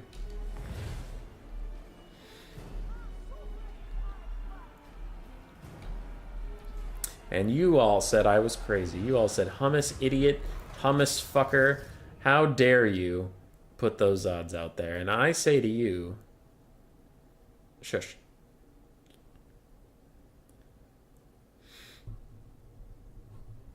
Depth card explains where some of the money went.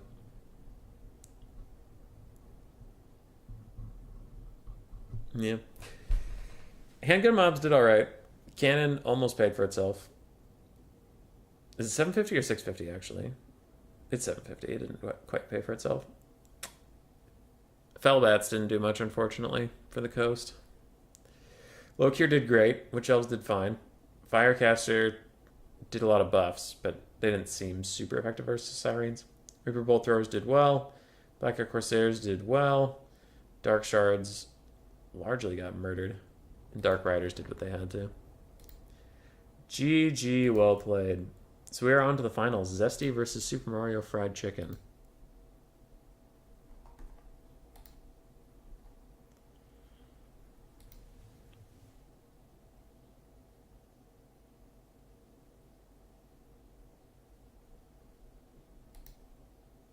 Is there also a role for the league? Nope. You just play.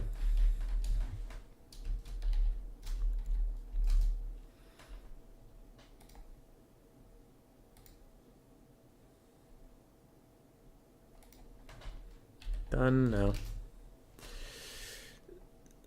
Zesty and Super Mario.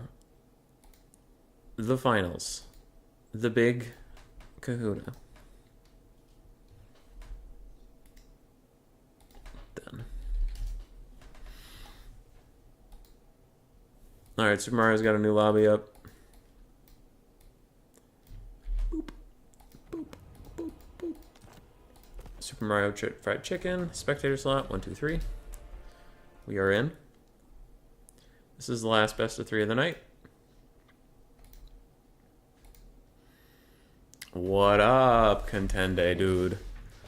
Standard depth card would make sense, but the pole arm had 0 targets. Yeah, they could have been for Malekith, maybe.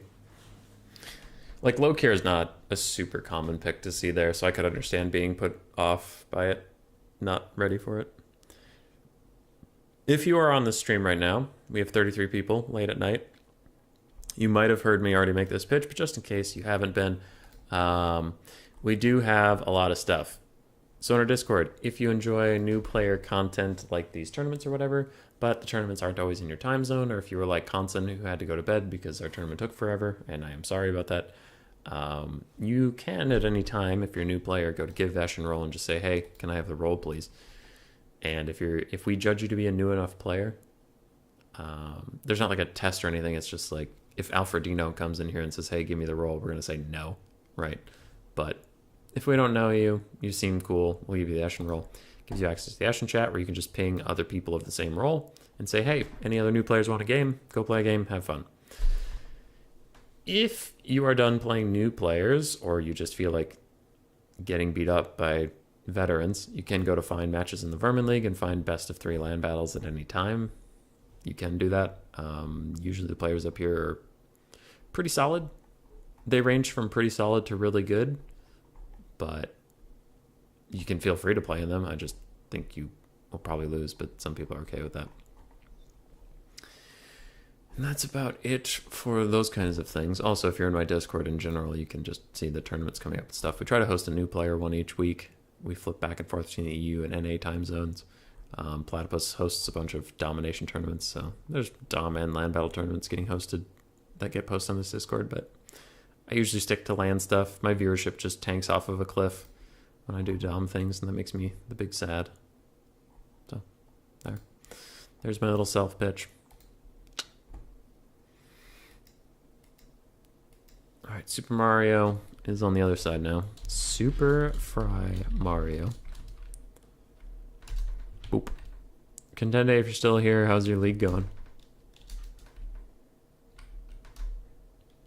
We have Zesty.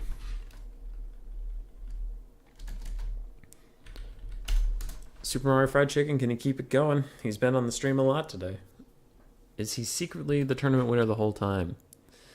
Cathay with a $5 donation, Human Boy of the Year. Hey, thank you, man. Thanks, dude. That's very generous of you. You're the nicest Contende there ever did was. Osric, hey, Osric, what up? When you expect Malakathon Dragon, yeah, that throws you for a bit of a loop. It's done. I'm getting a new PC. Fuck yeah, dude.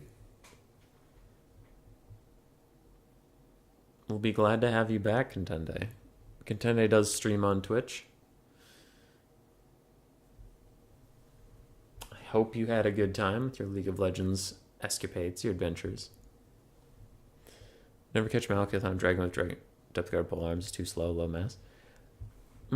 Yeah, Giyama, I will say though, there have been a lot of times where, because the Depth Guard Pole Arms have literally the exact same symbol as Zombie Pirate deckhand mobs. Case in point, I didn't even know that there were Depth Guard Pole Arms in the games, and I reviewed both armies until the very end. So they can sometimes stealth in that way, where like Malekith will land in what he thinks are chaff, and they'll actually beat the shit out of him. Could be. Just saying. That might be the reasoning. Not that I agree. I think the Depth Guard Pole Arms against Dark Elves is too ballsy. It's too risky, Master Baggins.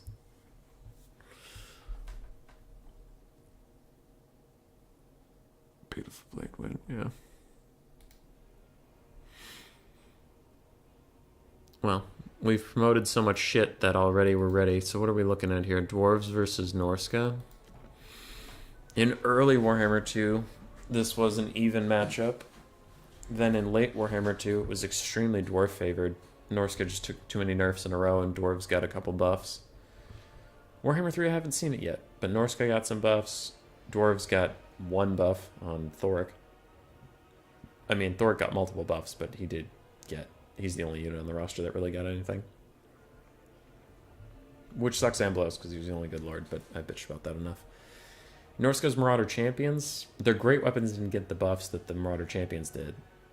Like, the Marauder Champions' great weapons still kind of suck, stats-wise, but Marauder Champions are world beaters. I don't know if they can get through Dwarven frontline, though, without armor piercing. What else did Norska get that got buffed?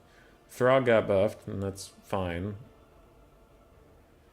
Yeah, that's fine. He'll still get killed by Slayers, though, so you probably... God, you still want Wolfric. Wolfric sucks. I don't know. Norska might still struggle in this. A lot of the stuff that got buffs for them doesn't apply in this matchup. Throg, Marauder, Champions... What else got buffed? Why am I forgetting something?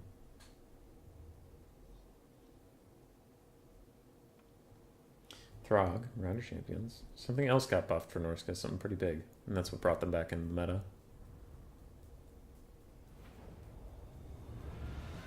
Fuck. Well, it's gone.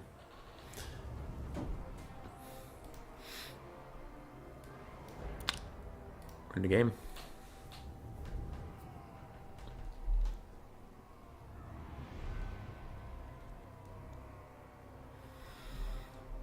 The Valley of Thieves. Tenders, if you're still in the chat, have you played any Warhammer 3 yet? It feels pretty nice. It feels about how it did at the end of Warhammer 2, where like almost every faction is playable, and there's like one or two factions too strong, and there's one or two factions too weak. So in Warhammer 2, it was like Norska was too weak, and Beastmen was too strong, and everybody else was pretty fine. And then now it's Cathay, Vampire Counts are definitely too strong.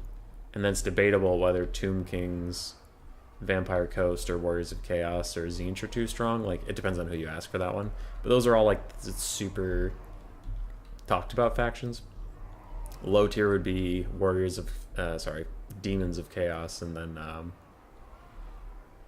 Beastmen a little bit. Khorne is definitely bottom tier. Nurgle a little bit.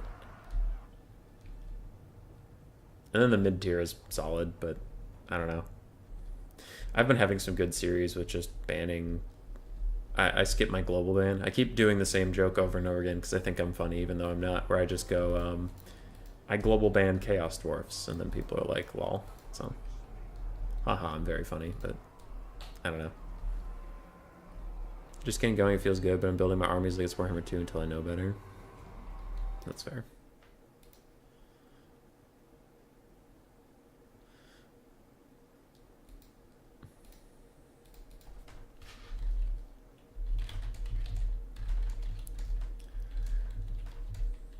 So Super Mario Fried Chicken does have the same problem as my friend.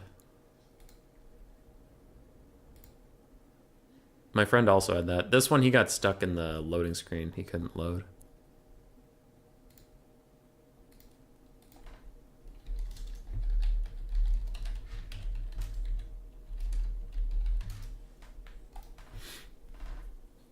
I love corn, underrated. I mean, corn kind of sucks. Like a lot. Like a lot. Cool umbrella. It's like terrible. He is garbage.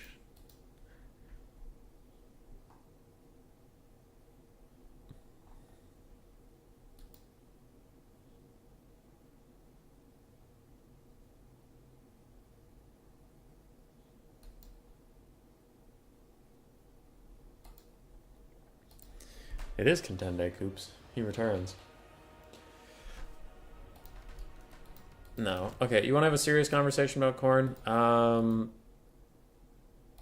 Corn has some redeeming qualities, just none of them are present in the video game.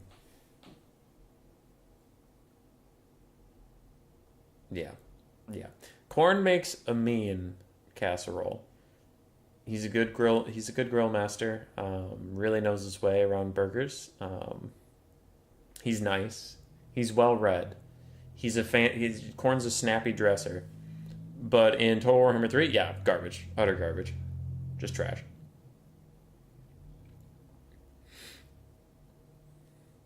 Turns out not having magic, not having real cavalry, not having ranged units of any kind, not having good lord options, having a very expensive roster, having a slow roster, having a non-armor piercing roster, having a roster with not a lot of anti-large in it, having way overpriced heavy cavalry in your roster. It turns out that might cause not having a good flying corps except for Furies in one single entity, that might cause a bit of a problem for the old corn there. Your only artillery sucks dick. Take that, skull cannon, piece of shit. They have cav, but it's melee cav. Dude, skull crushers are garbage for their cost. Like, not even comparable. Okay, hold on. I have to get the post-game screen to make sure the dwarves are building the exact same build. I like to mouth breed. I'm good with doggies, so it seems good for old tenders. No, that's pretty funny. Well, let me know what you think, man. Cool Umbrella apparently likes him. I think corn is the worst thing ever. I just hate them.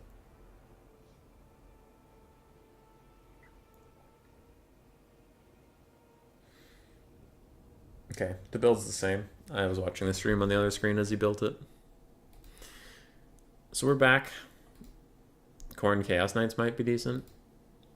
Maybe. They don't have any healing support, though.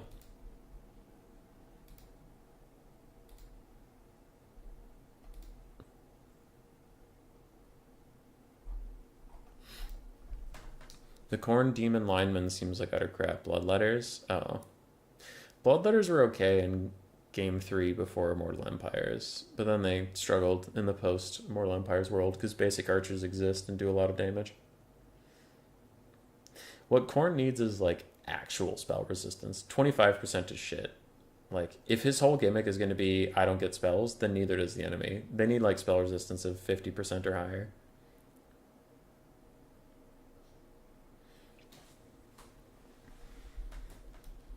Or something like that. And their cav needs to be a lot cheaper if it's not going to get any healing support through magic.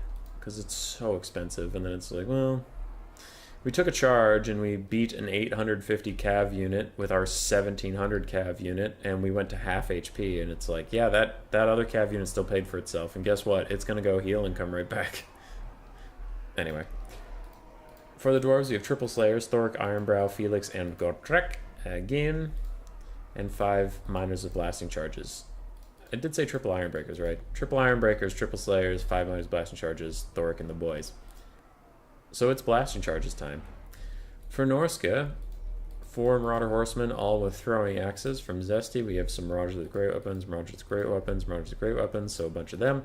2 Marauders with throwing axes. We do have Wulfric the Wanderer on foot, a Metal Caster on horse, with only Searing Doom and the Scroll of Shielding. Manticore, a couple Chaos Warhounds with poison, and 2 Marauder Chariots. And some dogs.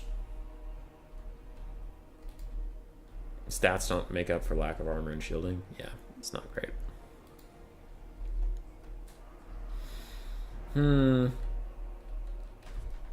My heart tells me Norsk is well suited to fight these dwarves. But I also don't believe in Wulfric the Wanderer at all. He's a trash panda.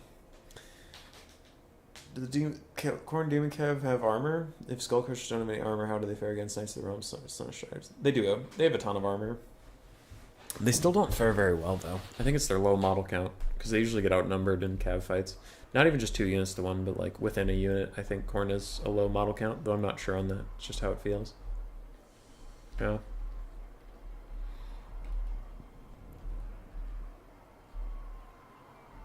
Khorne needs some help for sure. My limited anecdotal experience is just a tanky frontline engagement and then outplaying capitalizing on mistakes with Khorne dogs. Otherwise, they'd seem really cost inefficient. Yeah. The problem is that like a lot of Khorne stuff doesn't even kill the frontline fast, so then you get shot in the meantime. But yeah, it's not unwinnable. Like it's just like Norska and Warhammer 2. I would argue Khorne is a little worse than Norska was in Warhammer 2, but it's like when you talk about them being bad, you mean like 2 equally skilled players playing equally capable factions. But like Khorne has matchups where he can be good if you like counterpick someone. Like Skaven is pretty even for Khorne. Agreed. Or if you just outplay the enemy player. Like that is one of the reasons so many people like Total Warhammer is it's very skill expressive. Like Felcon's always the example I go back to, and Flying Taco, actually, both of them. They can meme and win against real armies just because they play a lot better. And that's part of what keeps the game fun, is it's not usually completely over in the build screen. The build screen gives you an advantage. It is one part of the game that requires skill, is having a good build that can deal with a lot of situations. Like, that is a part of the skill. But the other part of the skill is actually playing it correctly, and I don't know. If you're just super confident in your abilities, you could just play Khorne and beat people anyway because you're better. It's just hard. You're playing on hard mode, in my opinion. Anyway, we are off. Gotrek is getting way ahead of the Lions. He's a fast little dwarf. 42 speed, oh wow. And he is currently pathing to the edge of the map, so he needs to stop that and come back here. Super Mario Fried Chicken is getting a little mucked up. He looks like he just flubbed the engagements a bit. Didn't quite get the blasting charges off. Now the Iron Breakers are going to help out, and they'll free up the blasting charges, who then can free themselves up and fire at these blasting charges, freeing up those blasting charges and helping them out to kill other things. It's going to be a blasting charge line. Yay! The blasting charges do that, and they are killing those other marauders, and meanwhile the dogs are flanking some slayers. We're trying to fight marauders with great weapons at the moment. Gotrek and Felix have found themselves in the midst of marauder hunters, and damage values are very even off to the start. Thoric Ironbrow is casting something, and an overcasted Searing Doom has launched, and it does okay damage, and then fades away. These Ironbreakers need orders. They need orders, sire, to shoot something. Please shoot something. Meanwhile, Slayers are fighting dogs and Marauders with great weapons, and that is a pretty nasty trade. Norska is taking a pretty significant advantage. And this army had an interesting idea to it with everybody taking blasting charges, but a lot of the blasting charges are going unused that we see right now. And that is a pretty big problem. Because I think like 3 or 4 miners died. You can see they have full ammo, so they have their blasting charges. Ironbreakers are pretty late on their throw, and now they're getting into melee combat. This one still has all of his blasting charges.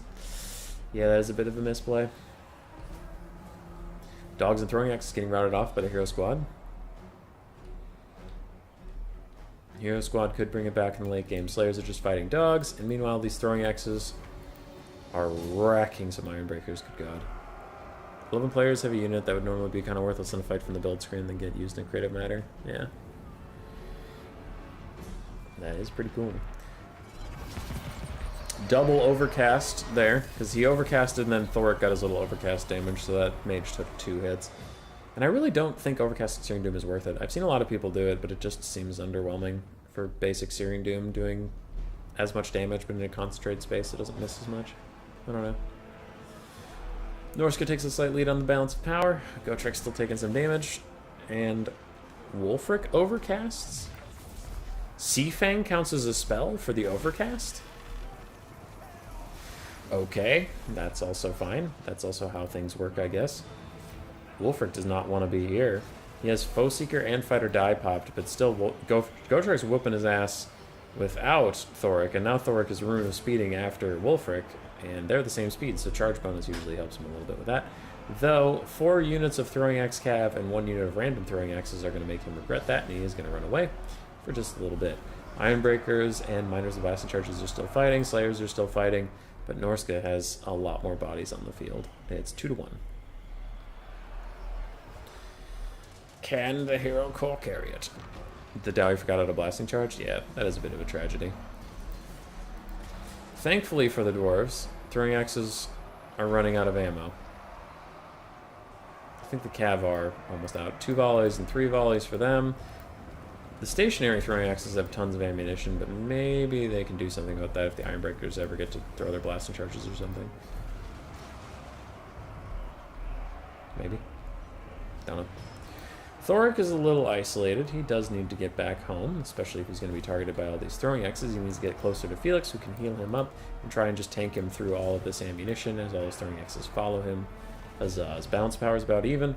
Damage value is about 2,000 in favor of Norska. Now, Ironbreakers and Slayers could kill this Feral Manticore, and the Slayers do get their attack orders, goody goody, as they go in. Throwing axes are really whittling down Thoric, though. Skirmish Cav all out of skirmishing capability. 3 rounds left on you, 6 rounds left on you. That won't kill Thoric, so as long as Gotrek, Felix, and Thoric go fight some stuff, they'll be okay. Another Sea Fang tears through some stuff, but this Manticore's rampage. He cannot escape even if he wanted to, and Slayers are chopping him up. They want the title of Manticore Slayer. There's a regular cast Searing Doom. See how much more focused it is? I just think it does more damage. I honestly think that overcasting it is worse than undercasting it, even if they were the same Winds of Magic cost. Hot take. Gotrek is chasing down Wulfric. Gets a little bit of a charge attack off, but Foe Seeker will keep the big man safe. Manticore's gone. Slayers and Ironbreakers are all forming up around their king, their god, their emperor. And Felix needs to stay nearby. He needs to be healing up Thoric. Felix, I grow tired of you wandering.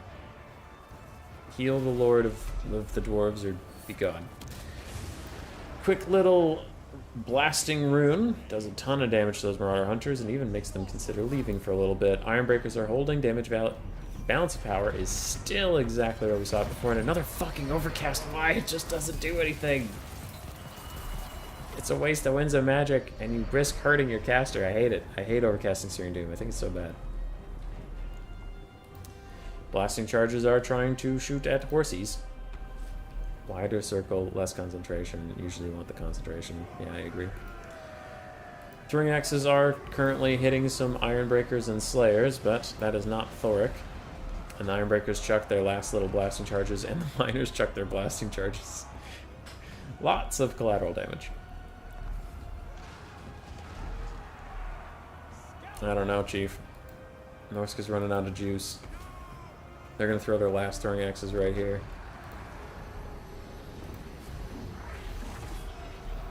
We have another Sea Fang, but where is it going? Hit some of its own Marauder Horsemen, honestly. Wulfric needs to run away. Dwarves take a balance of power edge, and I would agree. Forecast also ups the CD. Yes, it does. I think the dwarves are going to take it.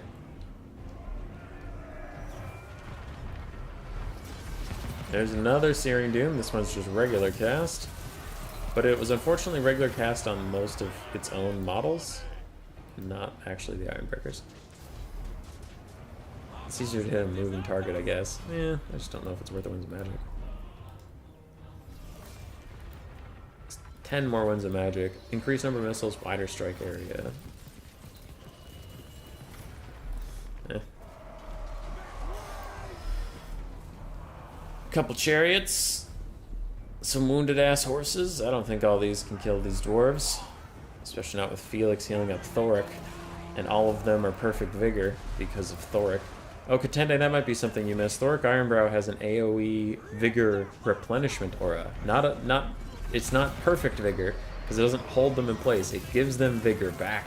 So everyone around Thoric is constantly fresh. That's a thing. That is a thing CA did on purpose. That was not an accident. I don't know why. Blasting charges are killing off some of their own slayers because they weren't meeting their doom fast enough. And Hunter of Champions is cast on the Thoric as the caster and the chariots and the Manticore all try to kill him. It's not going to work. Maybe Wolfric can, but Felix is also right here. And so is Gotrek.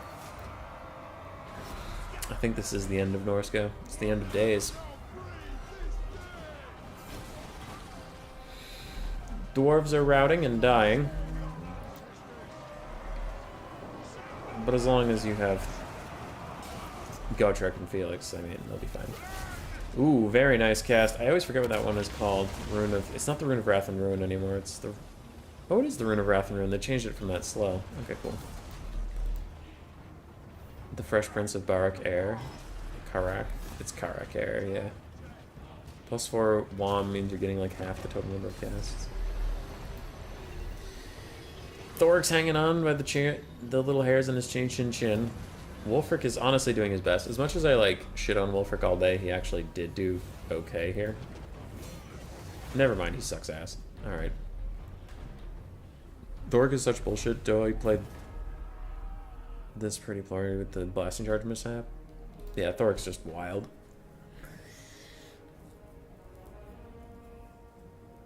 He's so good.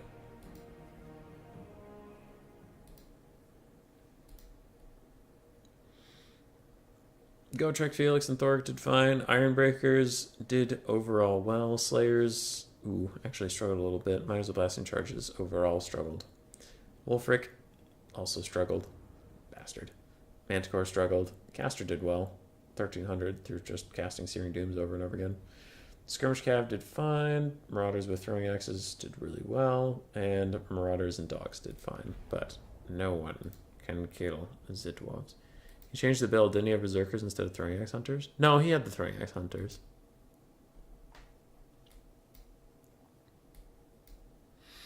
He had the Throwing Axe Hunters, for sure. Good eye, good eye. Keeping everybody honest, but...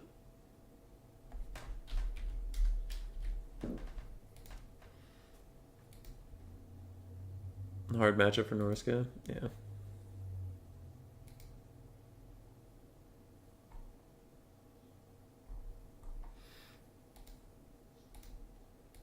Okay, we updated the thing. I'm gonna take a leak. Burb. Skirt, you're in charge.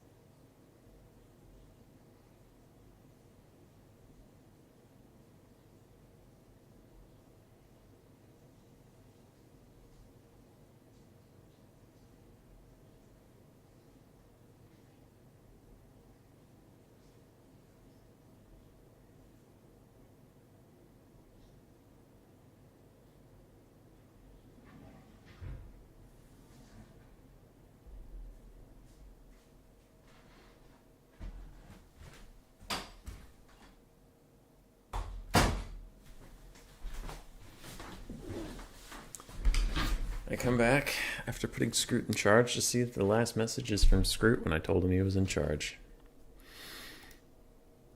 For shame. Anyway, back to real gameplay.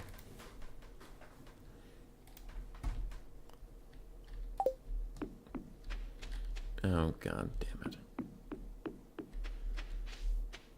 Should I go around and actually, like, meet people? I don't want to do that. It sounds like that sucks.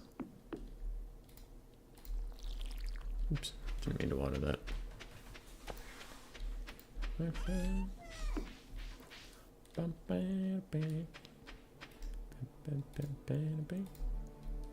No, I don't want to open editing software. Go away.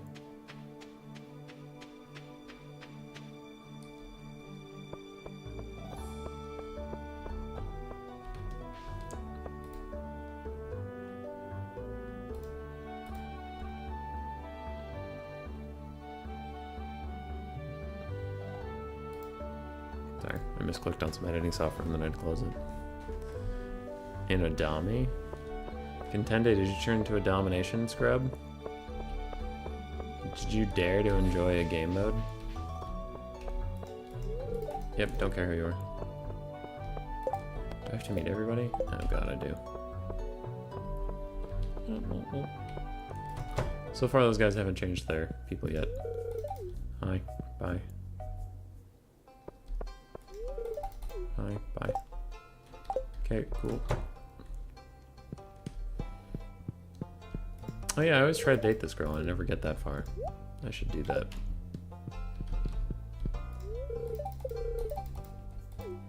Did you just say...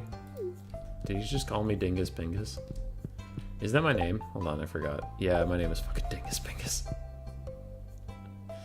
I'm great. Zesty in the background has switched to Bretonia. Dumpster diving. Fuckers. The Star Drop Saloon.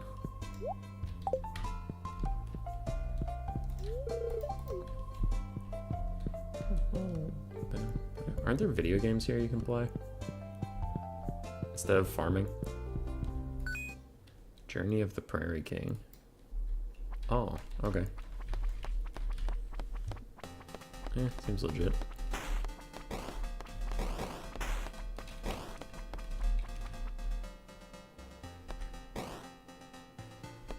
Too easy. Bring me more flesh. What's this do? Oh, I'm fast. Oh, shit. Okay, alright, alright. This got real intense real fast. Want that missile? Fuck you, god damn it. I don't like it. Fuck you. Oh my god, did I seriously die? Human boy, where are your mass industrial hydroponics? I literally just started. So I don't know. Looks like we have Greenskins versus Empire in the background. This could be annoying if the Empire decided to go with Outrider Kite. Outrider Kite's rather difficult to deal with as Greenskins, in my experience. I wonder if they'll do Boris. I feel like Boris could be good in this matchup, but I haven't actually seen it. Usually people just stick with Volkmar. Volkmar versus Grom. Okay, alright. Go. Go. Black Orcs can do okay here. So for the green beans, we're probably gonna see Grom, some skirmish cav, maybe one Black Orc. I don't think you should take a Stone Troll here, but I think we might see a Stone Troll. What up, Wicked D? How you doing? For the Empire, Super Mario Fried Chicken is a crazy memer, so I don't know, we'll see. But normally you'd see some Pistoliers, some Outriders, maybe one with a grenade launcher or something. You could do War Wagons here. It seems risky versus the green beans, because they actually have like trolls and they have a bunch of stuff that can actually kill you. What is that? Oh, okay, that was a trap. Fuck you, then. That was an item I was supposed to pick up. Anyway. Yeah. Greenskins have Stone Trolls, they have a bunch of Skirmish Cav, including the Morgans, Magi Marauders with armor piercing. So War Wagons could be risky, but people have really been liking them recently. So, might see War Wagons. Okay, Jesus Christ. This game sucks. Oh, I have one more life. Easy. I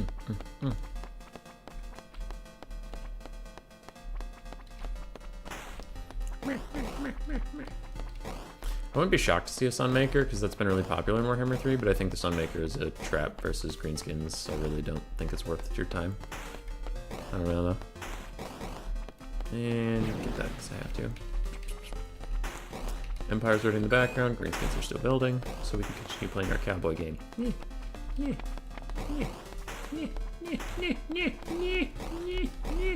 What are wagon wheels? Are those good? Ooh, those are good. Ooh. Ooh. Well, this is nice. Oh, yes, wow. Oh, Jesus Christ. Okay, alright. This is happening.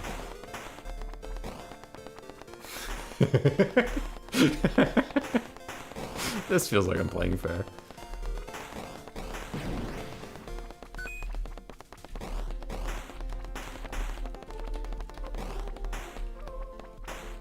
Alright.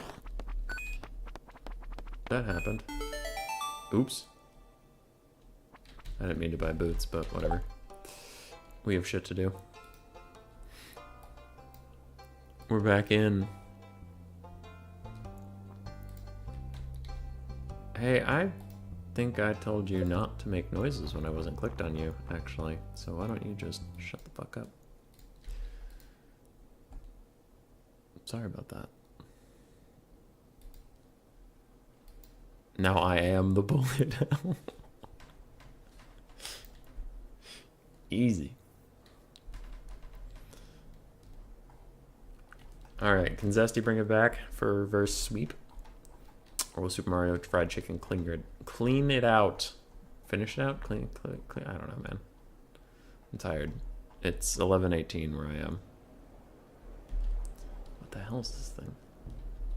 It's a weird ass rock.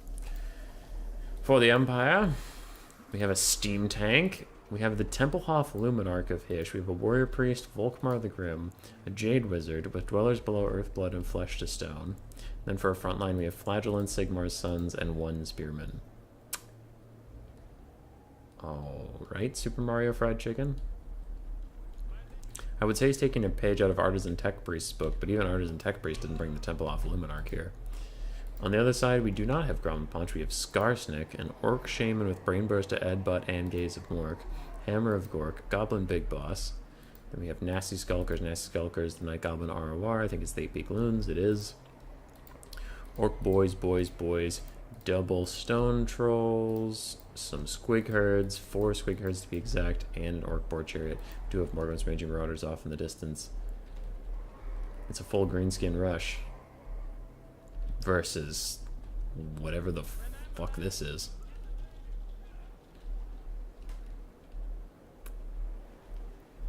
This monstrosity. Let's see if the Templehof Luminarch fires in Warhammer 3.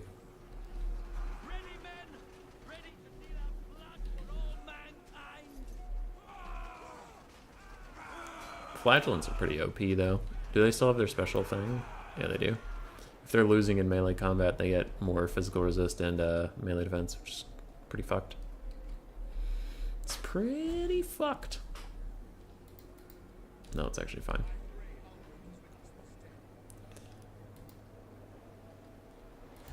The supreme light of Sigmar. It's true. Look at this guy. Why is he holding a little crystal ball? What are you hiding, mage? You should be beholden to Sigmar. There should be the Luminarch of Sigmar, not some Hishian contraption. This Empire build seems really familiar. I faced it in one of my first matches in Game 2. What up, Spartan? Why are you still awake? Or are you just waking up? I'm not sure.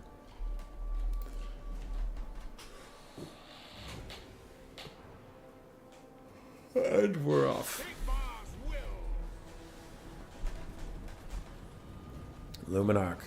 What will be your target, my child? Your target is fucking your own guys, and then some orc boys. Okay. Interesting first choice of target, my friend. Maybe you should attack something else. Maybe the steam tank shouldn't shoot through the Luminarch of Hish. Ooh, that was a painful brain burster. Luminarch's still trying to hump itself, which is weird. Hish is just the winds of light magic. That's not Sigmar, so you're wrong, sir. Luminarch's charging. Skarsnik's running up. Steam tank. I'm predicting it right now. Steam tank's gonna knock him over, and that'll dodge the Luminarch shot. Luminarch's still thinking about firing. Oh, it's thinking. Oh, it's thinking. Oh, it's doing the big thing.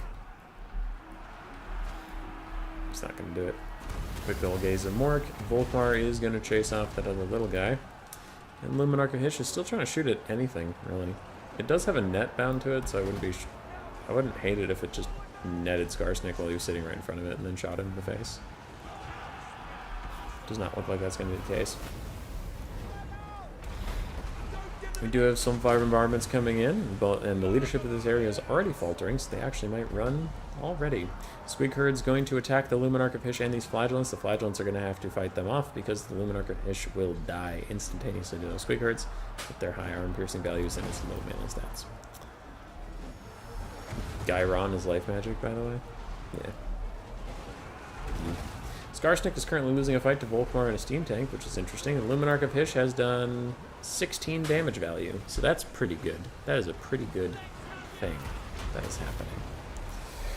Banishment from Volkmar, and the Stone Trolls already tear her out. Even with Get Back, you're keeping their leadership rather high. They just tear her out anyway, because I don't know, reasons, I guess. And we have more Soul Fire Bombardments coming down, or what was that? I swear I saw another thing. Whatever. Skarsnik's not having a good day. Greenskins in general aren't having a good day, though they are up on the damage value for now. They have been drowning a lot, and Skarsnik is also going to tear her out, and then his Stone Trolls are going to tear her out next to him. Okay, that is something. A Dwellers Below, a nasty Dwellers Below, catches 3 Squig Herds in its clutches, and it's going to kill all of them. While the Tatter Souls get beat up by trees for fun. Luminarch is such a roulette. Will it just never fire it? Will it delete 4,000 worth of characters? I don't know. Greenskins have surrounded the Empire force, and a fermented fungi was cast onto Volkmar, causing him to rampage and stutter step in place a little bit. Meanwhile, the Hammer of Rourke is still hammering away. But the Greenskins keep cycle routing, which eventually they will run out of chances to do so, and they'll start shattering, and that'll be really bad.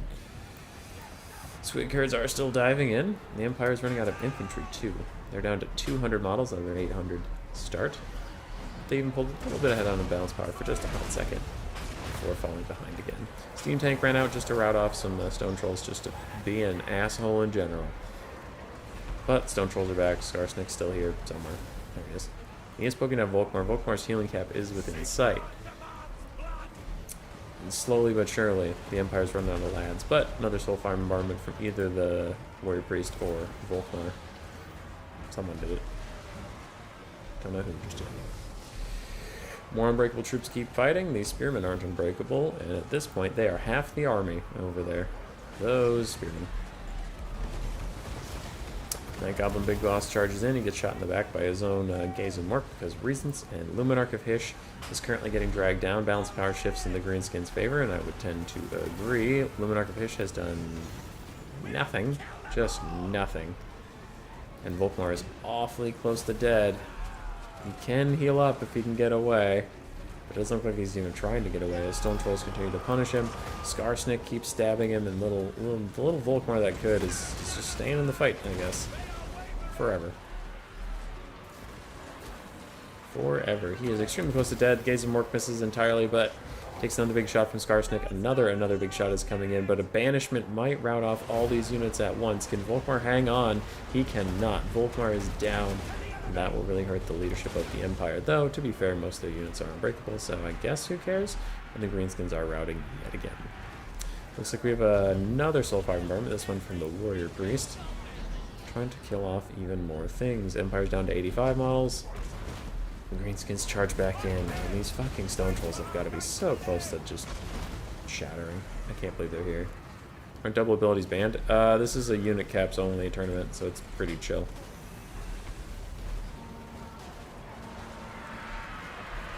Yeah. Jade Wizard, did he route? He hasn't routed yet, so if he has a Dwellers Below in him, that would be pretty clutch right about now. But it looks like he's going to be spending his Winds of Magic on Earthblood. Can't blame him for that either. It's also quite crucial. The Dwellers Below would just kill everything. That'd be really funny. Empire is down to 60 troops. Luminarchfish is running. It's now getting chased by Stone Trolls. We'll try to regen up a little bit. There are those Stone Trolls shattering at half HP. Told you they didn't have too much left in them. The steam tank is chasing around the Orc Shaman. Where's Skarsnik? There he is. He's fine. He's chilling. Luminarch's getting away. It rallies on the far side. Will it actually get a shot off? Can you imagine if the Luminarch did literally nothing and then routed again, like it is? But anyway, if it comes back eventually and from a great distance, just fucking deletes Skarsnik, deletes this Goblin Big Boss, and then the rest of the Greenskin army routes, that'd be very silly. Luminarch is going to rally yet again, off in the distance. I don't think it used its net ability either, so that is a bit of a misplay. Should have netted Skarsnik or somebody when they had the chance to actually do something. Jade Wizard is routing, and that's a nasty loss for the Empire. They really wanted that healing or the Dwellers Below. Luminarch is back. Luminarch has turned. Luminarch needs to shoot something sometime, just once. Just fire one shot. You stupid piece of shit. Fire one shot. The Steam Tank is still fighting, Warrior Priest is still fighting, and another Gaze of Mork is cast. Thought I saw Soul Farmer Armor coming in, but it's not. The Hammer of Gork does cause blinded. It doesn't cause discouraged, so maybe the Temple of Luminar could hang on. It is aiming. It is trying to fire. It's thinking about firing. It's not even obstructed. It says it's firing. It's just not doing anything. Now it's taking fire. It's not firing. Bounce power goes back into the favor of the Empire. Steam Tank's routing off some stuff. Skarsnik is terror routing. You have the shot. Take the shot. You absolute animal. That one, it looks like it got a move order, so that one wasn't the Luminarch's fault. It was actually Super Mario's fault, but still, I can still be angry about it. 0 leadership. Does it hang on? Does it fire its fucking shot? You've gotten 74 value all game. Charging. Charging. Charging. Fires. What the actual fuck were you aiming at? What was that? You're an asshole. Okay, alright. He's gone. It's down to just the Steam Tank and the Warrior Priest. They have an Earthblood? Wait, where'd they get an Earthblood? Their mage came back? How? When? When did this happen? Skarsnik is desperately trying to kill off that Steam Tank. It is unbreakable, but it is currently causing terror and being a giant pain in the ass. Skarsnik's getting slammed into by one Flagellant and a Warrior Priest. The Steam Tank's having a great time. I don't know how the fuck that Luminarch missed that bad. That was stupid. That was the stupidest thing I've ever seen. It was stupid, stupid, dumb, dumb. We have a Dwellers Below getting cast, trying to take out the last of these Orc boys, and even the Orc Boar Chariots will probably rout as they're running away if they have enemy behind them like that. Maybe not, I guess. Steam Tank is here. We'll see if we have any Earthbloods left in the tank. This Jade Wizard is really all about killing those chariots, and he does shatter them. Goblin's terror routing. Does he shatter as soon as the terror rout's over, or what's going on with him? Steam Tank should probably just shoot him as he's running. There we go. Gets the orders too. Oh, it's gonna shoot Starston instead. Can't say I blame it. Another Gaze of Mork hits the Steam Tank. Skarsnik's dodging. Blinded trait for the minus 30 accuracy on the loom. That was more than minus 30. That was minus 1,000,000. Oh, we need another Earthblood. There it is. There's another Earthblood. Oh my god, the Steam Tank's gonna fucking do it. Steam Tank OP, dude. Steam Tank OP. Orc boys are shattering. It's 3 versus 47. And that's... oh god. That is 44 of the 47. It's just the Goblin Big Boss, Skarsnik, and the Orc Shaman, plus this fucking crew versus a Steam Tank and a Warrior Priest. Skarsnik dives straight in onto the Warrior Priest. He's actually doing pretty good work on him, but getting shot by a Steam Tank at the same time is not going well for him. Soulfire Bombardment is cast. Skarsnik is running. Goblin Big Boss needs to come back in, but can he even do it? He cannot. Skarsnik dies, and that is the end for the Greenskins Super Mario Fried Chicken section to take the whole thing without a fucking Luminarch. It didn't do a goddamn thing.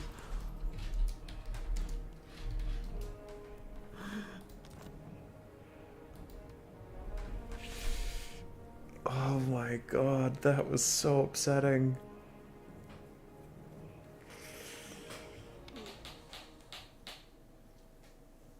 That was so upsetting, dude. Very well played from Zesty and Super Mario Fried Chicken. You did great. You see that Lumi shot? Very well played to him, very well played to both. I had a blast casting these tournaments.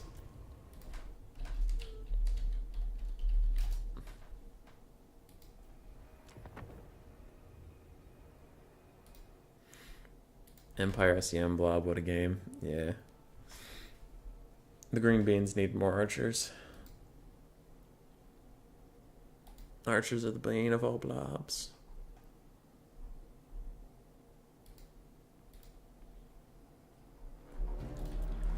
I just need to see it again. It was at 7 minutes, so I know how to get to it.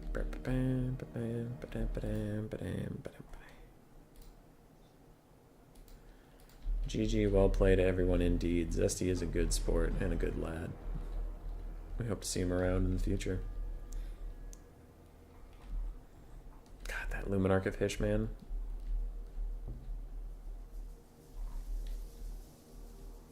We're chugging along. We're getting there.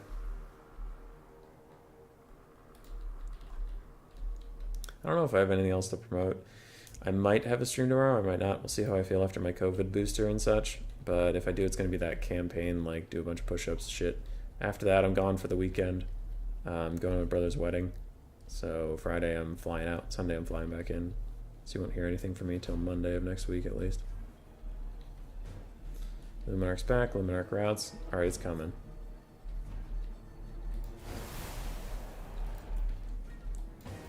So then it's aiming at Scarsnake. It doesn't fire for a while, and then he terror routes, and he comes back. And then this shit is just the most upsetting thing. It is hit. It doesn't say it has the blinded trait, though. I don't see the blinded trait anywhere. So it's aiming at Scarsnake, remember. Scarsnake. Scarsnake. Scarsnake. Scarsnake. Scarsnake.